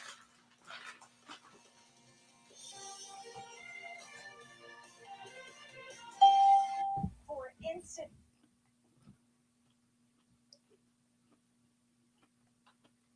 from Miami University, as well as a chartered market technician designation. Brian is regularly featured on Yahoo Finance, CNBC, Fox Business, and Bloomberg. Brian, welcome to the show. LRMR. Kenny, thank you for having me. I appreciate it. CTED. MSTU. For some reason, I think you and I are going to have plenty to talk about. I saw you this morning on CNBC with Morgan Brennan. I thought that was a great, it was great for her. It was her first show. It was great for you. NAMM. I always enjoy your level of excitement and your outlook, your positive outlook, very much like me. So I'm excited to have this. So why don't we jump right in and just talk about this 2026 outlook? Because I know you look fairly aggressive. MSTU. Or Price Group has a fairly aggressive view of where we're going to be. No, you're right there, and lot there. I like to look. I keep it simple. I'm a simple fellow at the end of the day. I look at credit spreads. ATON may resume in less than a minute. Credit spreads are still telling us there's no stress in the system. There's this monster under the bed. ASST. Is there. We would see it, right? High yield relative to treasuries is like breaking out the multi-year highs. The way I learned it, that's a good sign that credit's not worried. And advanced decline lines, I think the big story so far this year has been participation. Now, tech peaked in late October, right? It's kind of gone sideways, struggled a little bit, but other areas, industrial has done great. I mean, energy, materials, obviously, clearly small caps. We've had 14 days in a row, the Russell 2 small caps outperforming the S&P 500, like one of the longest streaks we've ever seen. New York Stock Exchange advanced decline making new highs. That's Ryan Dietrich talking. ETON may rise in 10 seconds. New highs versus new lows above the zero line. Got a big spike today. 54% increase.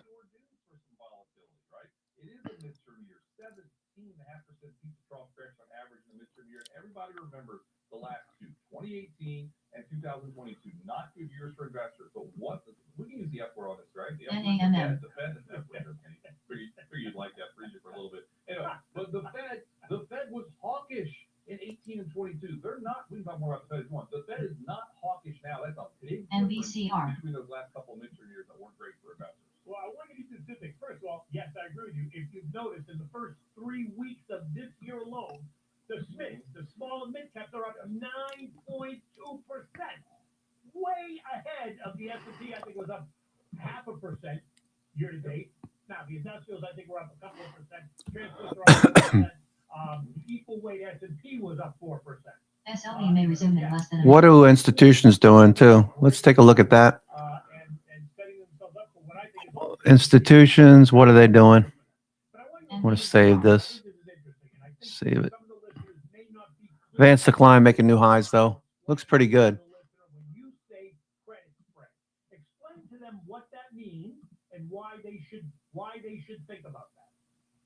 There's a lot of ways to do this. I look at things like triple B spreads, right? Like companies that are kind of, I don't know, they call it junk bonds, and technically the Crunch call them junk bonds. That would call them high yield. You know, if you're worried about getting paid back and you're investing in those, Arctic Institutional Index, they're buyers. You can see green sticks. This is the 75 stocks most commonly held in institutions' core portfolios. Looking for this to push higher. I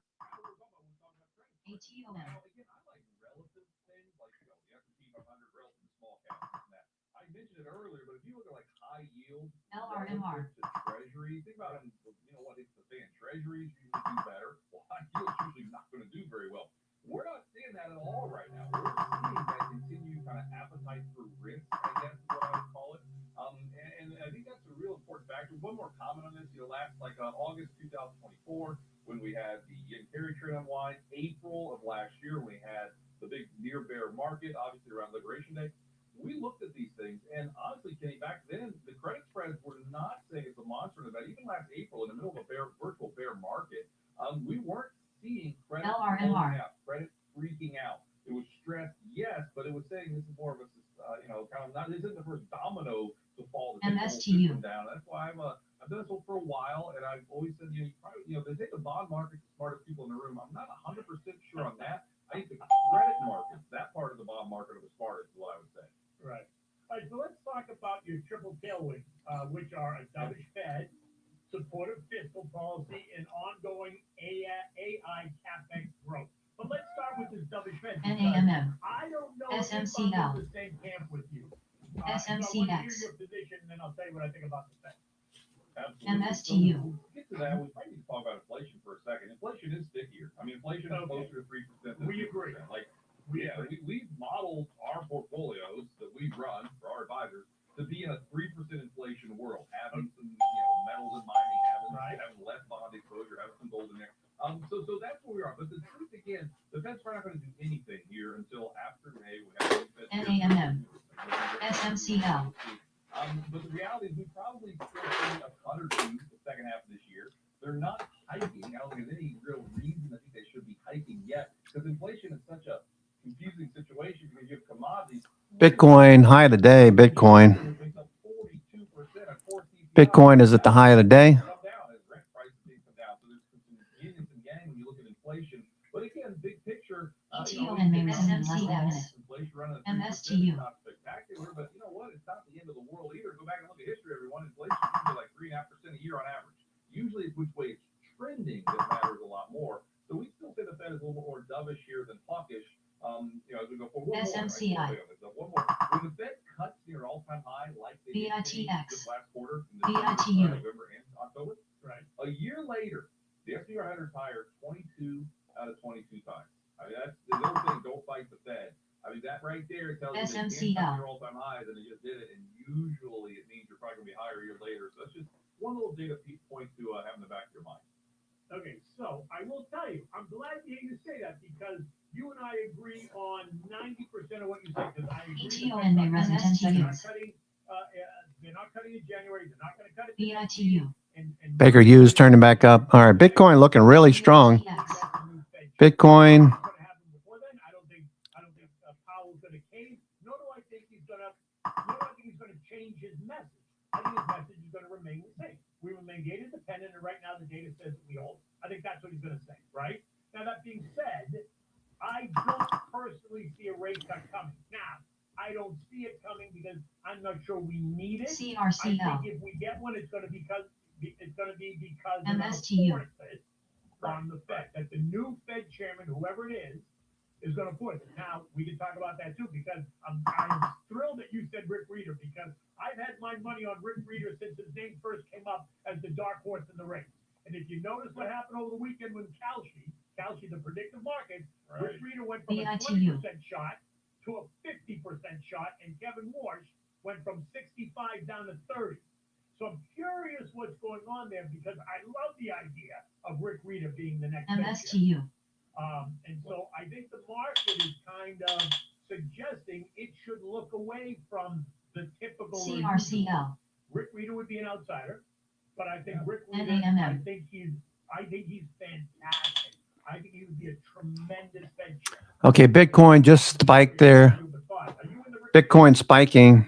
I think I am. I think a lot of us, market geeks are, because he is an outsider. He is like, he's not maybe he is a doctor, if he is, I'm sorry, but he's not like versed in this stuff. He's real world. He's been doing this. He's managed real money, and he works with people, and he works with emotions. It's a lot different than just writing a newsletter. All right, buy some more BITX. Okay, I got 2,000 shares of BITX. Let me go a bit larger here. BITX.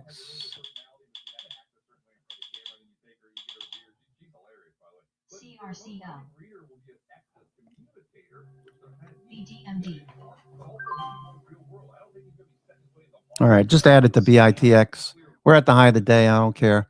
We're heading a bit higher. The stop will be a little bit lower.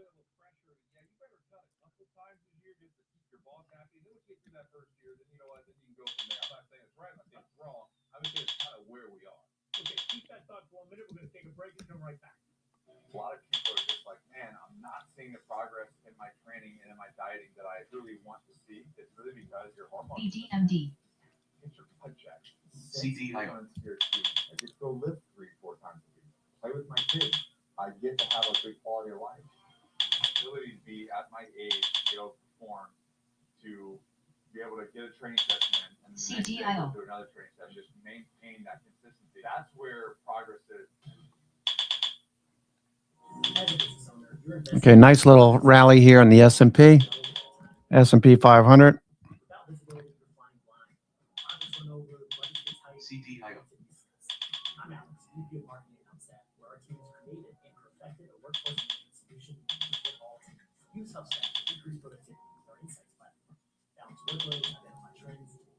All right, futures on the move.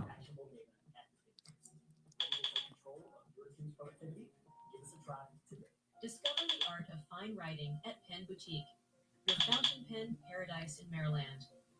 Dive into our luxurious collection with trusted brands like Mont Blanc, Parker, ATOM, whether you seek a sophisticated addition to your desk or a perfect gift, we offer over 200,000 satisfied stories. Enjoy expert advice and unparalleled service. Visit us today. All right, nice little rally here in the S&P. Tick cumulative is bullish. And it's that NEBX. Wait, I just ate these 2 little bars a day, ASPI. and my cholesterol dropped, and I feel so much better. I have more energy. Some of my food cravings have gone away. That helps to build this positive reinforcing spiral.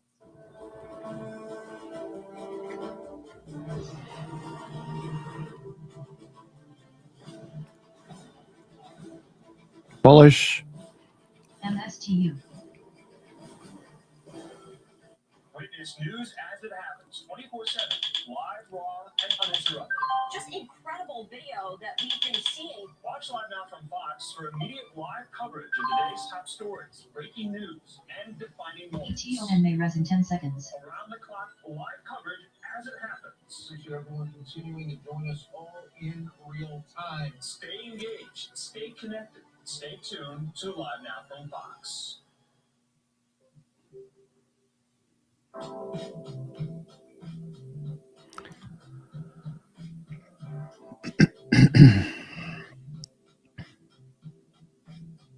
MSTU. Daily looking good. S&P 500. Benefit of the Dow goes to the bulls. as we continue to thrust back above the 50-day moving average.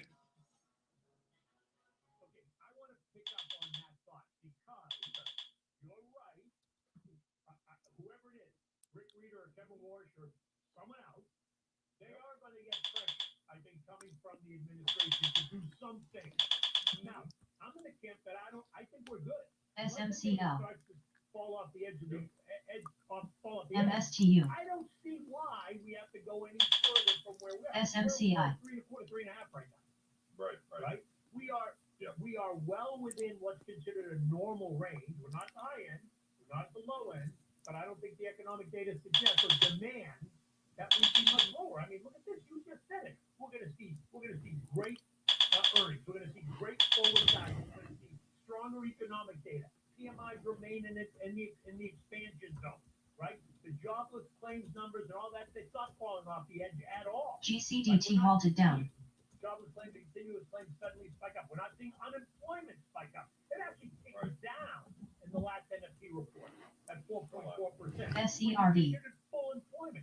So we're not in an area where, unemployment is 6%. I'm wondering about a Samsung phone too, just having a second phone.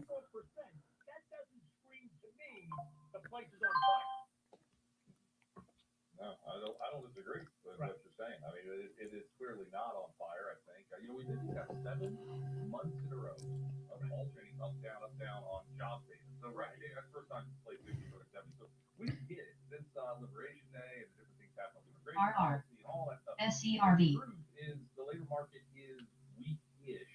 Is it cracking out? All right, CME is currently having an issue with metals and natural gas futures products due to technical issues of CME Globex metals and natural gas futures. And options markets have been halted.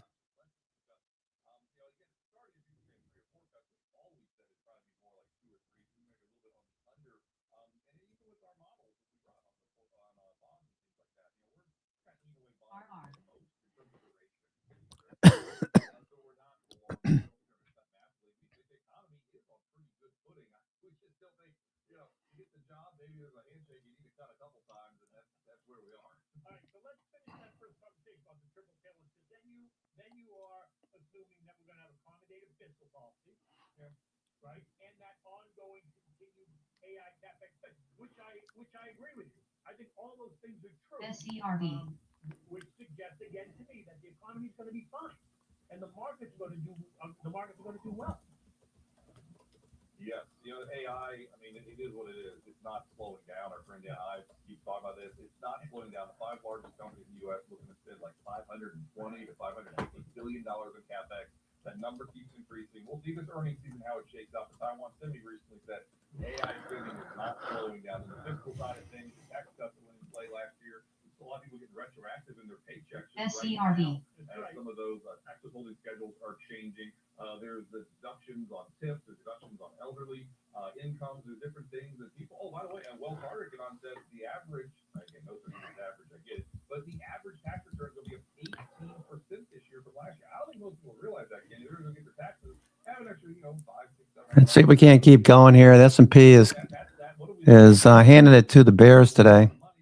2 days in a row. Now that we're back above the 50-day, looking much better. And the 21-day and the 9 EMA. MACD crossing, turning up.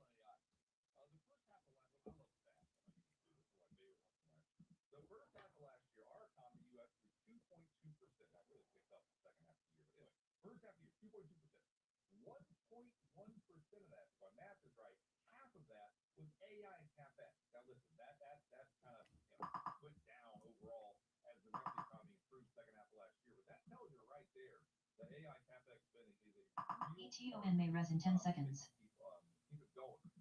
Sorry, one more thing I want to point out. We talk about GDP, productivity in our country, the third quarter is up 4.9%, as opposed to 4% the quarter before that.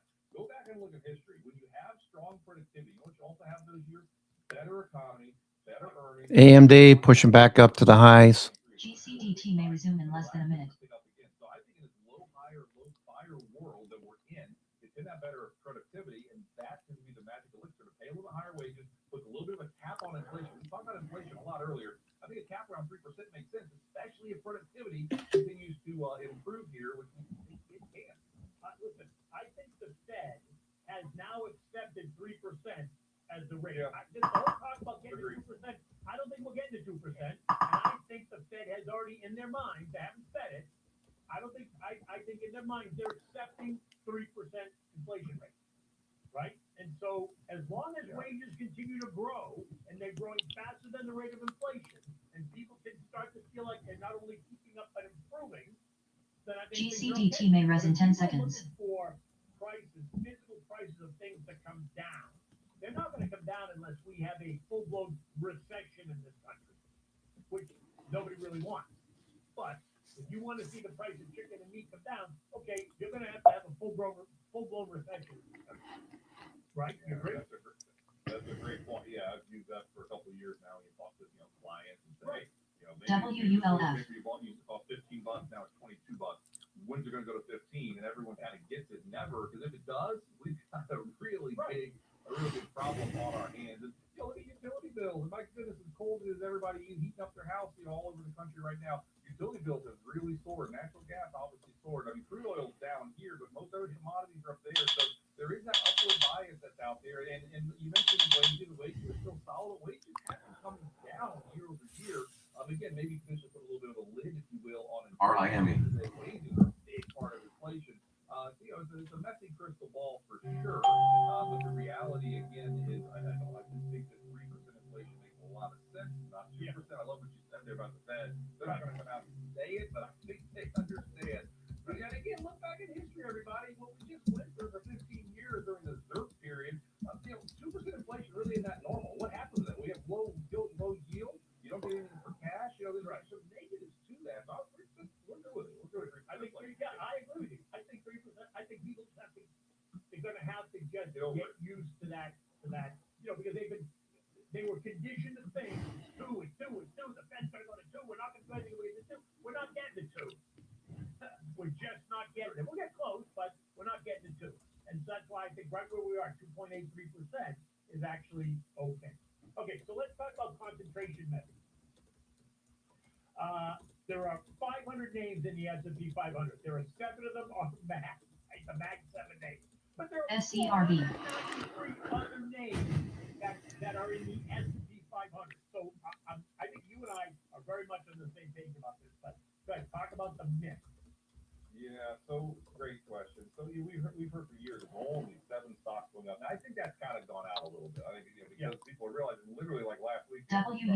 equal weight hitting all-time high. Right. Again, yes, on market cap weight in 23 and 24, if you didn't have a big allocation to large cap tech, we underperformed your benchmark, you underperformed your peers, you underperformed everybody. But what we're seeing now clearly is more of a broadening out theme. And we look at like the S&P 500 last year gained right about 19. Okay, Baker Hughes looking for a follow through on Baker Hughes. Okay, here's Baker Hughes just trending. 20 EMA is my trailing stop. You can see each day this just keeps going higher this week.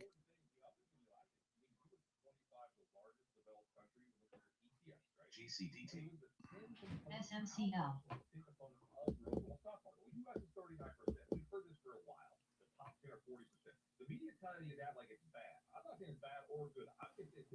Okay, Meta. We want to be above the 20 EMA. We are. We need to see a follow through now. Microsoft, same thing. We're above the 20 EMA. Now we need to see that turn. That 20 EMA needs to turn up. The opposite of what we're seeing over here. This is what we need to see Microsoft doing. 20 EMA needs to turn up and do that. Okay, so we need to see this kind of action on Microsoft. It's just flipping the chart. Just flipping the chart. So we need to see that 20 EMA up and to the right. It's beginning to look a lot like Christmas. It's beginning to look good here. Okay. Palantir started to turn as well. Palantir, S&P 500.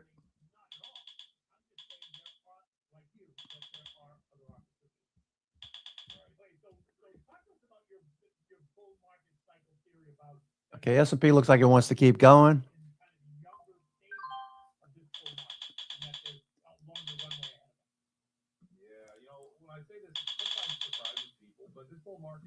S&P taking off to the upside. That's where these active trader windows can, active trader screens can help you. Scalping, if that's what you want. Looking for it to push a bit higher now.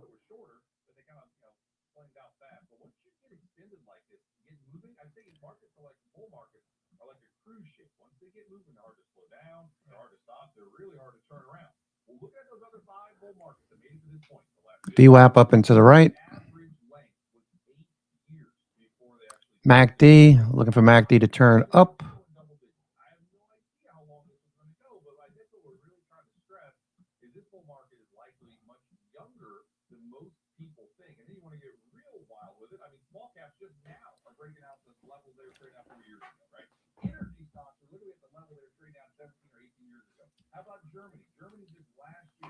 SERV. The German DAX just broke out above levels early last year. It was trading at in 2007, 2008. So I'm talking about the U.S., yes, but we can look at other parts of the globe. You could argue, and I am, that some of these bull markets are really, really young, and those are some areas you want to have.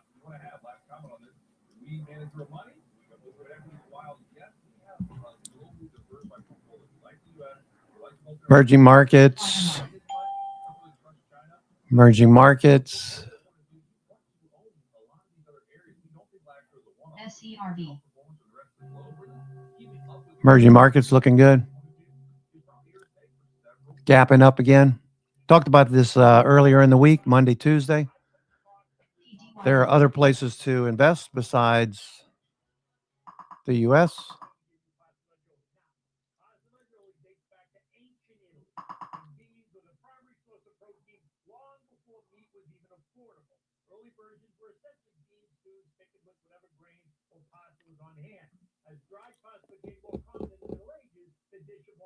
Kenny Pulcari is always talking about food.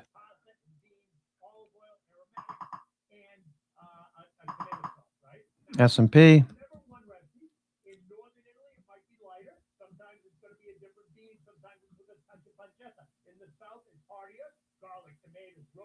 Sorry about that. I don't know why the chart keeps doing this.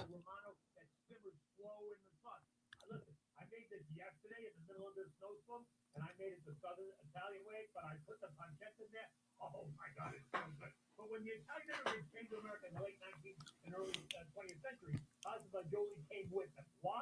Because it was cheap, it was filling, and it was endlessly adaptable, earning its place as a staple in the Italian-American comfort food. At its core, it's not fancy, and that's the point. Proof that simple ingredients treated with respect, just like your portfolio, can be unforgettable. Now, you can scan the QR code on the screen for the full recipe, and trust me, you will thank me later. That's a wrap for today's Trade Talk, but the conversation continues. Subscribe on Apple Podcasts, Spotify, Amazon Music, or wherever you get your podcasts. You got questions or topics you uncover? Email me at tradertalk@yahooinc.com. I'm always listening. Until the next time, stay sharp, stay disciplined, and stay in touch. Take good care.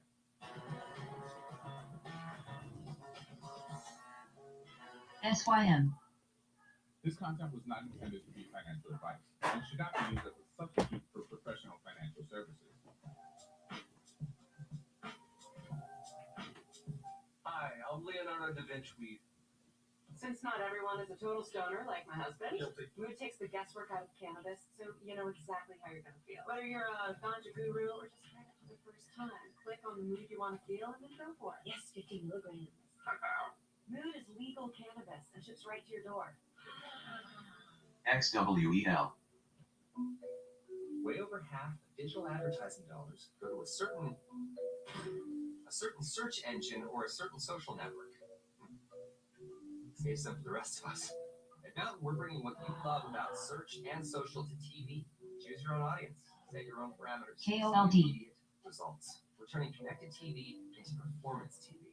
About time. It's getting a little claustrophobic in here. Visit Mountain.com and schedule a demo today. Play Nile Rich's Wheels and win $500 every day.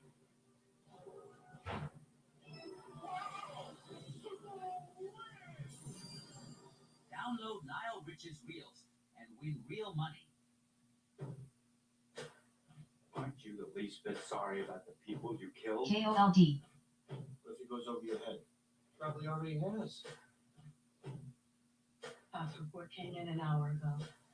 Dead can't testify. You have the right to remain silent. Anything you do say can and will be used against you in a court of law. Her murder weapon was her lies. We're closing in on you.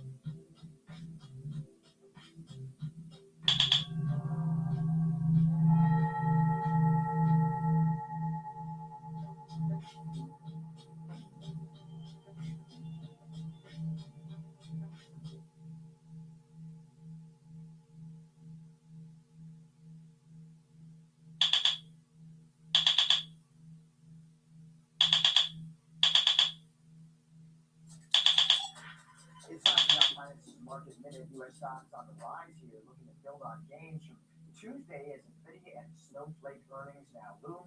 Quarterly results arrive as investors reassess elevated tech valuations and scrutinize heavy AI-related capital spending by those hyperscalers. For solar, sliding after issuing a weaker than expected full-year outlook, the solar company expects 2026 net sales in a range of $4.9 to $5.2 billion. That is short of the street expectations of $5.6 billion. The company plans to shift more manufacturing to the U.S. that shields itself from broader tariffs. And GoDaddy also dropping despite topping fourth quarter earnings estimates. RBC Capital and Morgan Stanley pointing out a deceleration in application and commerce bookings. The company's first quarter and full year revenue outlooks also disappointed Wall Street. And that's your guys' Finance Market Minute. Scan the QR code below to track the best and worst performing stocks in the trading session.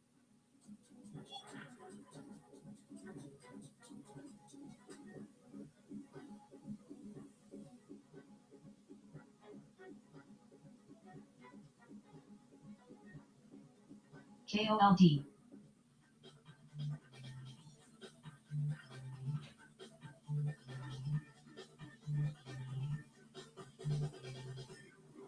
All right, welcome to an episode of Open Data Unfiltered. I'm your finance executive editor, Brian Sozzi. Like I always say in this podcast, it's going to make you a smarter investor. You're going to get a lot smarter on this episode. And I think this is going to be another one of those episodes, frankly. Let me just go in. Dr. Meyer is the co-founder of Shot Discovery. Okay, nice little pop here. Nice pop on the S&P, popping through resistance. The highs for the day. I'm your host, Cousin Vinny, coming to you from theclosingprint.com. It is Wednesday, February 25th. Hope you're having a good day. Pretty nice day. Temperature-wise, it's cold as shit outside. My mother-in-law is planting some outside. Tulips or something. My wife is going crazy downstairs. I don't know if you can hear her from down there, but pretty separated from the rest of the hacienda, the office. They're screaming at each other. It's like, wow. I'm glad I didn't do something wrong. All right, S&P futures just popped up through here. 515, 30, 60 are all on buy signals. Nice pop up through this. See if we can't go a bit more here. Okay. All right, futures pushing. Daily looks really good on the S&P. S&P daily looks good. Do I have two streams going at the same time? Okay, I see what's going on. Okay, never mind. Never mind. S&P, nice little follow through.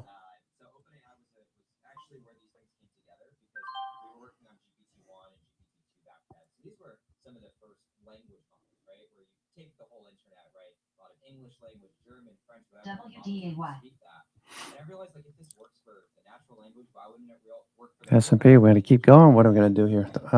Decent trade on the markets today. So my thinking is that we're probably going to revisit 7,000 before we make a decision on what to do. I don't think we're going to come back down in the short term yet.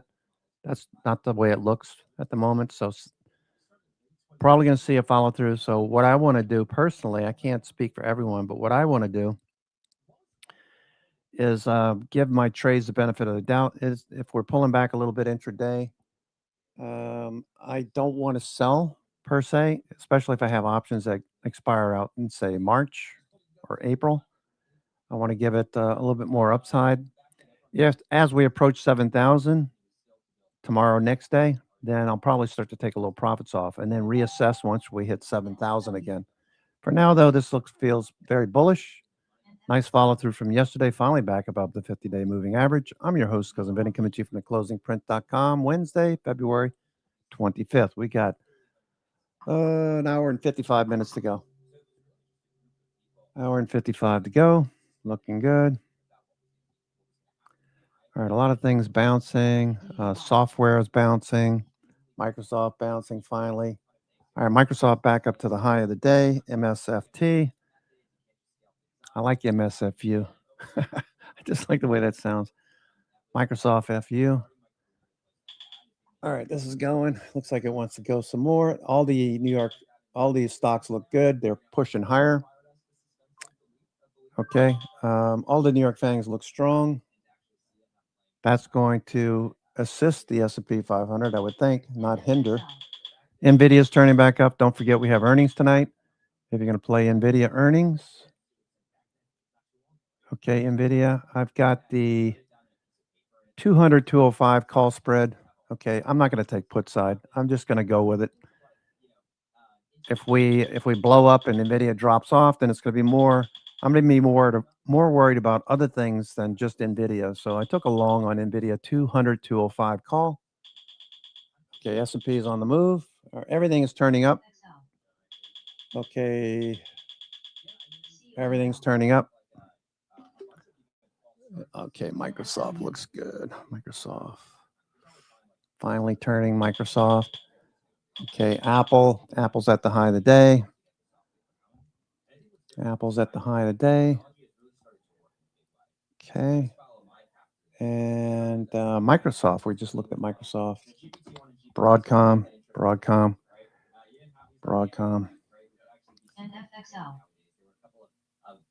Okay, looks good. All right. Market's looking good. Something would probably work here. The same ideas of like scaling off, we put more data into the models, more compute, bigger models, starting to learn biology in a more interesting way. I actually had a stint between Facebook and my current company, Chai. I joined a company called Absci, which was a cell line development in the company. We were making these little bacteria to actually manufacture drugs, and I joined them to help do this pivot into drug discovery using AI. And it was an incredible place. It was one of the first places where we were actually using AI to make molecules. Oh, looks good.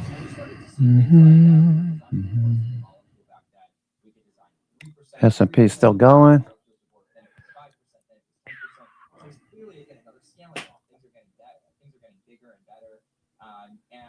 And that's around we decided to start the company afterwards because we realized that if this technology was going to work in such a big way, it would actually enable a new kind of business model. If you look at Microsoft, cool. Broadcom, S&P 500 futures. All right, we just hit a high there, 69.58. Remember when we hit like futures hit like 7,018, something like that, whatever it was. We're headed back in that direction. Okay. Advanced decline is also making new highs.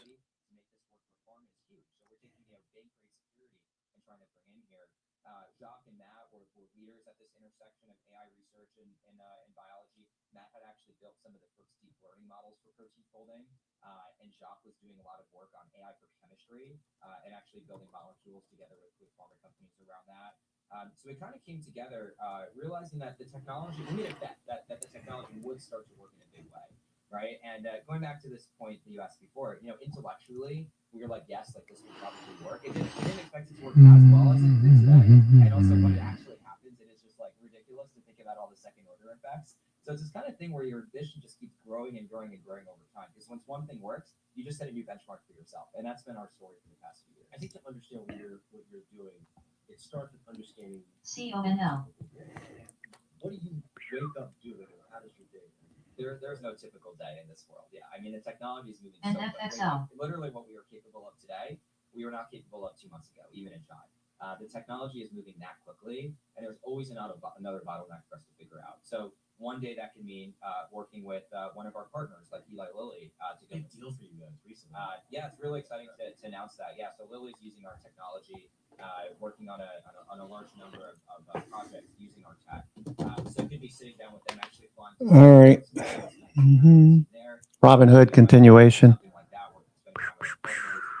It might look like Yeah, Robin Hood looking good. S&P continuation. Still going here, S&P. Yes, sir. SYM. Looking good. Looking good. we were so busy, we sat down. It was like 10 p.m. till midnight to do a kickoff meeting for this like new data set build that we're doing. So it might look like something like that. It could be sitting down with the research team and when we're debugging And certain things to FXL. make the models train in a more stable way so that we can get bigger models that take more compute power to get better results. So there's really a ton of different things happening. And actually, this is what's so exciting about AI right now. It feels like there's something new happening every day because it's so interdisciplinary. There's either something happening with the data or the models or the partnerships or the labs. And just every day there's something new happening and a new challenge to face. If there's a new breakthrough in healthcare, does it come from a company like yours that is using AI in ways that have never been used before? And FXL. I mean, I think there's hopefully a lot of breakthroughs going to happen in this space. There's also all these second order effects. If we can make molecules now with really high success rates in the lab, there's still a lot that has to happen before we end up with a ton of molecules going into people, for example. It's like we figured out this potential solution to a problem, and now we have to have all these folks go and actually, verify that, start to bring it into their pipelines. For example, the work we're doing fully. There are a bunch of problems that people haven't been able to go after before. Things like HARD may resume in less All than a right, minute. pull them back now. we just don't know how to make molecules against. And if we can use AI for that, then we can start to learn new biology as a result. We can take, I have these 50 ideas I've never been able to try before, and now I can try them. So there are things like that it's, AI actually opens up opportunity to do things that are even outside of AI. I'd love to see Netflix get back above 85.90. We're starting to get back into the zone where we were adding to NFXU?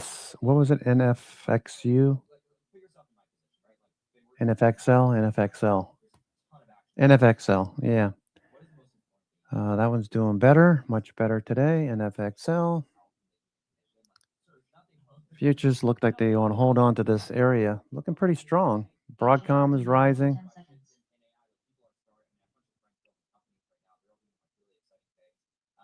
But a lot of people think about what is the right problem to work on, and for me, it's always been clear since I was a kid. It's like if there's some way, I thought I'd be a doctor when I was growing up, right? Like to me, that's just a value that's so important. Is to be able to work on a technology that's both very cool, also very good business, but then also to be able to marry that with something that could really, change the lives of many, many patients. I think there's no better call to be working on. All right, hang with us, Josh. We're going to be right back here at Opening Day Unfiltered.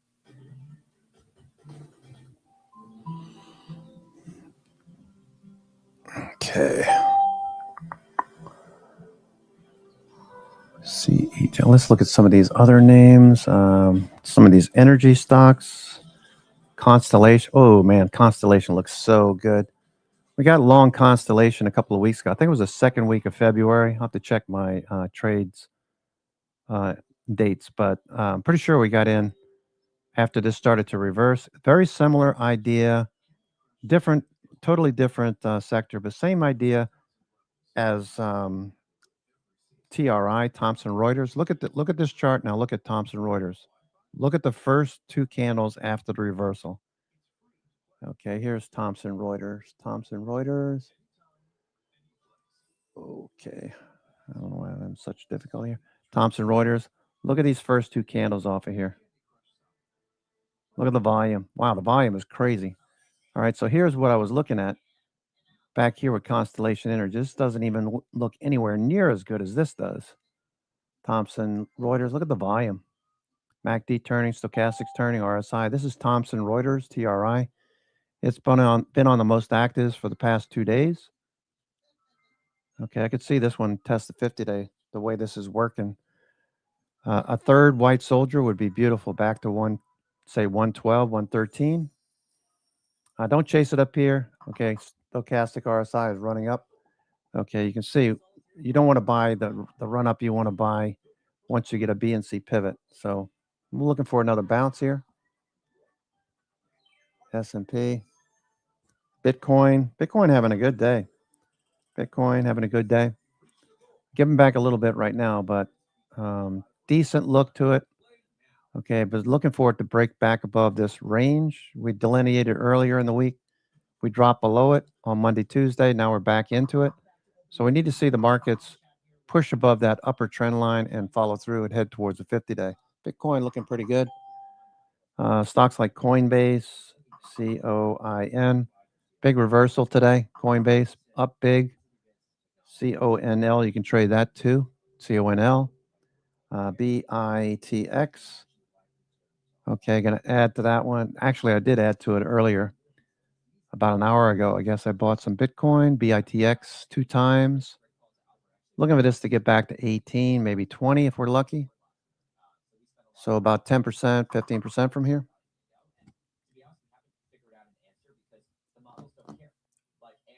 Okay, don't forget, we got NVIDIA tonight. NVIDIA earnings, place your bets. I got a feeling NVIDIA, this is just a precursor. The good thing about NVIDIA is it's not trading to perfection. Okay, it is a bit off the highs, right?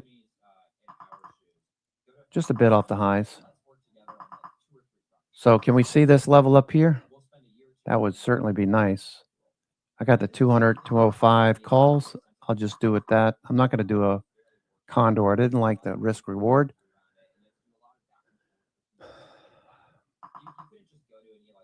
Okay, so that looks pretty good for NVIDIA. Going into NVIDIA earnings tonight. My position isn't so big that if it doesn't work, I don't get burnt. It's only about 1% of what I would normally do.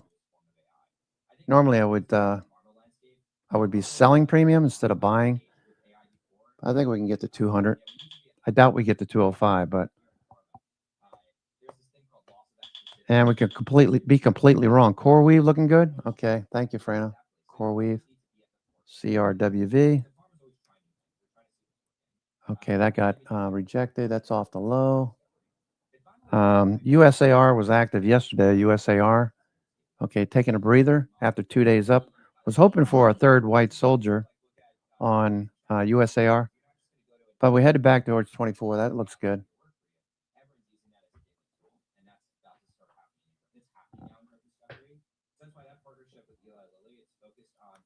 Critical metals, CRML, and MP materials, among others. There's one that Tony mentions, a penny stock, CRCL. That one's doing well today. CRCL. That we saw that one early this morning. Still going. Still going. Yes. Yes.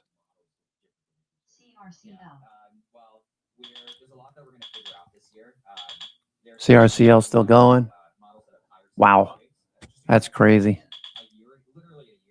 Okay, it's up $19.50. I forgot who mentioned this one. I don't know who mentioned this one. I know this morning I saw that. Yes.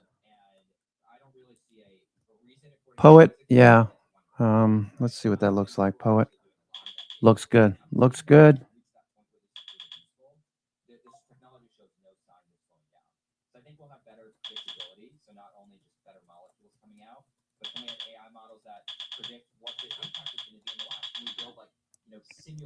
At 655. 655.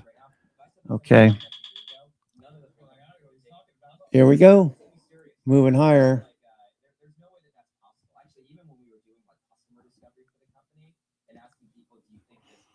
S&P 500, S&P. Got NVIDIA tonight. Should be nice. Still going here, NVIDIA. I mean, S&P, sorry. S&P is breaking higher. 69.70, that's the level that we're still looking for, 69.70. Okay, that showed up on Trace this morning, 69.70. Okay, let me just tone this down a little bit. It's a little bit too garish. Okay, there we go. That's much better. You can see the hedge flow line. Okay, let's see. Even 10 times higher than we shot, and it happens 2 to 3 times faster.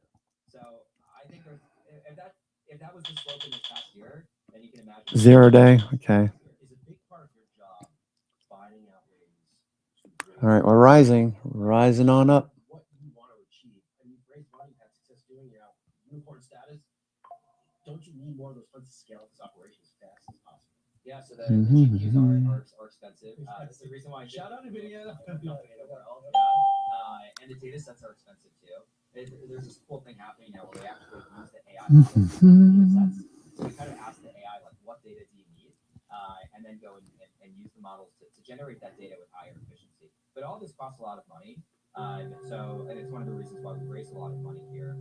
I think the flip side of that, though, as well, is that hopefully we're able to start doing more and more of this in partnership as well, right? So this is one of the reasons why we love working with companies like Lilly, right, where we can actually kind of pioneer these things together, because there's a lot you can do. Okay, tech definitely catching the bid today. Robinhood's at the high of the day.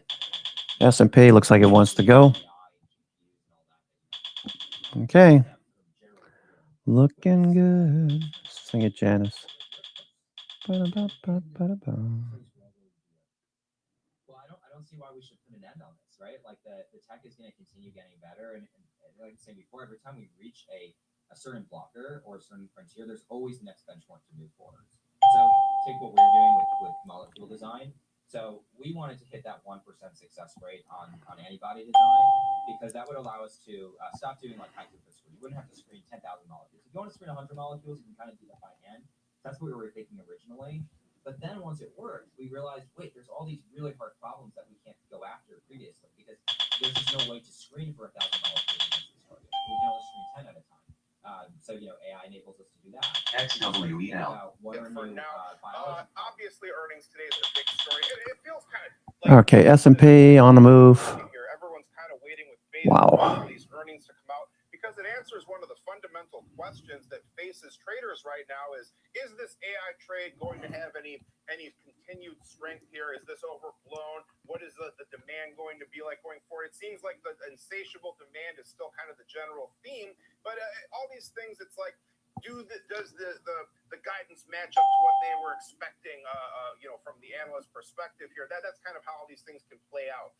Nevertheless, low volatility is often the precursor to high volatility. I say that frequently on these shows, and with this sideways drift that we've seen for NVIDIA, kind of for the broader market as a whole, it seems like it has the potential to have a energetic breakout if we do manage to push above some of these defined boundary areas. That being said, though, when I look at the expected move for this earnings event here at the end of the week, plus or minus $12, that would not be enough to take us above about 212.19. So perhaps seeming like that may not be in the cards at this point.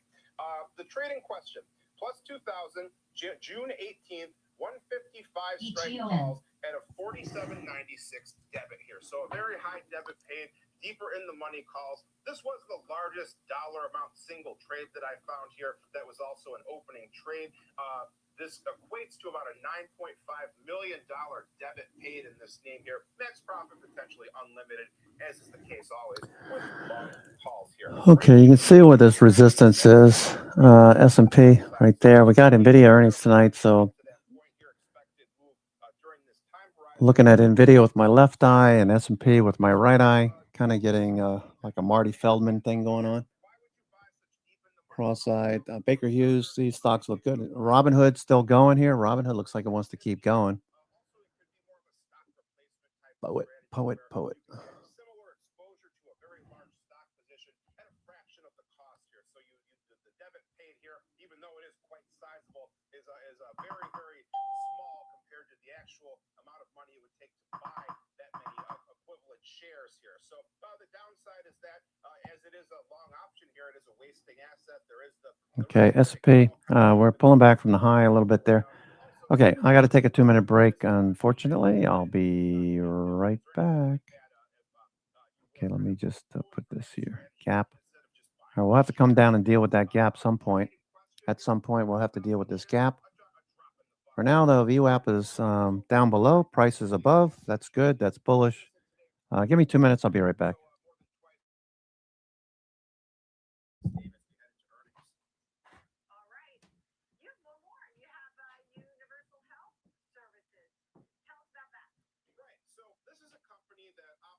CRCL. Hospitals, outpatient and behavioral health facilities, etc. Not maybe the most commonly known stock here, but it is a member of the S&P 500. The chart is pretty darn nice, too, up to 50% from the lows.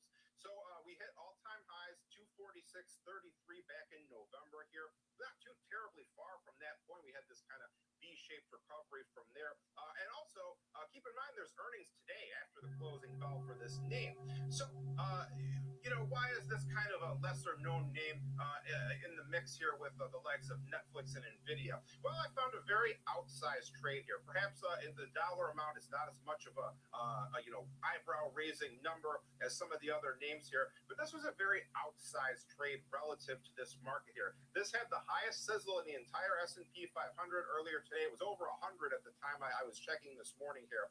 The trade is plus 1,000 March 20th, 240 strike calls at a 690 debit here. So a $690,000 debit paid over the next 23 days would need, for this one to work out. So a pretty short-term trade as well, in addition to being a very outsized play in a name that typically is a bit more quiet. You don't really see this kind of activity. This kind of trade always makes me kind of take notice of, why would someone make this extremely large trade, in this type of name here? Well, I won't speculate, but break even, 246.90, 6.9% to the upside. Expected move over our next few weeks here, 9%. This trade was about 64% of the total options volume in the entire symbol here. As I said, too, the sizzle was extremely, extremely large. I think it has moderated somewhat here as the day has progressed. But as I said, it was over 100 earlier today. All right, Rick Ducat with all these hot stocks to watch, Netflix, NVIDIA, Universal Health. Thank you so much. Thank you. Good luck. I think the Netflix story is still very, very interesting. Don't keep your eyes off of that one for a second. In the meantime, we're back to software because we have to talk about what's been going on. Is software sort of left behind? Why is that? Is that necessarily true? How do you play tech? Time to have from Gerber Kawasaki is next here on the watch list.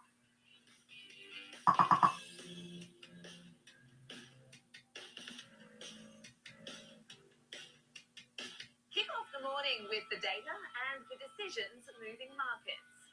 Morning Trade Live breaks down the macro moves driving the price action, from Fed policy to global growth to inflation prints and geopolitical risk. Smart, fast, and always live from Wall Street to your screen. Morning Trade Live, where the markets meet the macro, weekdays at 10 a.m. Eastern on Schwab Network. Whether you're an experienced investor or just getting started, Charles Schwab offers a webcast that's right for you. Do you like using charts when analyzing your stocks? Our technical analysis webcast series breaks down different charting techniques like trend analysis, price patterns, moving averages, oscillators, and much more. Best of all, you can ask questions directly to an education coach. It's interactive learning at its finest. Tune in live or on demand. Head over to schwab.com/coaching and start learning today.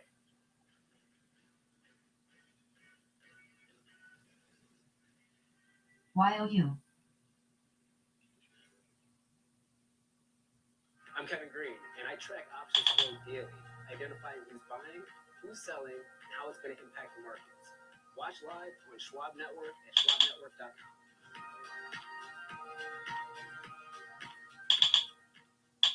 Trading at Schwab is powered by Ameritrade, giving traders even more ways to sharpen their skills with tailored education. Get an expanding library, filled with new online videos, webcasts, articles, courses, and more.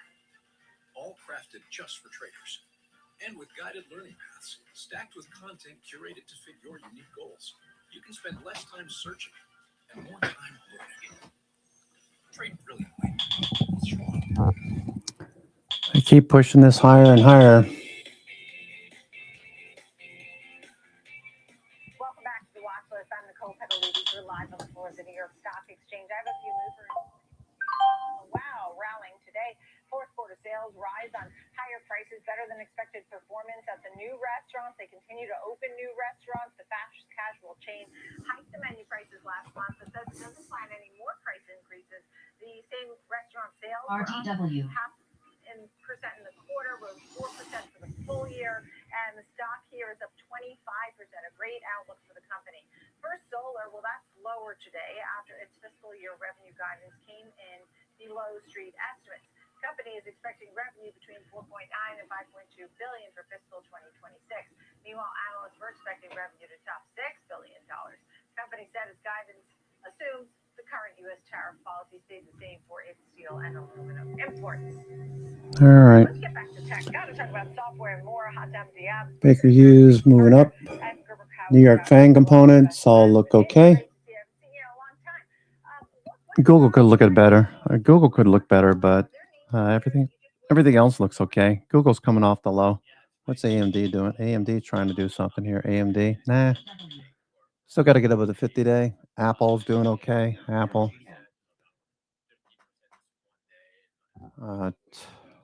Thomson Reuters still looking good. Okay, 2 big candles. Maybe we get another one tomorrow. That looks very bullish.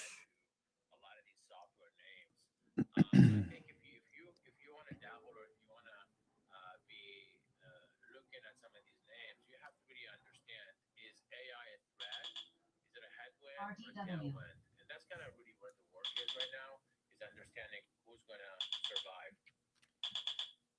So at this point, are there names that you would stay away from? For example, I had a guest today. Netflix looks okay. Nvidia earnings tonight. Looking forward to Nvidia earnings. Get that out of the way so we can plan for March. Get an idea of what they're forecasting, guidance.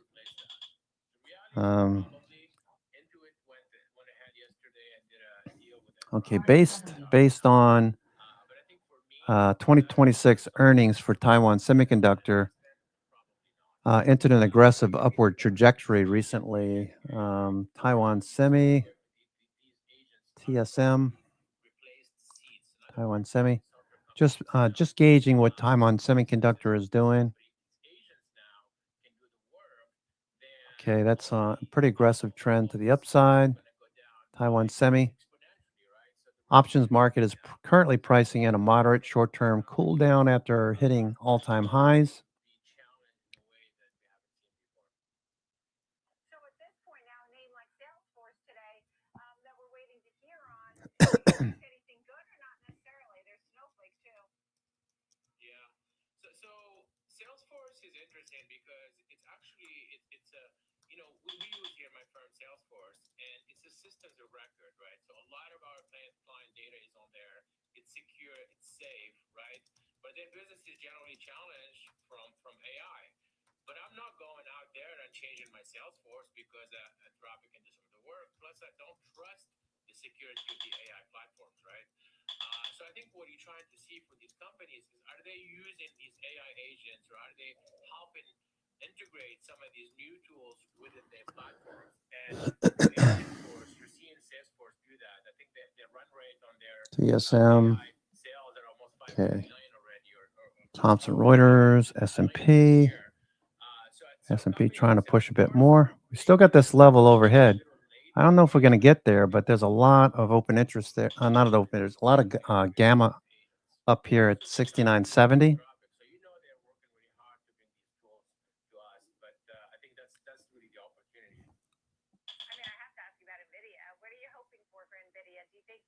There's a playbook here. What's the playbook? I mean, you got to own it, right? Like it's our biggest holding in the firm. I mean, $650 billion in AI spend that was announced the last few weeks. The lion's share of that is really going to NVIDIA. You can't build data center without NVIDIA. I know AMD signed a deal with Meta this week, but the reality is NVIDIA has the best and the most important software stack for data centers, and they will continue to be like this for years. So I think they're going to have good revenues. I think they're going to beat. I think they're going to raise their guidance. Here we go, pushing higher. I always just talk to you about Tesla. What happened to Tesla? What did you do with Tesla? And what about the Elon S&P. S&P. I mean, I don't know, their business is so challenged. I mean, they're moving towards robotics, right? And AI and things like that, and FSD. But the reality is the core business, selling electric cars, is not huge because. Oh, there we go. Oh, look at this freaking market. Boom.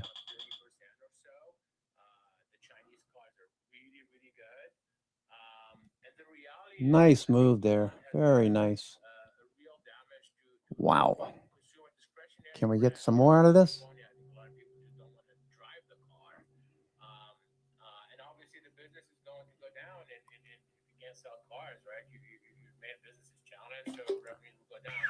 So I think changing the narrative around robotics and AI and FSD is key, but it's going to take some years for that to play out. As a result, I think the valuations don't make too much sense right now. So you're not buying it here at 416. No, we're not. Do you want Elon Musk to step down from Tesla? I don't think he will ever do that. I know Elon is a very unique individual. I mean, what he's done is really amazing, but also at the same time, I think his foray into politics and to really buying Twitter has been really damaging to the brand in general. But the reality, the cars are really good. It's just, it's a consumer discretionary brand, right? Like the perception matters. I don't care how good the car is. If people don't like the CEO, then they're not going to buy the car. Right. And also there's the political views. Some folks don't like his political views these days. Let's get back to tech overall. What is working, whether it's energy, infrastructure, data centers? What are some of your favorite picks that you are really into these days? Well, I think the infrastructure layer is really what we're into. I mean, NVIDIA being like the king there. But we own GEV, which is basically makes power or natural gas turbines for data centers. We're really trying to own anything. Amphenol, which is makes cables and high latency wiring. Nice move there. Anything really that works. Nice move. Infrastructure for data Can we get some more out of this? More upside? And again, the reality is we have almost $650 billion that needs to be spent, and that spending is going to happen next 2 or 3 years. So I think people need to look at that. Yeah, I mean, I'm looking right now at GE Vernova, and that's at a new high. So you definitely like that one, and then I think the other one is it AP? Go, LETSGO. Holy smokes, look at this market blowing up here. Okay. I tell you, it's a lot more fun trading the bullish side. I know you can make money quickly on the bear side. I'm just not a really big bear. When we have to, we trade puts, right? But that's about it for me. I'm mostly long. 90% of the time, I'm long. Occasionally, I'll buy some VIX calls just in case, because I know that volatility could pick up. It's at lows. Speaking of VIX, let's take a look at VIX. Okay. Whenever the market moves back above the 50-day, it takes a lot of energy to do that. And you know what institutions are going to do. Here you go. VIX is dropping off. Oh, this is looking good. So a lot more fun trading this kind of action for me. I personally love bullish trading. It releases those endorphins, those feel-good dopamine receptors. Okay, here we go. Looks good, S&P. Ay, this is going.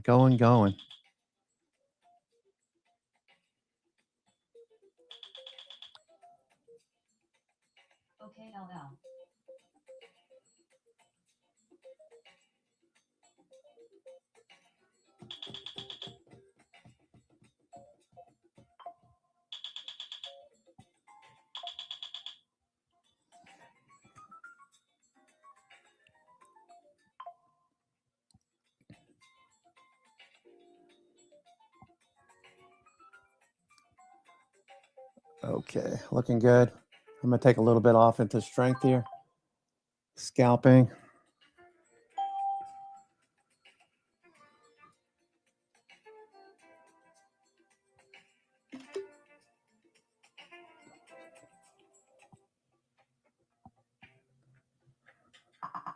Sometimes, you could have done better. Same goes for where you invest. Level up and invest smarter with Schwab. Real-time market moves, earnings breakdowns, and trade-ready insights. Follow me on X at _Vardis and connect with me on LinkedIn or Instagram for more. Trading at Schwab is powered by Ameritrade, unlocking the power of Thinkorswim, the award-winning trading platforms. Bring your trades into focus on Thinkorswim Desktop with robust charting and analysis tools, including over 400 technical studies. Tailor the platforms to your unique needs with nearly endless customization, and track market trends with up-to-the-minute news and insights. Trade brilliantly with Schwab.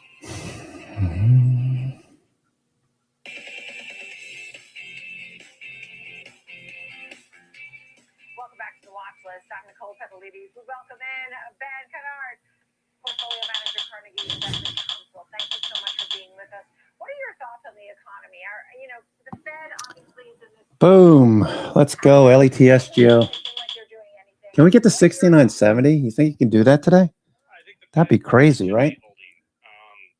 69.70? There's no way we're going to get up there.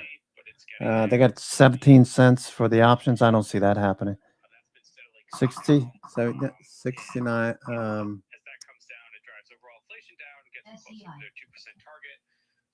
69.60 maybe? And then the job market is doing okay. 69.60. Was pretty high. No, that's not even going to get it. 69.55. 55. Those are $1. Those are $1.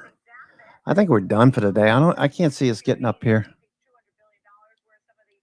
Rates actually came down. Mortgage rates came down. We saw refis going up. That may be a good sign. Is affordability for housing happening maybe for the spring season? Yeah, that'd be a good sign. I mean, housing is in a recent trough as far as, activity there. And, the housing market drives a lot. It's not just buying a home, but when people buy a home, they tend to repair it. They put a lot of money into it. So it leads to a lot of economic activity.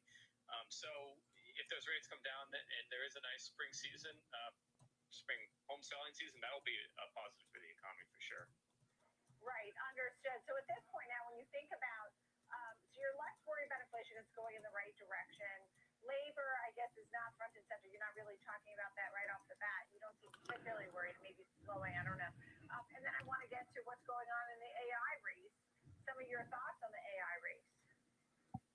Yeah, I mean, labor is tied to AI because a lot of seemingly what's driving the positives in the labor market is AI related, the AI infrastructure build out. So, I think what's going on is the market's trying to shake out who the true winners and losers are going to be from AI. Is it going to software companies particularly? Are they going to be winners and they're going to be losers, or maybe certain software companies like consumer-focused software companies are going to be losers, while enterprise-focused software companies are going to be more winners? And I think that's what the market's trying to figure out. Right now, it's just really excited that there's a lot of Google, Microsoft, Amazon, they're all spending a lot, so CapEx keeps going up. So a lot of the sort of infrastructure plays are still doing well. But long-term, we'll still see who benefits from AI technology. Right, understood. I mean, what do you think? What kind of names within AI and tech? I mean, do you love Alphabet? Why? To me, Alphabet is a clear winner. They've Google Cloud. The growth there last quarter, it was up 48%, I believe. That is much more than Microsoft. So it's demonstrated a lot of market share growth there. They created their tensor processing unit, which provides a sort of a cost advantage, I think, compared to some of the other players. So their Google Cloud is growing nicely, and then obviously their legacy search business, they can use their AI technology to improve search results. And better search results means better ad revenue off the searches. So that continues to drive their business. And then they're obviously Gemini large language model, getting it into Apple iPhones is key, and just getting it through their apps. You have more people using that, their technology there, and that's only going to benefit the company long term, especially if large language models become somewhat commoditized. If theirs is the most used, then they're able to monetize it the best. Look, Google right now, when we look at it, it's at 310. I mean, do you see it going to the new high? I mean, if the high was 349, do you think that's easily attainable, and how much higher can it go? Yeah, I mean, over the long term, we're always looking for long term. We're always trying to project 4 years out. And so we can see their earnings continue to grow. They could grow in the double digits, and we think their multiple could expand. Their multiple's been beat down a little. So you could see double-digit returns over the next few years out of the company because, again, it's got the building blocks for actually benefiting from AI, and the story is not complicated, and it seems like it's going to play out to their advantage. Yeah. How about Home Depot and Ulta Beauty? Those are two names you like. Consumers still spending? Yeah. Those are sort of anti-AI plays in a way. We don't expect artificial intelligence to dislodge sort of the home repair market or the beauty market. We're just talking about housing. Housing's in a trough. That starts to pick up. That'll really benefit Home Depot. They benefit more and more consumer when there's more housing turnover because, again, consumers tend to pour more money into houses after recent purchases. And Ulta Beauty, we don't see artificial intelligence disrupting their business model much. They're about increasing stores and getting traffic into those stores so people can come and try out new products and try out new fragrances and makeup, and then they're expanding into the wellness market. So they have a sort of a couple avenues for growth there, and ultimately, yes, consumers may not be as strong as they were a couple of years ago, but beauty is something consumers tend to spend. Even though it's discretionary, it's staples for a large portion of the population. Right, understood. Quickly on Stryker and utilities. Yeah, Stryker is just, if you're looking towards, again, away from AI, Stryker is well positioned in the healthcare market. Hips and knees continue to need to be replaced. They have a Mako robotic system. They continue to install that at more and more hospitals, and the usage of that system is higher on surgeries, and that makes the robot more valuable. Then it's more likely to purchase at new hospitals. And then as far as utilities go, there's sort of an AI adjacent play. Obviously, when data centers are constructed, they need power, and utilities have to provide that. As they build that capacity, they can push those costs through to their end customers, and that can drive their earnings. They're projecting most utilities project 5 to 7% earnings per share growth, which is oddly higher than normal, and so they've been bid up. And then obviously the counter utilities, they pay a nice dividend, somewhat of a bond substitute. If rates come down, that'll hold their valuation up just because they do pay the nice dividend. We're doing NVIDIA next. Do you think NVIDIA pushes the market higher or lower tomorrow, Ben? You want to take a guess? I mean, a lot of the good news is most likely priced into the stock. People are always expecting big things, so my guess would be pretty minimal impact from NVIDIA, just because it's a lot of the information's out there. Any news? Okay, we're gonna do this again. It'd be worse for the market. We're gonna do it again. Come on, let's go. Let's go, LETSGO. Good to see you. Really appreciate it. Coming up, our panel is ready all about NVIDIA ahead of these earnings that are due out after the bell today. Right here on Schwab Network, we'll have all of that for you. The watch list continues. We'll take a short break. Come on. NVIDIA details next. Imagine if we get up there at 59.70. The final 90 minutes of the trading day, that's when markets make SEI. From earnings shocks to sector rotations, we're tracking the catalysts that move markets right into the close. Here on the floor, I bring you real-time sentiment from traders driving the action. And in Chicago, we break down the data, technicals, and trades you need to see before the bell rings. Live coverage of the close every single day. This is Market on Close, live weekdays 3 p.m. Eastern, only on Schwab Network.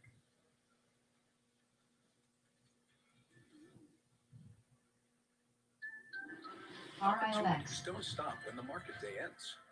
So neither do SEI. Schwab gives you round-the-clock access to over 1,100 of the most popular stocks and ETFs, plus a wide variety of futures markets. All with 24-hour support from trading specialists who understand the ins and outs of 24-hour trading. No matter the hour, you can trade brilliantly with Schwab.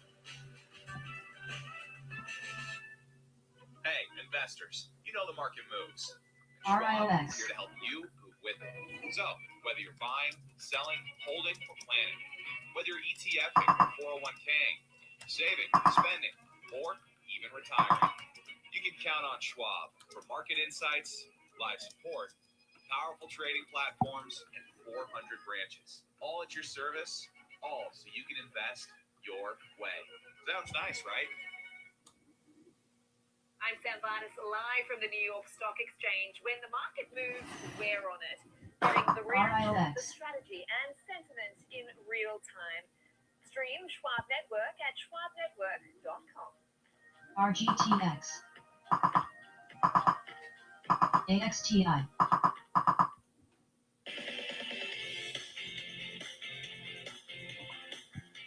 Welcome back to the watch list. We want to preview NVIDIA. The earnings are due out after the close today. And Ray Wong is with us, CEO of Constellation Research, author of Everybody Wants to Rule the World, and Ryan Trout, president of Signal 65. Thank you both for being with us. Ray, I mean, this is it. This is the moment. What are your expectations for NVIDIA today after the bell? Well, the expectations are definitely a beat, but the question is, how big is the beat and what does the forecast look like? And I think the questions have to be answered as to, are there any delays in shipment?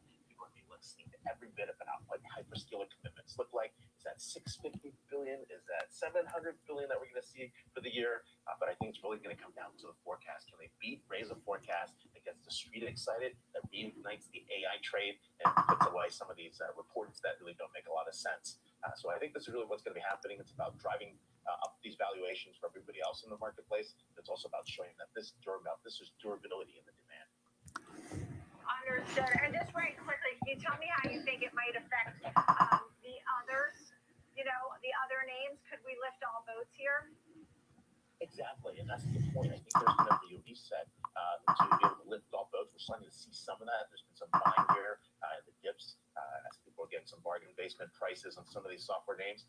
But it really feels like someone's put a reset on terminal dates on PCFs from 30 years to 10 years, which is why a lot of these SaaS companies got hit hard. And a lot of Okay, S&P just consolidating right now in this little range. Little range here. What we're gonna do? What we're gonna do here? I keep looking at this hedge. Keep looking at this level overhead. Thinking, man, it would be so nice to see this run up here. What's this? 69.50. We're at 69.48. Future generations of products, right? I know they've got their GTC conference coming up in the middle of next month. They're going to preview some more performance metrics and kind of what their next generation answer is going to be to all the competitive landscape shifts that have happened over the last year from AMD or Google TPUs or anything like that. So I'm really interested to see what Jensen has to say from a product standpoint. What do you think is one of the details that might make a difference, Ryan? You know, because the CapEx spend, we're sort of expecting that. We know that the hyperscalers spend a lot. Demand, the Blackwell chip is out of this world and everybody wants it. What's going to be a detail that might really make a difference, Ryan? I would look towards indications of kind of what the sell-through is going to look like for Rubin, right, in the next generation of product. I think you're right. The narrative about Blackwell being sold out is kind of something we've heard multiple times now. And I think for the market to really get some kind of reaction, we've got to know what is coming after that and what the impact of that product is going to be on the market. So indications about sell-through, sell-out, kind of quantity and demand from some of the cloud providers on Rubin is going to be the key next thing to keep an eye out for. I mean, there are some folks who think that the demand has been underestimated. I know we don't really count China, that's for sure, in the numbers. I mean, that would be the icing or cherry on the, ice cream or something like that. But really, have we underestimated what NVIDIA could tell us, Ray Wong? Well, there is some interesting pieces. If we look at the previous China data, we're looking at somewhere $4 to $5 billion a quarter that was missing off of the books. And kind of all right, so I don't think they'd admit to it, but where chips are making it in places where they shouldn't be. But that's not going to do billions right there. What we should be focused on is sovereign AI commitments. What does it look like? That's the near term, 12 to 18 months. Which countries are doubling down, make sure that they have AI capabilities for their people, and then, of course, physical AI. Where's it going to show on the robots? Where's it going to be on the decentralized piece? Jensen has like a 10-year roadmap. We're only seeing like 2 years of it at a time. The question is, can we get inside his head and figure out what's next? But there's definitely stuff in the pipeline. And I always think about where the chips are being used. We think about data centers, then we think about automotive, then we think about gaming. I mean, what areas may be more lucrative than others, Ryan? I don't think there's any doubt that data center and AI is going to be the most lucrative, highest margin area for NVIDIA to sell into. And that's what you're seeing play out inside the company itself is kind of the gaming division gets pushed back into the pipeline a little bit in favor of that. I think robotics at an industrial level is going to be the next player in that space. Automotive still has some pricing pressure in it because it is a consumer sold good at the end of the day, whereas industrial robotics, you have much larger entities to deal with in terms of pricing structure. So that's how I still think it would play out. But I think sovereign AI is a great look, is a great point to raise indication there in terms of where NVIDIA could lean next. But there's plenty of opportunity out there in the consumer space for AI for demand to tick up over the next 6 months to a year and still drop. Like the one we're seeing. And look, quarter over quarter, if you look back a few years, of course you're going to have revenue growth slowing. We've seen that in the bar charts. I don't think that would be a surprise. Slower growth is okay as long as they're really seeing the demand and all that. Ray Wong and also Ryan Shrout, thank you both so much. I'm Nicole Petalides. Keep it right here on Schwab Network. I see you every day at 9 a.m. and 2 p.m. And Market on Close is next.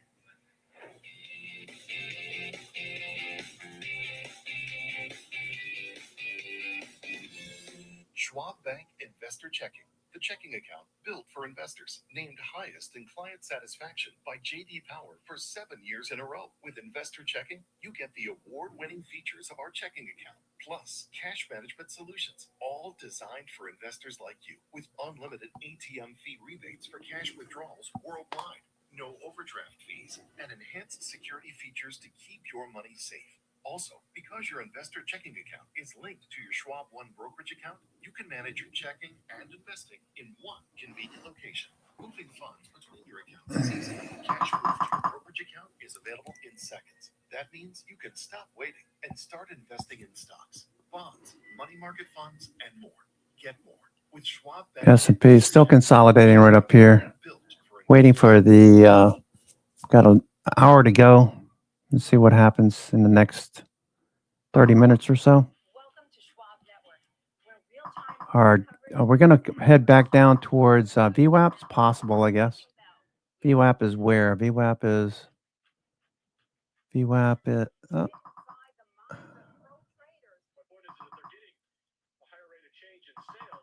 why does it do that? Okay, VWAP. VWAP is down there at 69.30. 69.30.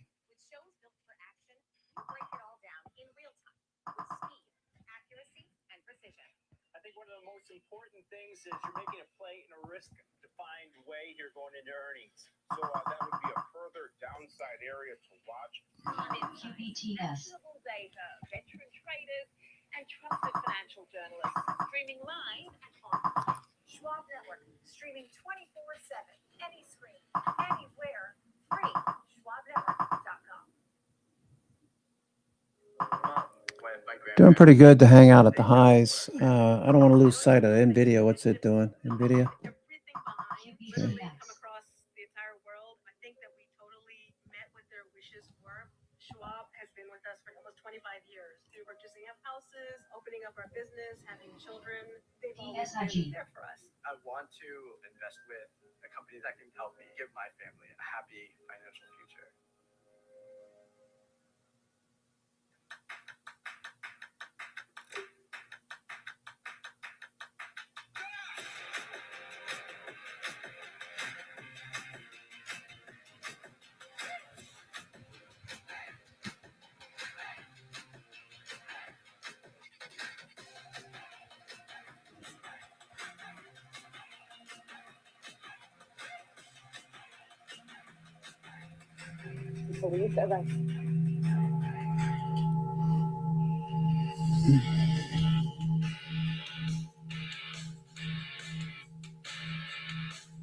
QRE.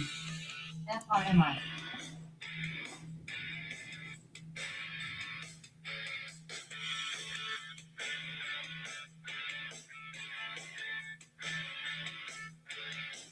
Good afternoon. It's 3 p.m. on Wall Street, and this is Market on Close. I'm Marley Caden coming to you live from our Chicago headquarters. And I'm Sam Barnes coming to you live from the floor of the New York Stock Exchange. Let's take a look at what is coming up on today's very busy show. NVIDIA is front and center today, and we'll have you covered throughout the show. We'll have an extended 2-hour show for you today, where we'll react live to the numbers as they come out and get instant analysis from that report. There are some software names in focus as well, as we will get reports from Salesforce and Snowflake. But for now, Marley, take us through what you're watching today. Yes, Sam, Circle stock soaring today, up more than 30% after its fourth quarter earnings blew past expectations. Revenue also beat, showing growth of 77%. Okay, so just watching VWAP here. We're staying in this range, so anything could happen. Just watch price action. Looks like we're going to pop up here again.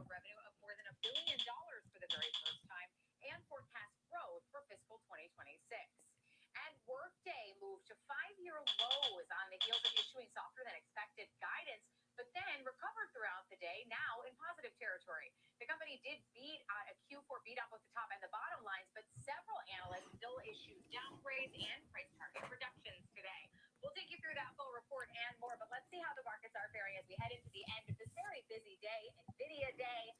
The S&P trading up 0.8% higher at 69.4805 right now. The Nasdaq up 1% and a third, 25,319. For the Dow, we are up 0.6 higher, 49,486.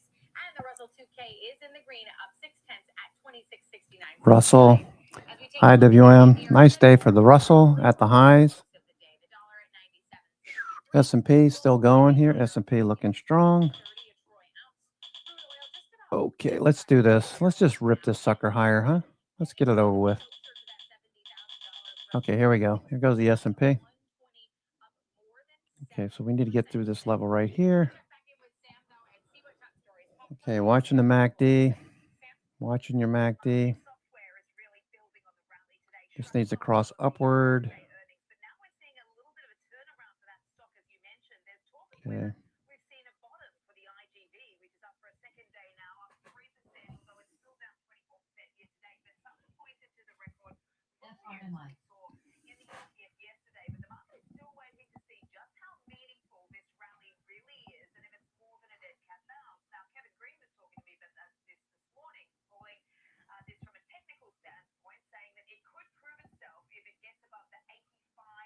AMD just not cooperating. AMD, I want to cut that loose pretty soon.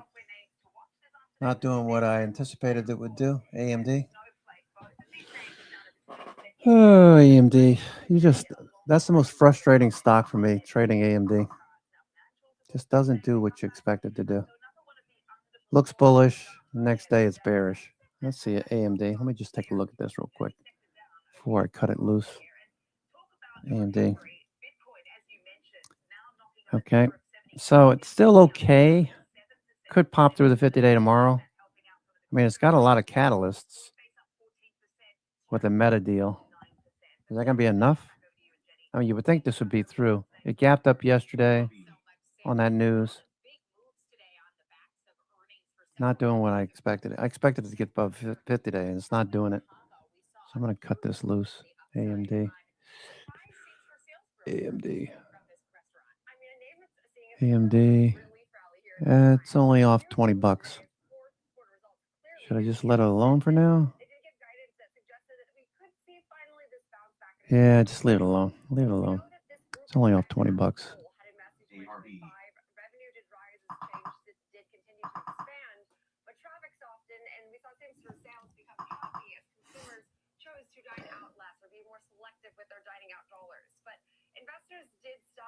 Okay, this looks like it's going to start to reverse.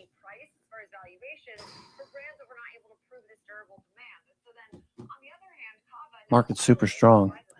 Market is super strong. Okay, S&P, February. There we go. Okay, so solid candle today. Stochastic's telling you look for close in the upper half of the daily range. MACD is bullish, telling you that the momentum is probably going to carry forward until tomorrow. Another reason why you want to hold on to positions for a swing, get a little bit more out of it. We're not quite the 7,000. We'll get there probably maybe by Friday if we're lucky. So the week after OPEX, generally we see a move higher.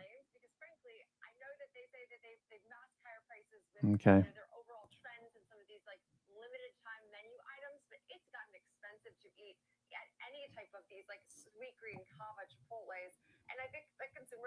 To then use their dollars accordingly. But they also did mention on this call, which I thought was just interesting, that they are saying that they're not seeing the same selectiveness where consumers are finally just dining out where they want to and not maybe perhaps looking for as much of a deal as they were a year ago. Which is certainly a different narrative than we've heard from some of the more fast food, more like McDonald's, saying they're really looking for that value deal. They've raised their prices, plan to raise them again, and they're forecasting more growth. So very interesting to see how it's working across the spectrum and how each company is sort of differentiating their consumer and how that consumer is spending. But I want to talk about Workday here and pivot into software. Workday sort of standalone in the SaaS space, but had a very interesting day in terms of its market performance. We saw it drop to 5-year lows. It was down about 10%. Then it clawed back and stayed around down 2% for part of the morning. Then after lunch, we were up 2%. On what was a very mixed quarter. And so, I mean, don't let necessarily the turnaround to dictate the strength of this report, because frankly, it was mixed. I mean, I think that the bullish takeaways were very clear. This company is still executing well. I mean, it still sees strong margins, cash flow, and very durable enterprise demand. And so they did see top line growth despite, again, a tougher macro, with revenue rising about 14% year over year and subscription revenue, more notably than that, rising 15.7% year over year. Their full year subscription revenue also climbed 14.5%, showing demand for their core HCM and financial management platforms. And margin expansion continued to impress, as we did see their fourth quarter non-GAAP operating margin expand to 30.6%. And again, that strong cash flow and backlog visibility was huge. We saw their 12-month subscription backlog increase to almost 16% year over year. Total backlog reaching $28.1 billion, also up 12% year over year. So then what did not go as well? Well, we know that they're still seeing fiscal 2027 guidance that disappointed. They're also seeing right now more enterprise customers pulling back on new tech spend amid the economic uncertainties and a valuation that frankly leaves very little room for error. And so if you look at right now on a forward basis, their PE has come down at least historical levels, but versus right now the expected growth, you could say that a current trailing 12-month PE of 45 times is expensive. And they're also still seeing restructuring costs, which are going to now expected to at least drag on their GAAP overall profitability metrics. And so margins, well, yes, we're improving this quarter. The picture does still remain fairly murky now going into this fiscal year. But I would say the appetite for risk for these broader software names is really demonstrated here in real time, because again, we've climbed almost 13% from the 5-year lows just in a single session that is today. And we'll hear from more software names after the close. So we'll be interested to see if Workday moves at all in sympathy with Salesforce or Snowflake when we get those earnings to come out. But a very interesting move today in terms of the price action, now trading 1.5% higher. I want to talk about Circle next. Up, I think more than 30%. It was about 33% last I checked on the heels of their report. Yeah, I mean, another blowout report. I will say, also getting a bit of a lift today, I'm sure, because Bitcoin is higher finally. We're finally seeing some momentum hold in the broader crypto space, but hugely optimistic because of USDC circulation, which rose 72% year over year, with some of their on-chain transaction volumes also climbing a whopping 247%, which signals, again, this strong real-world usage. Okay, so ending right here would be great for the S&P. That'd be nice. We're up at the highs of the day. One more shot to the highs. I doubt we get it though. Looks like we're going to drift lower here. Head towards VWAP or up. 56 handles. We're going to hold this up here. Kind of hard to believe, right? Okay.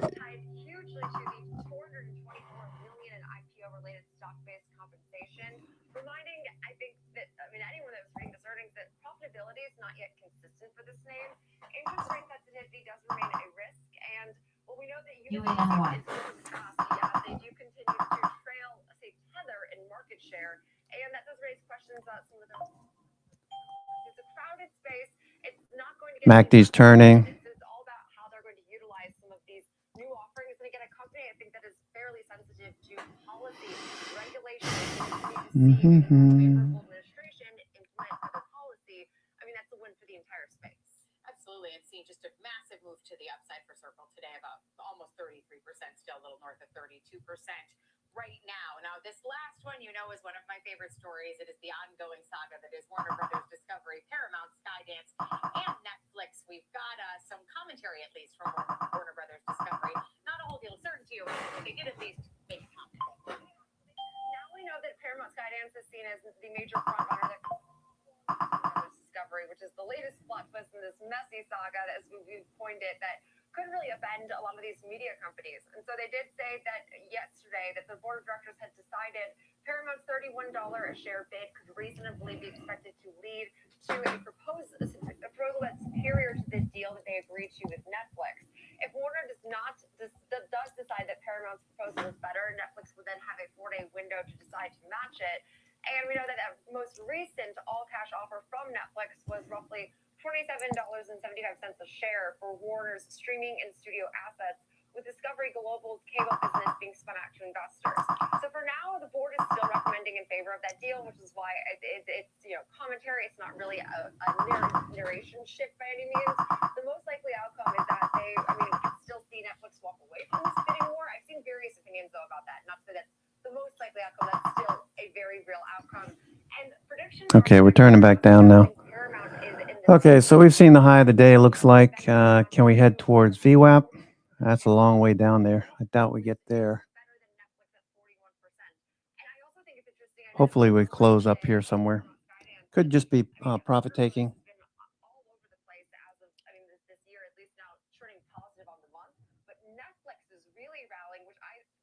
Seemingly from the street and the sell-side analysts I was reading today, view it as actually a relief if Netflix walks away from this deal. So I didn't realize that we were seeing such favorability tied to Netflix maybe stepping away, but I do think Thomson Reuters, today, this is actually being read as TRI. a outcome for Netflix. Warner Brothers, I mean, we'll have to see how this continues to unfold. Wow, very nice day. Something's afoot with Thomson Reuters, TRI, big bounce off the low. Thomson Reuters, that looks good. TRI, big move. Thomson Reuters. Okay. TRI. Okay, back up to the high of the day.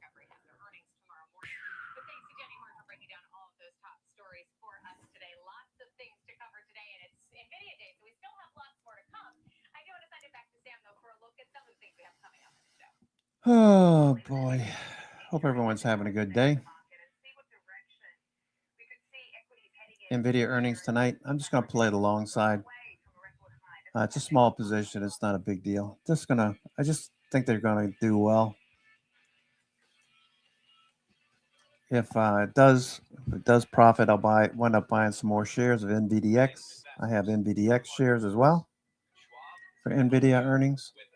So, whether you're buying, selling, holding, or planning, whether you're ETFing or 401king, saving, spending, or even retiring, you can count on Schwab. SPX. Market insights, live support, I don't know why it does this. platforms, and 400 I don't know why it does all at that. your service, all so you can invest your way. Sounds nice, right? I'm Nicole Pedalides, live at the New York Stock Exchange, and this is the Watch List. Your midday view into the trends driving the markets with a sharp focus on technology, innovation, and companies leading the next wave of growth. Big movers, S&P 500. interviews, and S&P 500 going into the close with NVIDIA earnings tonight. you trust. The Watch List, 2 p.m. Eastern, only on Schwab Network. Whether you're an experienced investor or just getting started, Charles Schwab offers a webcast that's right for you. Are you a long-term investor? Our investing webcast series breaks down different investing styles, including growth, value, income, and more. Best of all, you can ask questions by chatting directly with an education coach. It's interactive learning at its finest. Tune in live or on demand. Yeah, 69.50. I have quite a few scalps during the day today for 25 cents, $1, $1.50. It's off right now. I'd like to bounce. I like to buy it right here, see if it bounces. Real-time access, data-driven analysis from U.S. equities to global macro matters. Schwab Network. Thank you, Money. Appreciate it. We have to have you on a Trader Spotlight too. I'd love to do a Trader Spotlight with you along with Nick.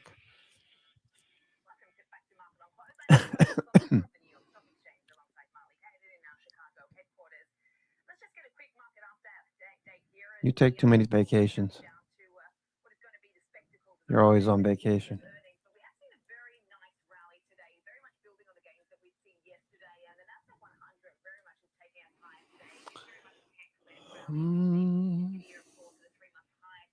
Today after trading largely sideways. So a lot riding, of course, on this company to see what it says around the whole AI demand story. But the S&P 500 within 1% of this all-time high now here at 69.47.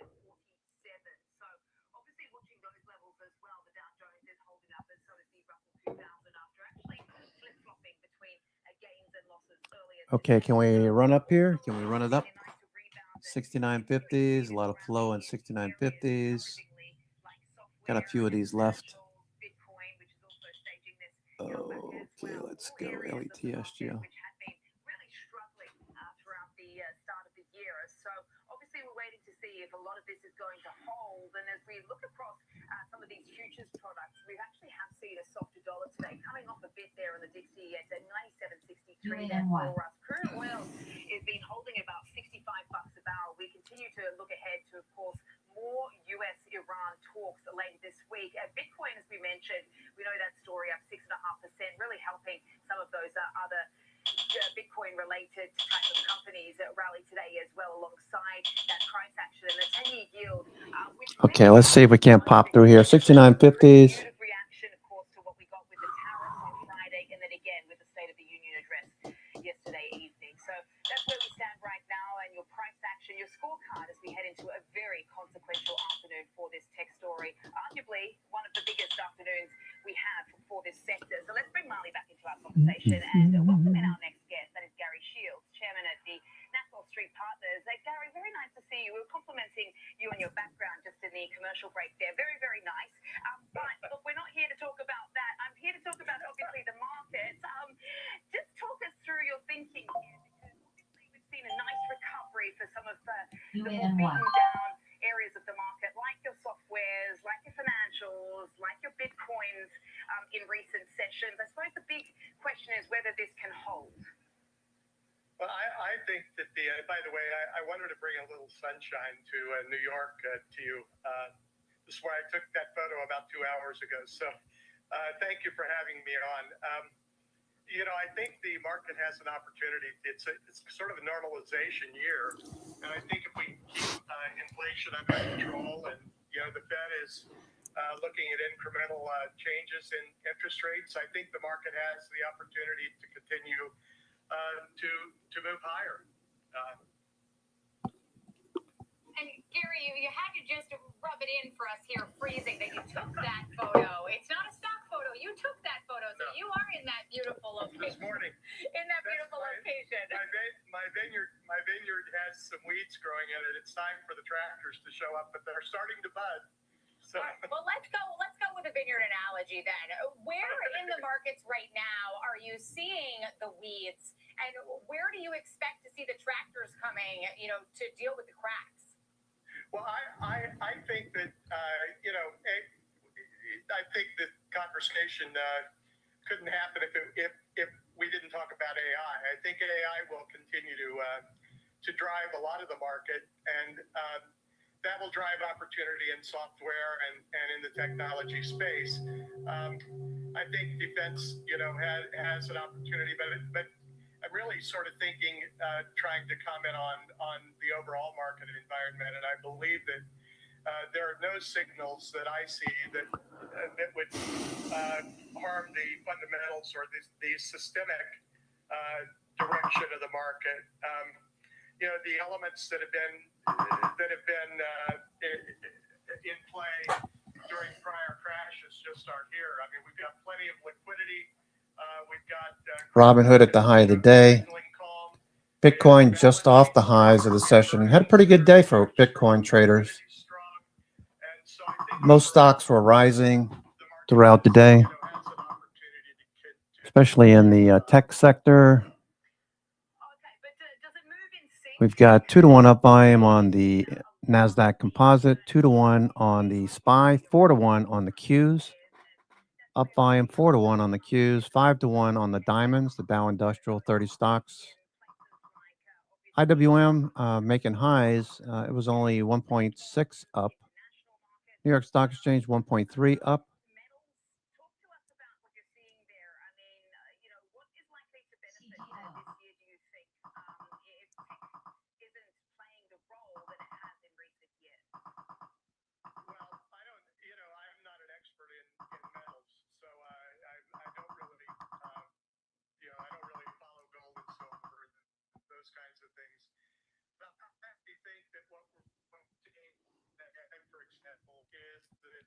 There will be a move toward investors looking at the pixels that control it, and the liquidity-driven market is probably.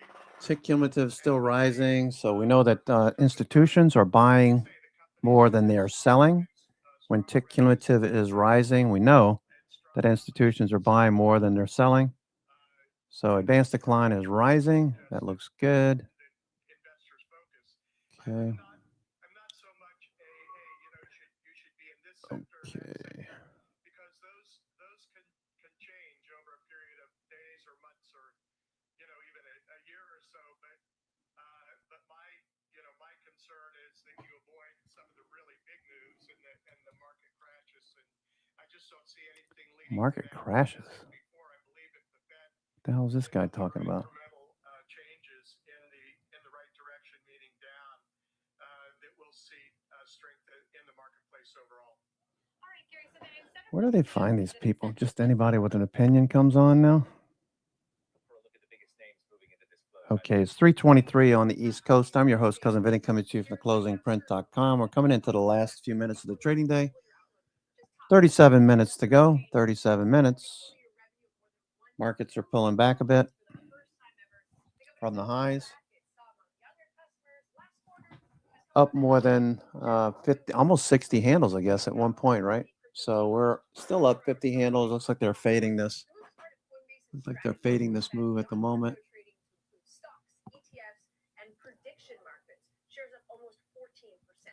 And shares of First Solar moving the opposite direction after posting weak earnings and full year revenue guidance. shares literally opposite direction, down 14%. The CEO said, given the new 15% tariff that President Trump just announced, the solar panel maker anticipates the impact from tariffs will total between $125 to $135 million. Hence the sell-off. Scott? All right. We will see you in a little bit. Christina, thank you. We're just getting started here. Coming up next, growing private credit jitters. Another Wall Street titan now sounding the alarm. Growing jitters and private credit. No, I think it's CNBC pumping the whole idea of private credit having an issue. You got one company, Owl Capital, Blue Owl Capital, and it's just blown up, just like the software stocks, and those are all bouncing. So that looks good. Looking for a bounce.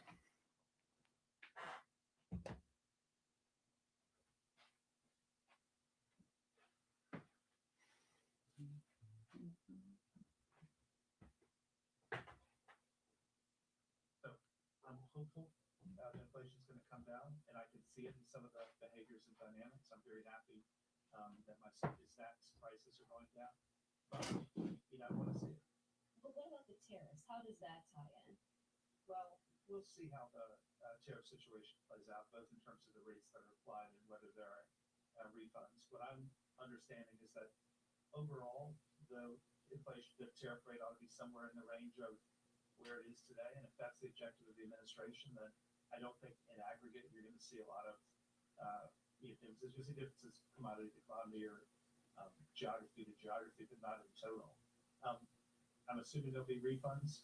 If there are refunds, that'll create some potential for price reduction. But remember, it's hitting the importers, not the final retailers. And so I sort of see it like a corporate tax cut. That money goes into the system, and all the people in the supply chain that bargain about who gets the money in. Maybe some of it will go to the consumer, but a lot more of it will go to the people in the chain. You did 3 insurance rate cuts at the tail end of 2025. Policy in a good place now?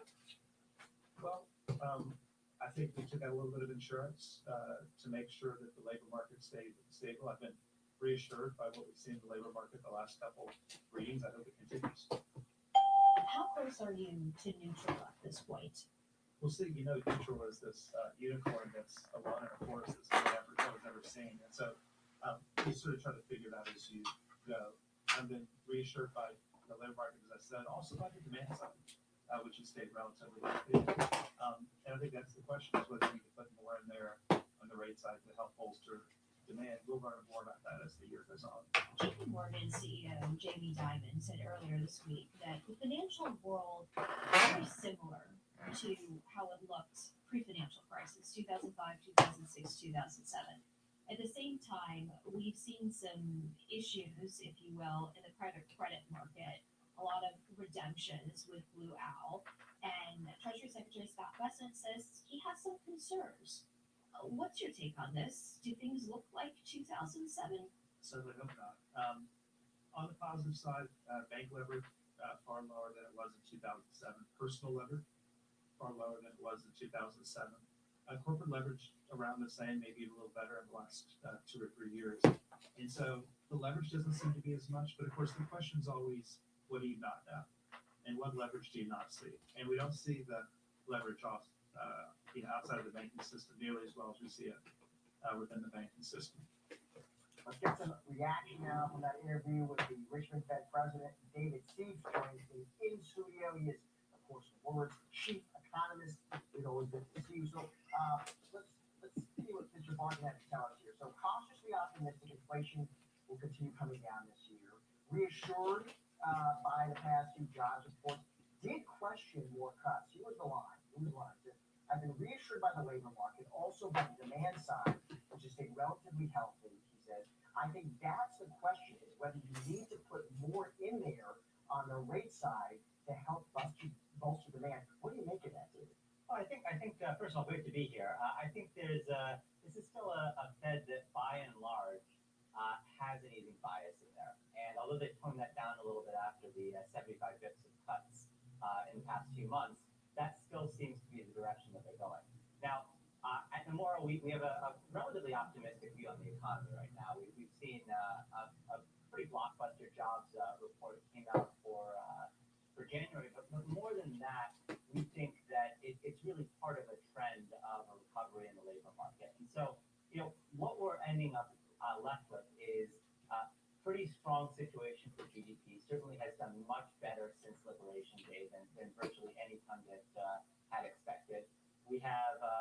labor market that, although it's lost some momentum, appears to be bouncing back and really never got that bad.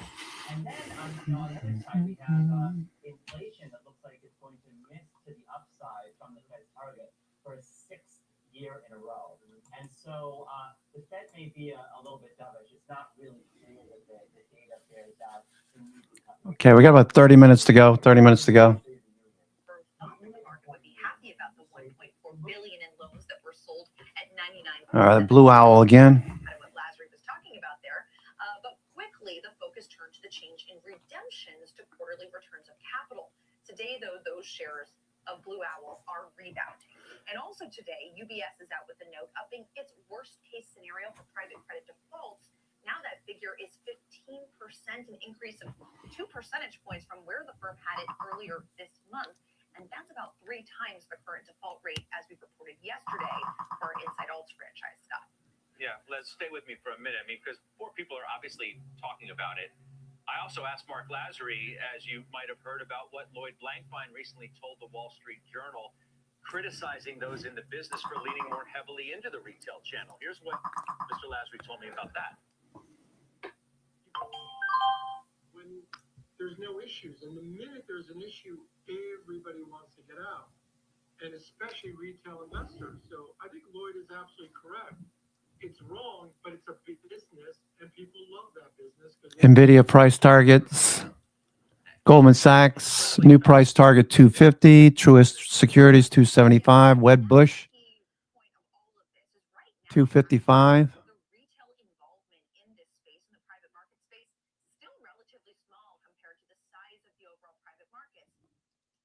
Report just had some numbers about this. They said that in 2025, the retail capital flowing into alternative private markets, that's private credit, that's private equity as well, that reached about $204 billion, which was more than double the 2023 level. But that's still just a fraction of the overall multi-trillion-dollar private markets. Now, the problem, as these managers see it, is that that is the key growth area for them. They've all set up these wealth divisions in recent years with the idea of, okay, we may have, largely saturated the market for institutional investors, but the growth will come from high net worth individuals and maybe one day down the road, even just regular retail investors as well, potentially even 401ks, which is something that the government is looking into right now. And so the important part of that is this is kind of the next leg of growth for these managers. So all of these headlines and all of this drama and concerns about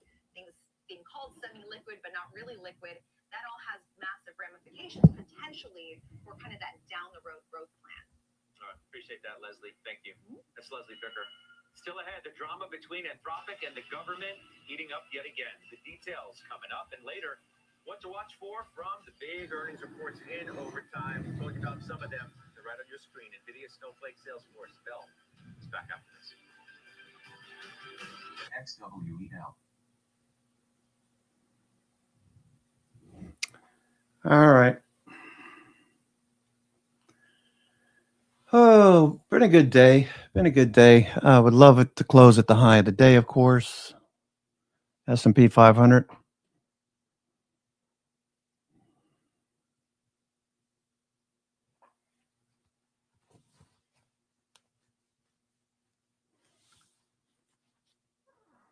XWEL.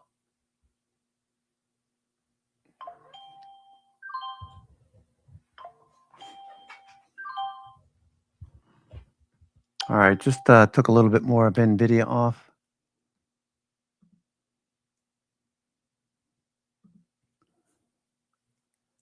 See what happens here.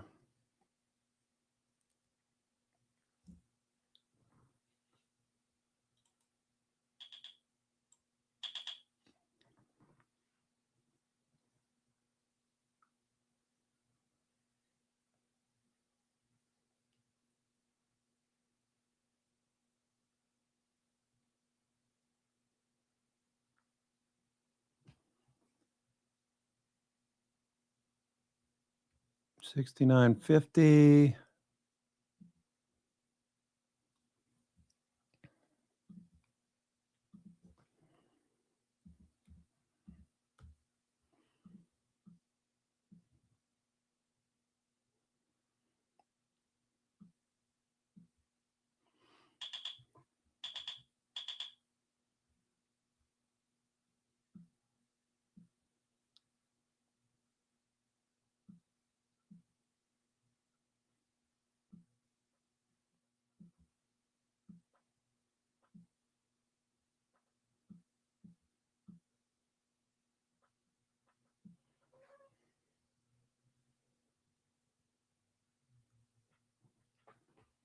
Bitcoin turning back up, trying to take the high of the day.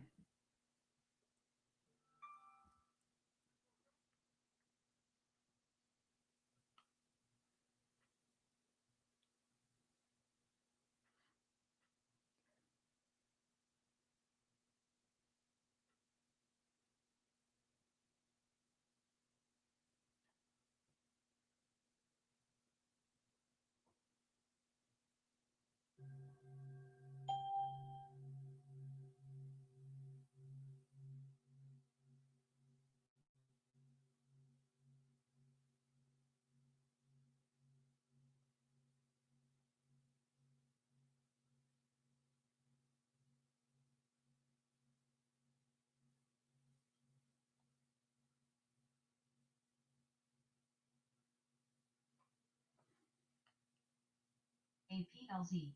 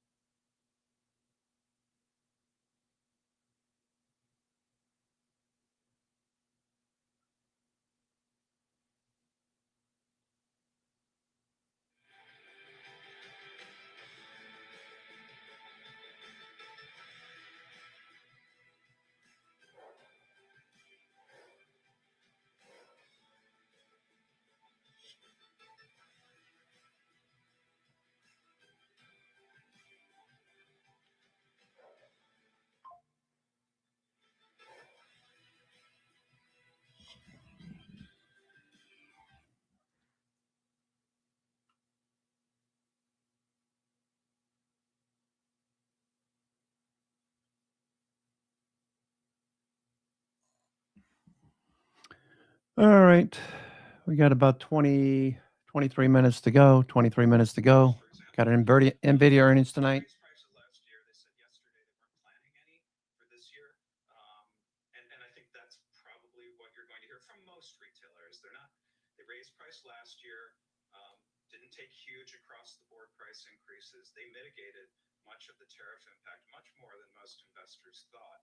When we heard about Liberation Day in the spring of last year, there was a great concern that margins were going to get crushed, and that didn't happen. I mean, the TJX this morning, they're not so exposed to tariffs, but nonetheless, 60 basis points of year-over-year gross margin improvement. We've had a lot of that, like double-digit, hundreds of basis points in some instances of gross margin improvement versus last year. That's even with tariffs. So retailers have done a great job, the bigger ones, the more sophisticated ones, of spreading that cost around to their vendors, finding areas of savings to mitigate the impact. And it really just didn't show up at all the way many investors expected it would last year. So there are some companies that are getting hit harder, and where there's still some impact to come, but for the most part. Okay, active traders, watch the price action here. Puts or calls. Let's see which way we go. Looks like calls are going to catch a bid.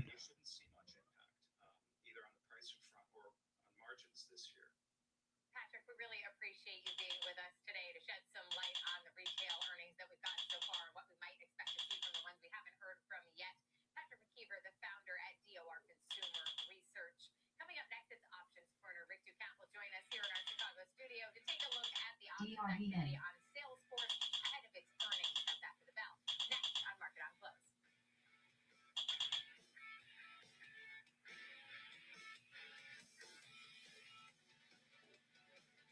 Kick off the morning with the data and the decisions moving markets. Morning Trade Live breaks down the macro moves driving the price action from Fed policy to... Okay, nice pop there. Money Magic identified a potential trade on the 6950s. Morning Trade Live, where the markets meet the macro, weekdays at 10 a.m. Eastern on Schwab Network. Whether you're an experienced investor or just getting started, Charles Schwab offers a webcast that's right for you.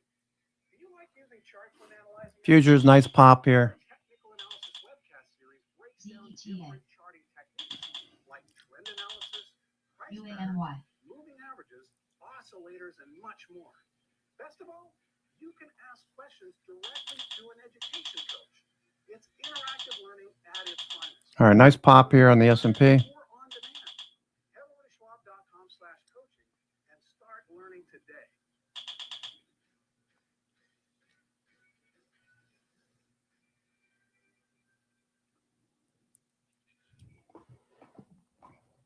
I'm Kevin Green, and I track options flow daily, identifying who's buying, who's selling, and how it's going to impact the markets. Watch live on Schwab Network at schwabnetwork.com.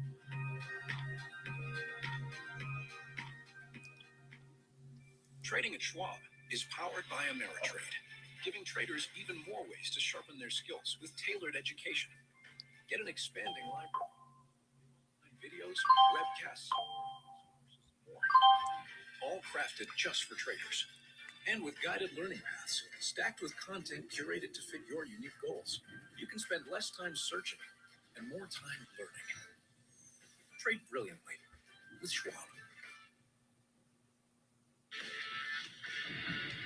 Welcome back to Market on Close. Salesforce is set to report earnings after the closing bell. Analysts expecting adjusted earnings per share on revenue of more than $11 billion for the customer relationship management company. Salesforce has been swept up in the recent SASACR, with shares down over 25% in 2026, hitting a new 52-week low just this past Monday. That means it's time for Salesforce joining us, our lead market technician, to take a closer look at Salesforce in advance of those earnings coming our way shortly. Now, Rick, I mentioned that they've been under some pressure here. We've seen this SaaSacre, or the SaaS apocalypse. I love all the terms for this beat down on the software as a service sector. But break it down for us. How poorly is Salesforce stacking up? Whatever you want to call it, it's not pretty. You know, this has been a tough year, not exactly a banner year for the whole sector. Salesforce, There goes six. There he goes. Nice call, Money Magic. Performance here. Salesforce down almost 37%. Even with today's bounce that we've seen, the IGV software ETF down 17%.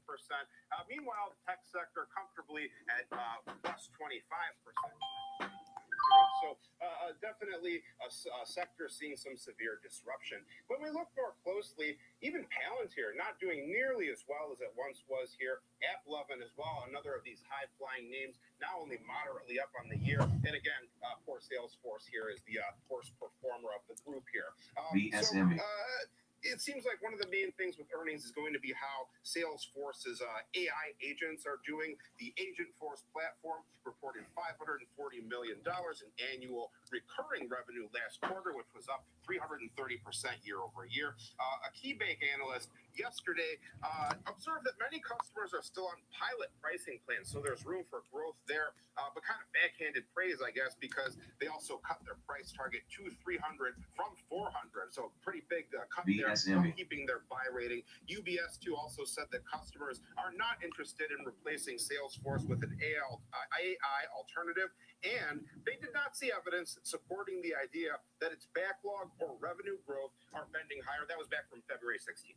All right. So as we take a look at the technical setup as we go into this earnings report, knowing there's sort of the laggard in the group, they've been underperforming, they've been a part of this broader software sell-off. Where are we in terms of we broke the 230 level, things really started to go wrong. You can see that was a notable low point that we formed back there. We tested it a few more times, had a bit of an excursion below that level here and here. But before we had our big drop off, that's kind of where the price was sitting here. On the road, we've made some other important horizontal levels. First, 230.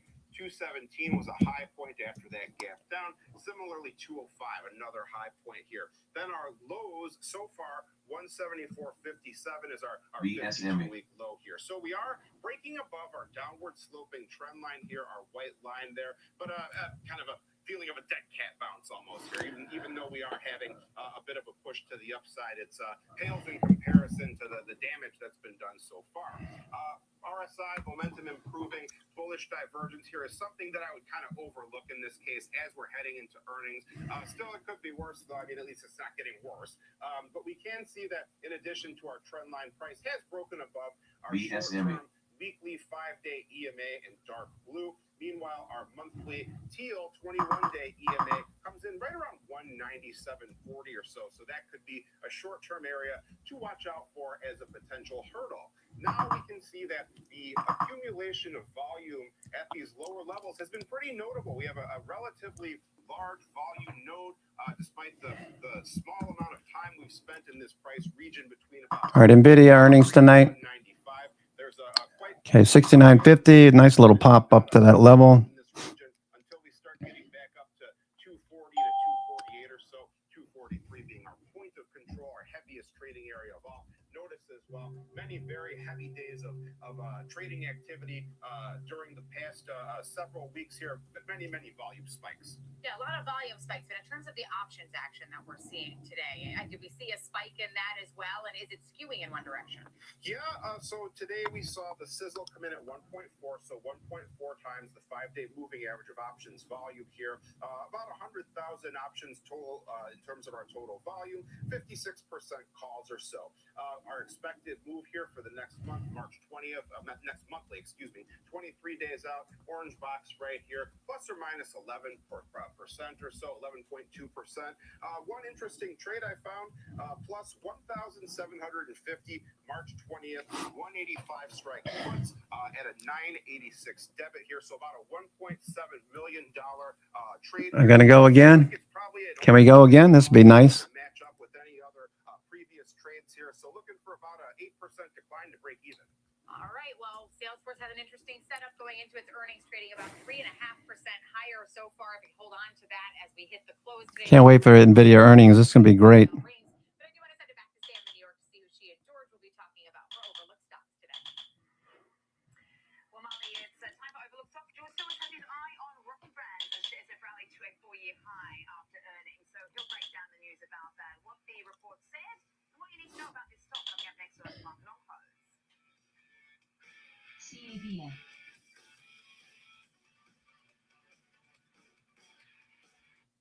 Whether you're an experienced investor or just getting started, Charles Schwab offers a webcast that's right for you. Are you an active trader? Our active trading webcasts are designed to help Yeah, you Schuster. better understanding of technical analysis, options, futures, and more. AXTI. Best of all, you can ask questions by chatting directly with an education coach. I bought a long Interactive learning call spread. live or watch on demand. Head over to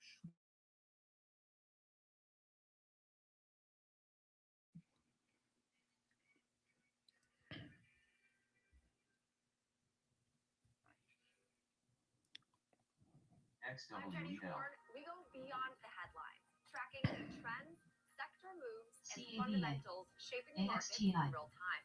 This is Schwab Network. Subscribe at schwabnetwork.com. How's it going? First day, so sometimes next. Try it again. You could have done better. Here we go. Same goes for where you invest. Level up and invest smarter with Schwab. Intern, this place is incredible. It's where I get all your office supplies. Your golf balls? AXTI. Your giant TV. It's everything in one place. It's like Schwab. Everything investors need, all in one place. So again, yeah, at Schwab they can do everything. Invest, trade, get full service wealth UANY. management, and anything in between. I think I'm gonna be sick. We have to buy that now. CABA. With Schwab. Stay connected to the markets. XWEL. Tune in 24 hours a day, 7 days a week on schwabnetwork.com. And on all your favorite streaming services. Schwab Network. Available anytime, anywhere, on any device for free. Welcome back to Market on Close. I'm Sam Barnes, aligned from the floor of the New York Stock Exchange. All right, it's time for now for Overlooked Stocks. I'm joined by Joyce Hill, senior markets correspondent, to help us get across Rocky Brands today. It is topping off the back of its earnings report, up 37% right now. George, what did it say? LTRN. Well, I think, this is an interesting situation. This is a retail company, the footwear and apparel accessories. It's been around since the 1930s. And the reason I say it's a special situation is they have, their Rocky flagship brands. They also have other brands like Georgia Boot and Durango. And retail, from my experience, just evaluating stocks and trading them over years, is one of these areas that's pretty fantastic when you catch a good blip to the upside, and that seems to be the case here with Rocky Brands today. And one of the things about the brands themselves is that when brands get traction, marketing gets compensated for, and earnings growth starts to exceed estimates, and sales growth guidance also starts to exceed estimates, and you see price really catch up. Now, this There goes it. There we go. Boots and accessories and footwear for Western wear and outdoor, duty work, and military. So they seem to have actually improved their marketing campaigns and got a lot of traction from their seasonal sales, but their B2B wholesale operations also showed some significant growth as well. I'll explain the other factors in a minute, but if you look at the EPS numbers, they were expected to be down quite a bit. They were still down compared to last year. They posted 94 cents for the quarter. That was down 21%. I got 9 minutes to go. 9 minutes to go. But the estimates were 52 cents, so they beat the estimates by over 40 cents. The sales also came in ahead of estimates at 140 million rounded up versus 134. And that was up by 9% year over year. But if you look at their core retail business, that improved by 31% year over year, as well as, like I said just a moment ago, B2B operations, as well as their wholesale and licensing brand division actually grew as well. But the guidance they provided for the full fiscal year, the 6% sales growth, that was a little bit lower than the trailing 9% trailing 4 quarter sales growth. That's based upon investments, additional investments, essentially, that they're going to look at in marketing. But the earnings growth estimates are actually showing pretty significant improvement in the mid-teens. So you're basically getting, mid to high single-digit sales growth, mid-teens earnings growth. But the kicker is, and this is why it's sort of a special situation, is going into this report, you're looking at the market cap yesterday at around 250 million. Sales on trailing 4-quarter basis around 480 million. It was already trading at less than one-time sales, and the earnings multiple right now, based on yesterday's close, it's all obviously adjusted today, was only trading around 9 times 2026 earnings. So you do the math. This was a growth stock at a very reasonable price yesterday, and so you're seeing now efficient markets take over and bid the price up significantly. Because if you have earnings growth, which is in the mid-teens now, typically you should be trading essentially at a 15 to 20 multiple. Like I said just a moment ago, it's only trading between 9 and 10 times earnings, and it was significantly discounted to the forward earnings guidance.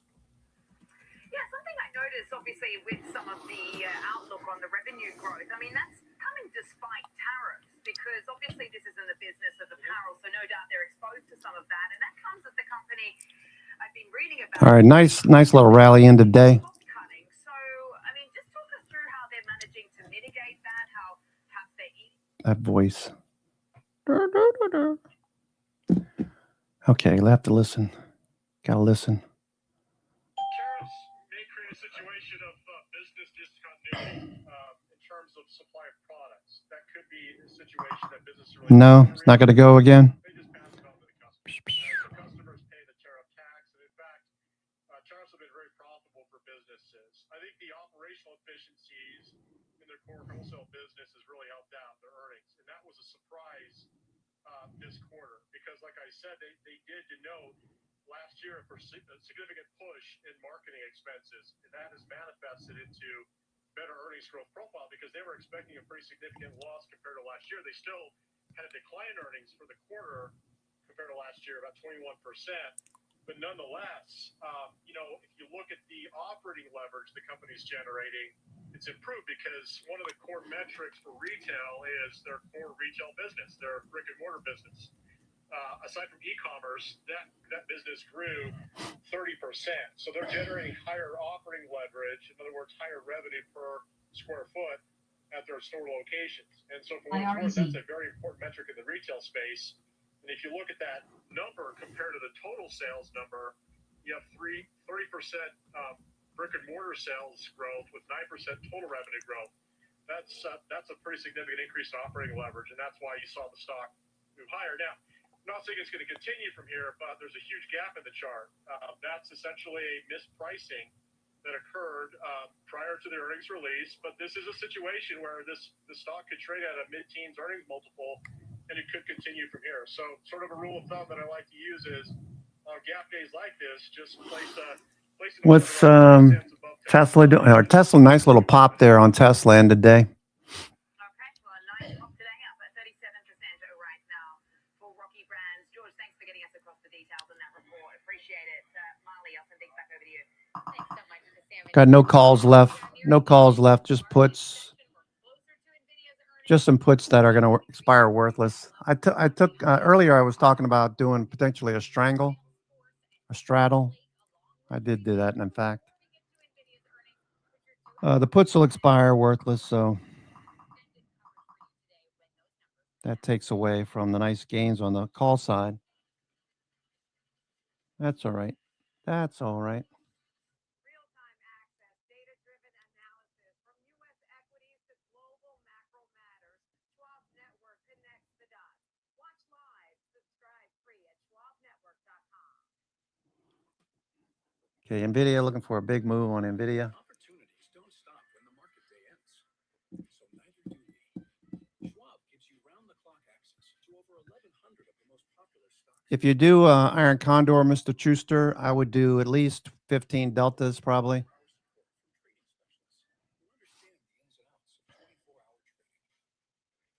No matter the hour, you can trade brilliantly with Schwab. I'm Alex Coffey. And I'm Jenny Horn. This is Next Gen Investing, where we track the trends shaping tomorrow's market. From tech to energy, crypto to consumer, we focus on what's driving investor sentiment right now. Clear analysis and forward-looking market coverage every trading day. This is a make or break level for this stock. That could certainly be a short to near-term catalyst. Next Gen Investing, 1 p.m. Eastern. Only on Schwab Network. All right, done with the S&P. We got 3 minutes 20 to go. 3 minutes 20. Tesla's moving. Tesla's on the move. Pop it back up, Tesla. Let me see how many shares I have of Tesla. I got TSLL shares. Okay, that's doing well today, too. Need to add to that. Microsoft closing on the highs of the day. Very nice change. Very nice change. Microsoft doing well.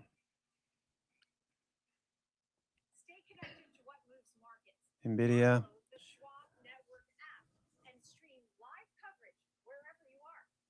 Microsoft, nice day today. Microsoft.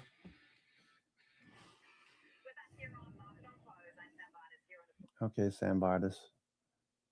Because they've been essentially siphoning all of the free cash flow from most of the other hyperscalers. But if you think about that, Apple is actually one that does stand out a little bit there, Scott.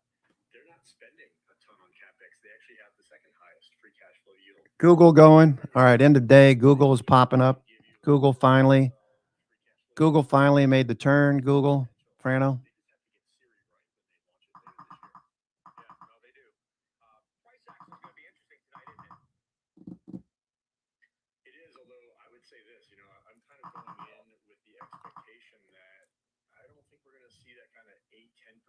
Jump to the upside that we've seen from NVIDIA in the past. I would expect a little bit more muted price action.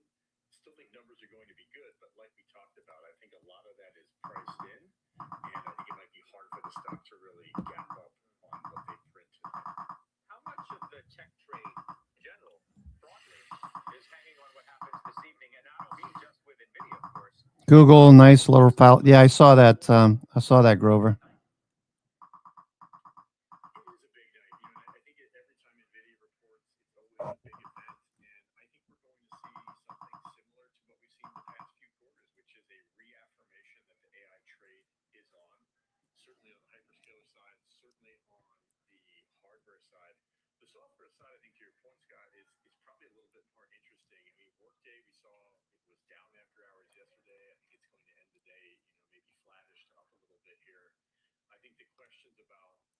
Google, nice trade.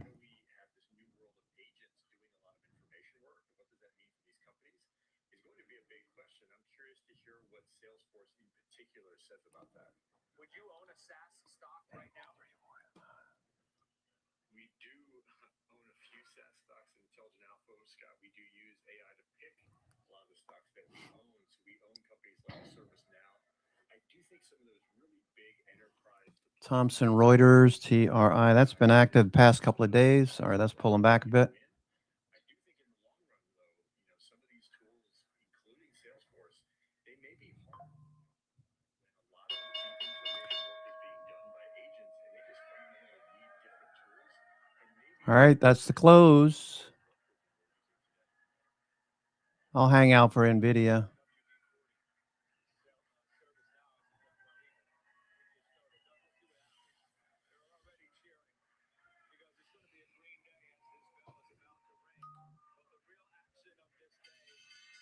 All right, looking forward to NVIDIA earnings.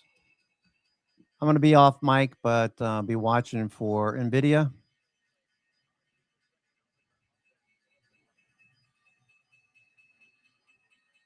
NVIDIA for earnings.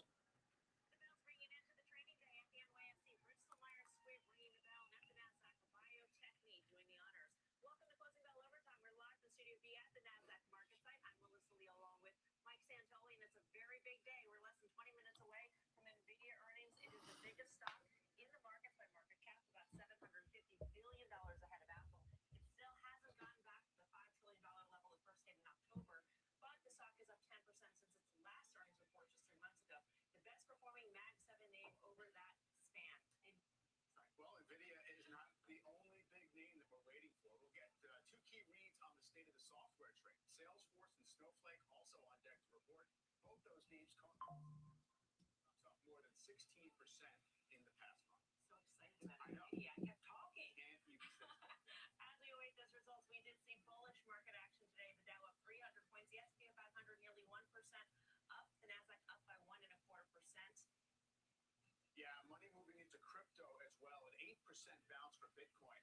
Also a huge gain for Circle shares following that company's earnings. Those factors contributing to big jumps for Coinbase and Robinhood leading the financial sector. All of that describes lots of stuff that's been leading to the downside, getting a lot of relief today. So whether that means that we've come to the end of some kind of corrective process, that the hardest hit stuff in the market basically finds a bid, or if it's just the market kind of pulling into neutral before the big NVIDIA number. You have to wonder if we're going to look back on the day when the IGV hit 76 and change and look at that as the bottom of the market, especially when you take a look at the workday action in today's site. That was really interesting. We slammed in the after-hour session yesterday, opened much lower, and then turned around. You had certainly the action in the IGV. You had everybody taking a Substack post over the weekend, deciding that it was the end of the software industry. And, you also had today the Wall Street Journal saying everyone's looking for new ways to short the AI trade. So all of this builds to at least a short-term tactical, hey, maybe we overdid it on the downside. I don't know what it means past today, obviously, but it certainly helped the index. Yeah. In the meantime, we do have Salesforce earnings out. Let's get to Stephen Modi with your numbers. Melissa, it's a very strong beat for the fourth quarter for Salesforce on earnings and revenue. In fact, earnings 25% above consensus, the biggest beat in 4 years. And then if we look at current remaining performance obligations at $35.1 billion versus the estimate of $34.5 billion, that suggests the backlog is growing. I was thinking about selling put credits on CRM and see where we go. Good numbers, good guidance, but yet we're pulling back. I was looking at the 170, 165 put credit.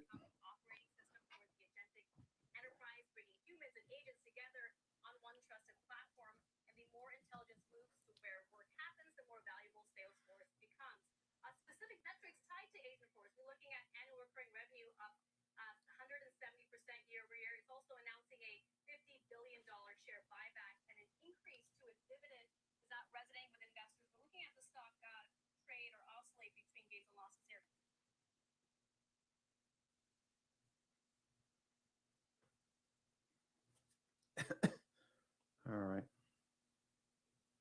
I do know that RPO, it did beat. I don't have it right in front of me, but it did come in higher than expected. 34.53. Right, so it's a slight number. 35. Yeah. Okay. Seema, thanks. I mean, it's interesting to see the action given how decimated the stock has been. Robinhood closing near the highs of the day. Apple just off the highs of the day. Amazon did manage to move back up close to the highs. Google, ditto. Grover posting a pretty big trade on Google. Options flow. Tesla closing near the highs. NVIDIA still pulling back a bit.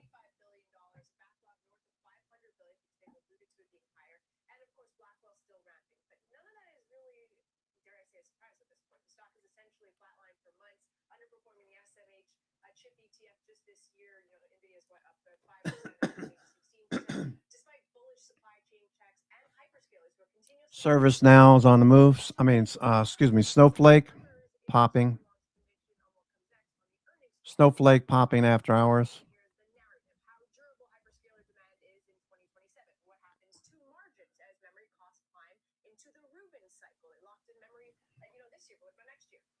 Snowflake popping after hours. Snowflake. SNOW. Snowflake popping. There was a nice pop up here. NVIDIA.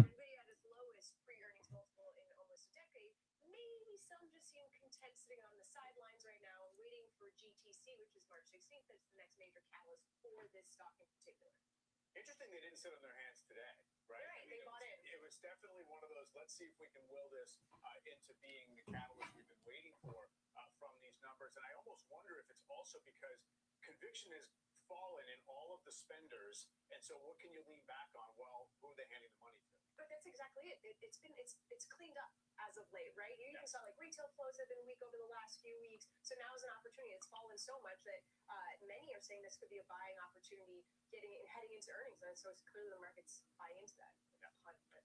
Jensen, though, has a heavy lift here because it seems like the Jensen effect is not as powerful as it once had been. I mean, so many times during CES, he said how great demand was. And what did the stock do in the month of January? Not that much. Yeah, and then the CapEx increase is also, to your point, Amazon and Meta, they both increased their CapEx, and NVIDIA barely budged, which also speaks to the sentiment of the greater market and just the hesitation about AI CapEx peaking and what that means, because free cash flows for so many of these hyperscalers have come down if they're going to keep spending $646 billion just this year. And so with Jensen, he still has the Midas touch, right? If he says software is underpriced, maybe that'll help drive the software trade. He said the sell-off was illogical and it didn't do software at all. Okay, so maybe maybe I take it back. He's gonna talk up. He's gonna use the word insane. He's gonna say all of this. That is the reason it's hard to know how to read, his messaging. Which is why I think GTC is so much a bigger data point because of the introduction of new chips, the introduction of PC chips, what they're going to say about the next generation of Feynman using less high bandwidth memory because it's in such short supply. Maybe they've incorporated Grok, their $20 billion acquisition. So I think that those actual technical product related releases will be what drives this name. I guess the other question is, you have the AMD Meta deal, OpenAI, all of this stuff, looking for alternatives so that the industry does not have to purely rely on it. The fact that they're giving up warrants just shows that how aggressive other players like AMD are to steal market share. It means NVIDIA's for it. Yeah, I guess. I'm trying to. Yeah. I mean, look, they got to get to a lot of revenue before those warrants kick in. Right. It's not over just 5 like years we're giving away the stock. All right, Christine, we'll see you soon. Yeah. Snowflake earnings, they're out. Seema Modi's got those. This is the data infrastructure company reporting a strong beat on its bottom line, while revenue came in higher than consensus as well at $1.28 billion. The street was looking for $1.26 billion. Product revenue beat at $3 billion. The estimate was 1.2, and its backlog is growing. Remaining performance obligations up 42% year over year. What the street was also looking for was guidance for product revenue in the first quarter. That came in line with estimates. And I would also point out that new customer acquisitions continue to grow as well. 740 net new customers this quarter. Snowflake also points out that it's expanding its AI data cloud ecosystem through partnerships with Anthropic, Google Cloud, OpenAI. That's been a key concern as well. What's the duration of these contracts? contracts with the likes of OpenAI that use Snowflake's technology to aggregate data and store it in the cloud. We'll look for more comments from the CEO as the call begins to. All right, Seema, thanks, Seema Modi. And do not miss Jim Cramer's exclusive interview with Snowflake's CEO coming up 6 p.m. Eastern Time on Mad Money.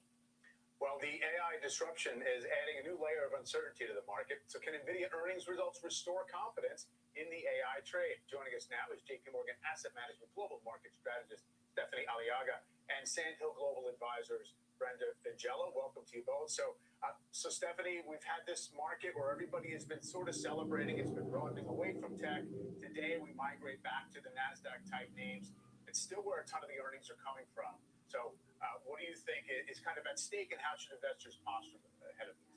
We firmly entered into a new chapter in this AI wave, and this is defined by the risk of AI disruption. And markets took that at heed, sell first, ask questions later. We're very much in the asking questions phase right now. And I think what markets are beginning to appreciate is that, yes, there's going to be a lot of disruption. Some valuations for different industries in that line of fire should be reset. But there's also going to be companies coming out of this ahead. And before that disruption can even take place, what do we need? We need the infrastructure. Turns out all of these great agentic capabilities actually require magnitudes more inference, magnitudes more memory, a broader set of chips in this ecosystem. And so that is still a pretty durable part of this AI trade, it seems. And then beyond that, yes, these have been very sentiment-driven markets. And I think we're going to be piecing through the good news and the bad news for probably months to come across these different sectors. Brenda, as an owner of NVIDIA, where do you think the expectations have been set with this little run in the stock? Well, I think the expectations are broadly that the company is going to exceed expectations for the quarter. But as you were talking about earlier, sometimes it doesn't matter for the stock price.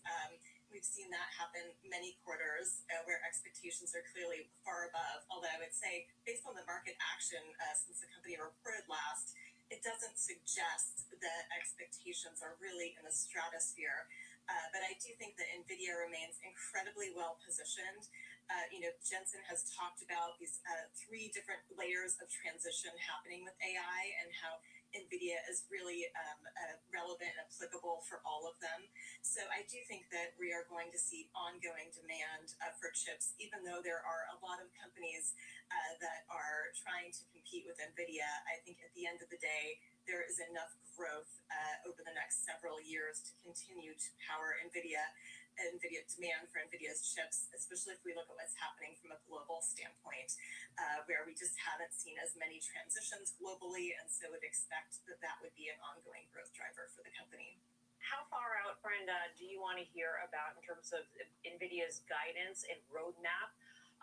We know that 2027, the estimates have been climbing for 2027 already because it is such a well-telegraphed path here in terms of CapEx. And so really you got to push it out to 20. You need clarity out there because those estimates, those consensus estimates, they kind of flatline. Yeah, I think that's an important part of the story. Even if you look at valuation for the company, it's pretty low relative to the growth expectation. And I think it's because everybody's worried about the day when growth starts to slow a little bit here and what that means for the company. So I think the more visibility we get from the conference call and guidance, the better. And the company should, these are, there is a lot of demand. There is, the company is constantly trying to catch up on the supply side. So I think they should have a fair amount of